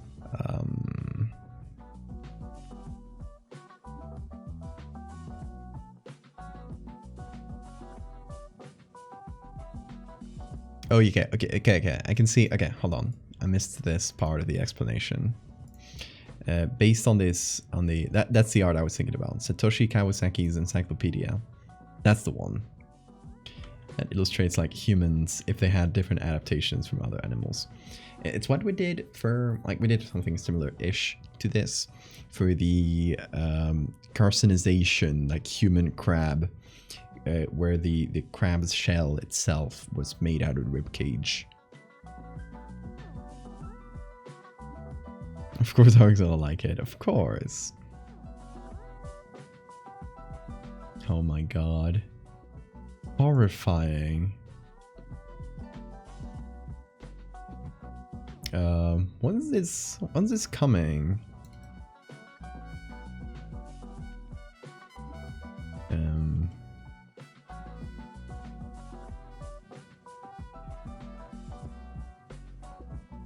Well, it only talks about trailers and stuff, so it doesn't exist yet.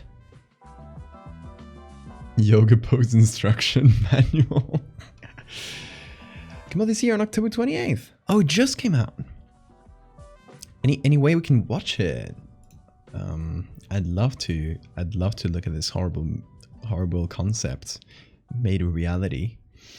Let me check. There's where do I have this? Just Watch, which tells you like what streaming services things are in. Got that somewhere. Yeah. Turtles shell is humans. Oh, that does not appear on Just Watch, so it's probably gonna be quite hard to find. Oh, it premiered in an expo. Okay, so maybe it's not wide release yet. Maybe next year. Okay. Is there anything new in the troop we could check? Where is this? Here. The troop. Latest. Q made it to the top of the troop.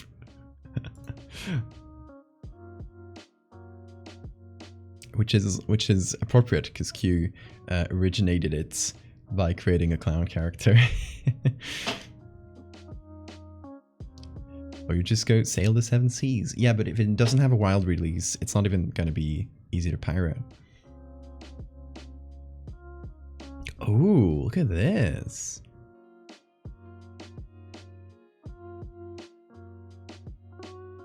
That's a really cool drawing. So many cool clowns. My god. Another work in progress. Yes! I've seen this one. I remember this one from yesterday. Yo, holy shit, Kaz. Oh my god, it's a clown made out of skin? And oh my god, and fungi? This is the thing ever. Y'all go share this, please. Meet clown. Oh my god.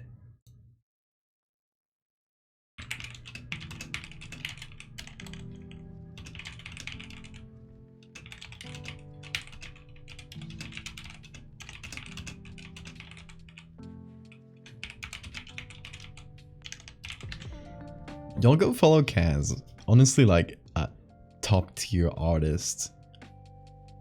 Hold on. Troop.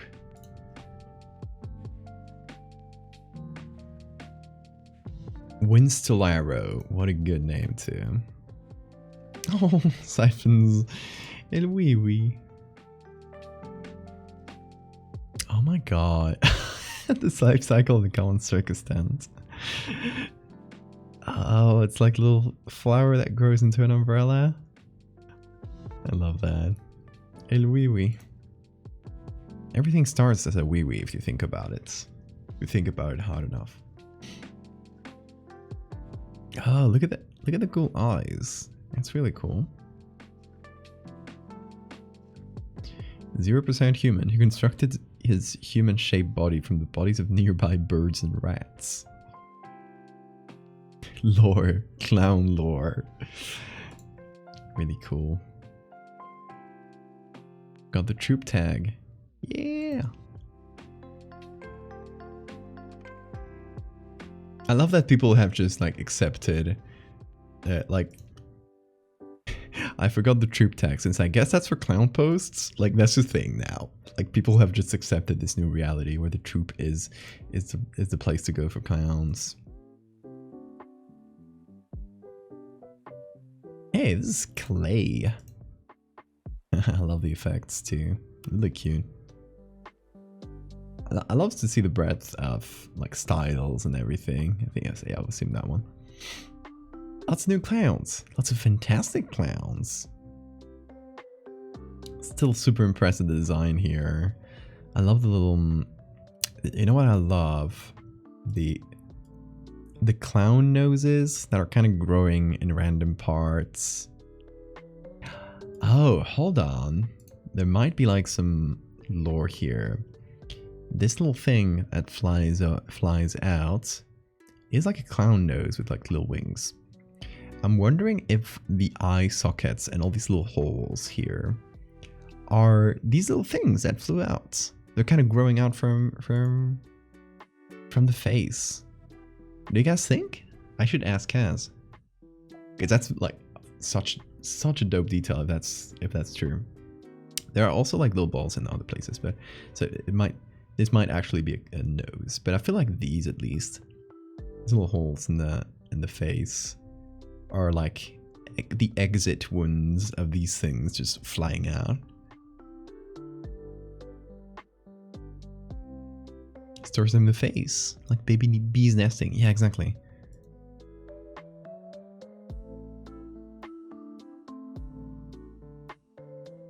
That's fantastic. I will ask Kaz. Also, like, look at all these cool textures, like the ruffles being made out of, you know, like mushroom parts. Inspired. Bravo.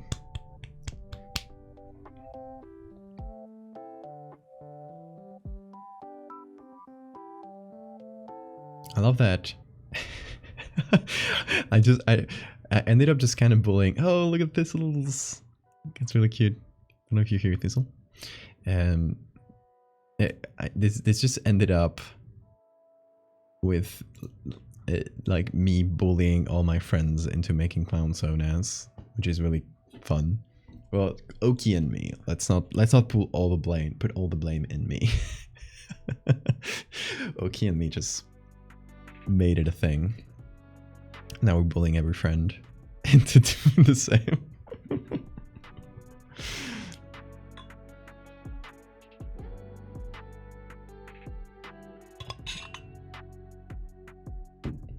Okay, let's go back to camera mode. Look at our friendly little clown here.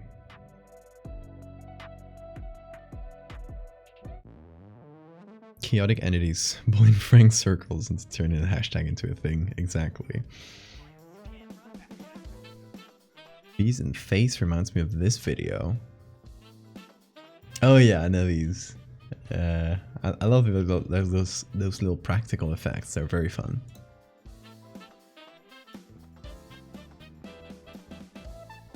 Loki Surprises hasn't been many designs based on tramp/hobo clowns. Yeah, that's true. I feel like that's the subgenre of clown that's easily forgotten. I feel like it doesn't have as much relevance nowadays. You often see like, I don't know, like old school clowns have that vibe sometimes. Not as much anymore, I feel like. But I might be wrong. But yeah, I would like to see a design. If anybody wants to make a clown design that, you know, fits a clown type, but it's still original and that hasn't been done too much, maybe look at tramp clowns, which is the whole thing is, you know, dressing raggedy and that's the whole aesthetic, like patchy. Or Harlequin. Oh, there's plenty of Harlequin inspired designs, though, I feel like. In general, maybe not in the hashtag specifically. Although, yeah, I've seen a few. But in general, in media. feel like Harlequins are pretty recognizable. You make someone think of a Harlequin as like a vibe. Though it's probably really influenced by Harley Quinn from Batman. So I don't know if it might be like wrongly influenced by that, even though like Harley Quinn's design is not that close to like the classic Harley Quinn pattern and clothing.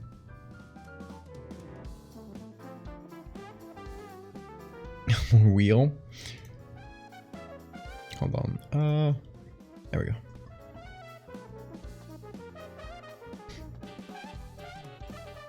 What is this? A mill? Is it just... Oh, I thought I was gonna do mill sounds.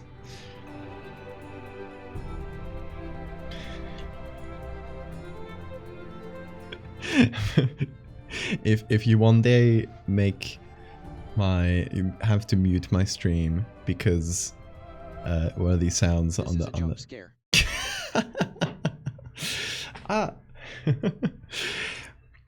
Yeah, if one of these sounds someday mutes my streams, I'll be very angry at you. I'm kidding, it's fine. It would just be funny. This is a jump scare. Okay, I think we shall leave it at that because it's getting quite late, and y'all, we've been live for 4.5 hours. Honestly, that's quite a lot.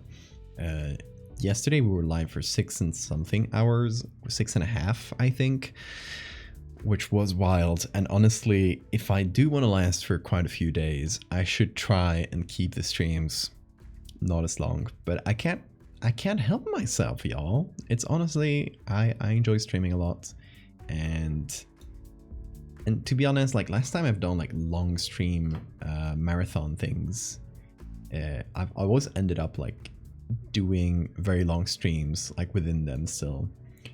For e-Revember last year, I ended up like I streamed for a whole month, and I still did like very long streams during the whole month.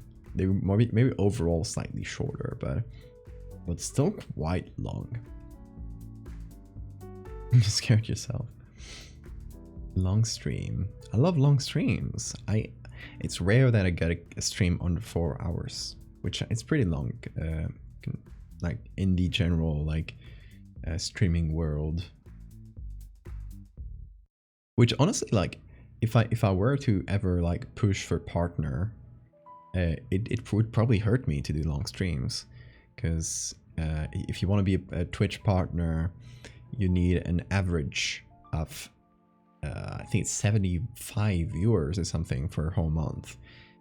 So the average actually goes down if you do long streams, because obviously people tune in at first, and then people will slowly like go to bed or go do other things.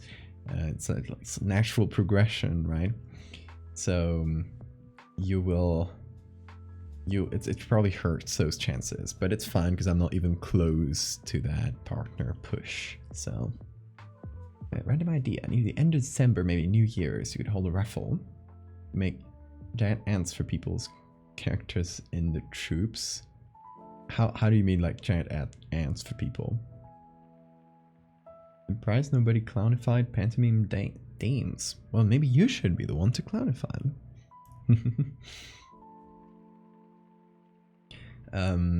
For New Year's, I might not be here. I might be off with my family. But even if I'm here, I'm gonna be. If I'm here, I'm spending it with my partner. But yeah, around New Year's, it would be fun to hold a raffle. Actually, in my merch store, I gotta settle some things. They actually gifted me a free, just because I guess I sold a lot of stuff last month, and they had this like goal. So they actually gifted me like a free giveaway. So one of these streams, whenever, like, because I still got to figure out like how to do it. I don't know exactly like how they'll allow me to do it. I'll have to email them, but I will be doing a free giveaway one of these streams. You will know, I'll post about it on Twitter, or you will know with enough time. But yeah, gonna be giving out a free t-shirt from the merch store. You already doing your clown? You can do several clowns. Did you end up commissioning Oki? That's great.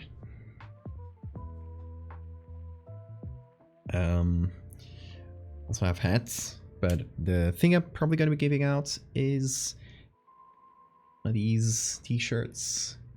So I don't know which one. I don't know if I'll have to select one previously or if it'll allow you, if the giveaway will allow you to choose. I got the Megalomorph one, and my favorite one so far just to wear because it's just a fun shirt and a fun design. It's a Terry one. I gotta extend it so you guys can see. Here it is. It's a little fake movie poster. Hey, I'm here. Sneeze out a link. Thank you, Sar. Yeah, you can get stuff from the merch store if you're gonna get it before Christmas as a Christmas gift for someone you love and you think would love these silly things, or for yourself because you gotta give yourself stuff sometimes.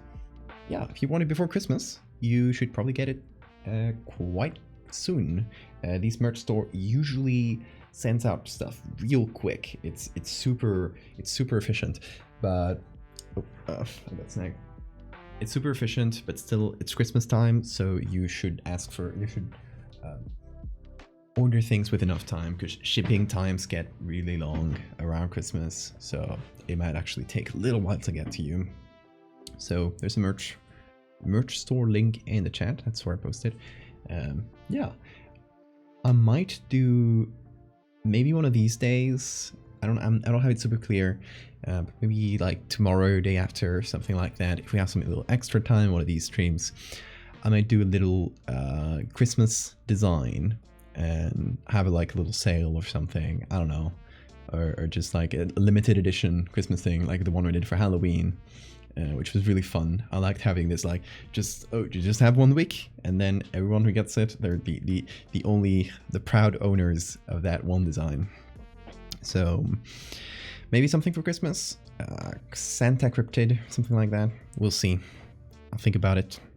I'll see if I can think of a good design. The ad for Megalomorph posts with the circus. Clown is selected and you make a giant ad for said clown. Some kind of mutation. That might be hard in my style though. I feel like that's better for people who can just draw things from scratch. For me, I'm kind of beholden to whatever images I can find, which is, you know, the big downside of photo manipulation. Ultimate deathmatch wheel. Will you be able to load it? Hey Quark, I just finished making, well, just a while ago, but then I've been chatting.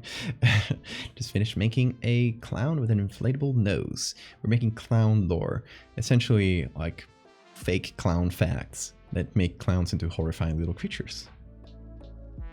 That's what we're making. We just made one for now because we just had time for one tonight. It ended up taking quite a long time to make this balloon look like an inflatable nose. Separate wheels, so yeah. Oh yeah, true. You had it like broken down into a few. The ultimate wheel. So yeah, but I think I'll leave it at that for tonight.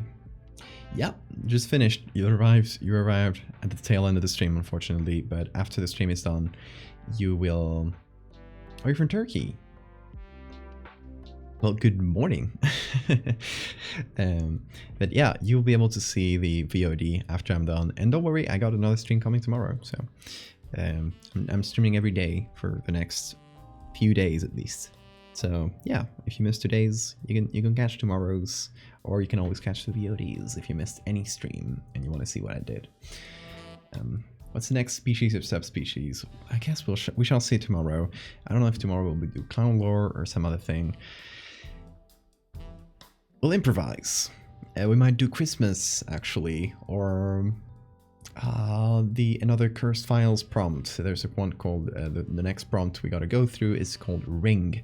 and I think I'm going to do a cursed phone for a future project. I'm not going to post it quite yet. I'm going to do the image, and then I want to do audio from that cursed phone. So it's going to be at least like one part of it tomorrow or one of these days. Like I still don't have like set up. I still haven't set up exactly what I'm going to be doing over the next few streams. I want to make like a few things, the things I want to make so you know what to expect. I have that ring, like cursed files, the ring prompt for that phone. I got more clown lore. I want to do a self-portrait to get a new profile picture. I want to work on the fractal series for at least a couple days. I think I'm going to need to do at least a couple pieces for fractal. What else? Oh my god, so many things. Let's say Christmas. Yeah, maybe some new stuff like that series we talked about before or something.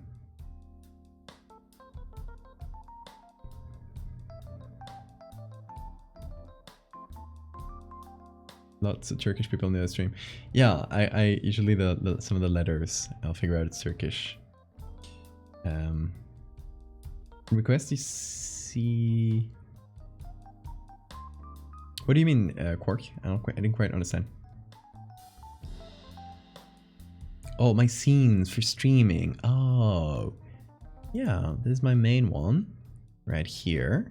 Got a similar one for the browser. That's the same thing. They're pretty simple, really. I got like one for the one I use for like intermissions or like stream start or stream end is this. New Terry entry, that would be fun as well. I guess we'll just like, depending on how many days I get to stream, I'll just like fill up those days with all the stuff I've kind of left behind over the past couple months of just working on a lot of commission stuff. Also commission stuff, there's a lot of commission stuff I need to do. So I might actually stream a few of those because I got permission from the clients to stream some of the commission work. So we might be doing some book illustrations, some TTRPG illustrations. Yeah, quite a few things, honestly, like so much work, but fun work. Gonna have time for all of it? Sure hope so. That's why I said like that I need to catch up a lot of stuff. Just stuff I want to do and stuff I have to do because it's a commission. So that's why I told myself like I'm gonna stream every day and I'm gonna use that as an excuse to catch up with stuff. And the clown intermission screen has a weird absurdist humor to it. It does. It actually worked really well. But yeah. We'll see over the next few days. Tomorrow, if all goes well, like again, schedules might change, but tomorrow we'll do, just like yesterday, a co-stream with Q, which I'm gonna shout out in chat as well, because Q is streaming a lot more lately, and we're like, you know, helping each other as streamers do. It's at Leslie Q Art. There it is. Go follow Q so tomorrow you can see both of our streams, just like yesterday. And we'll be chatting, we'll be each doing our own art, because we both have like a lot of art to get through. That's kind of the theme. So Q has thank you for the follow, Cork. Q has some physical art to do, some like traditional art. So, well, we'll see what he ends up doing. But he'll probably be like doing it like from a webcam from above, where we can see all the traditional art, and I think he might actually show us a bunch of sketchbooks that he has that I don't think anybody has seen. So definitely look out for that. That's going to be tomorrow, both in this stream and in Q's stream. Follow both of us for updates, and we'll be chatting and doing silly things, possibly clowns. Who knows? Anyway, I shall leave it at that. Thank you so much, everybody, for watching. It's been a blast, as usual. And yeah, we'll see each other tomorrow. Streaming every day. Don't decay December. That's the theme. Y'all, see you tomorrow. Have a great time zone.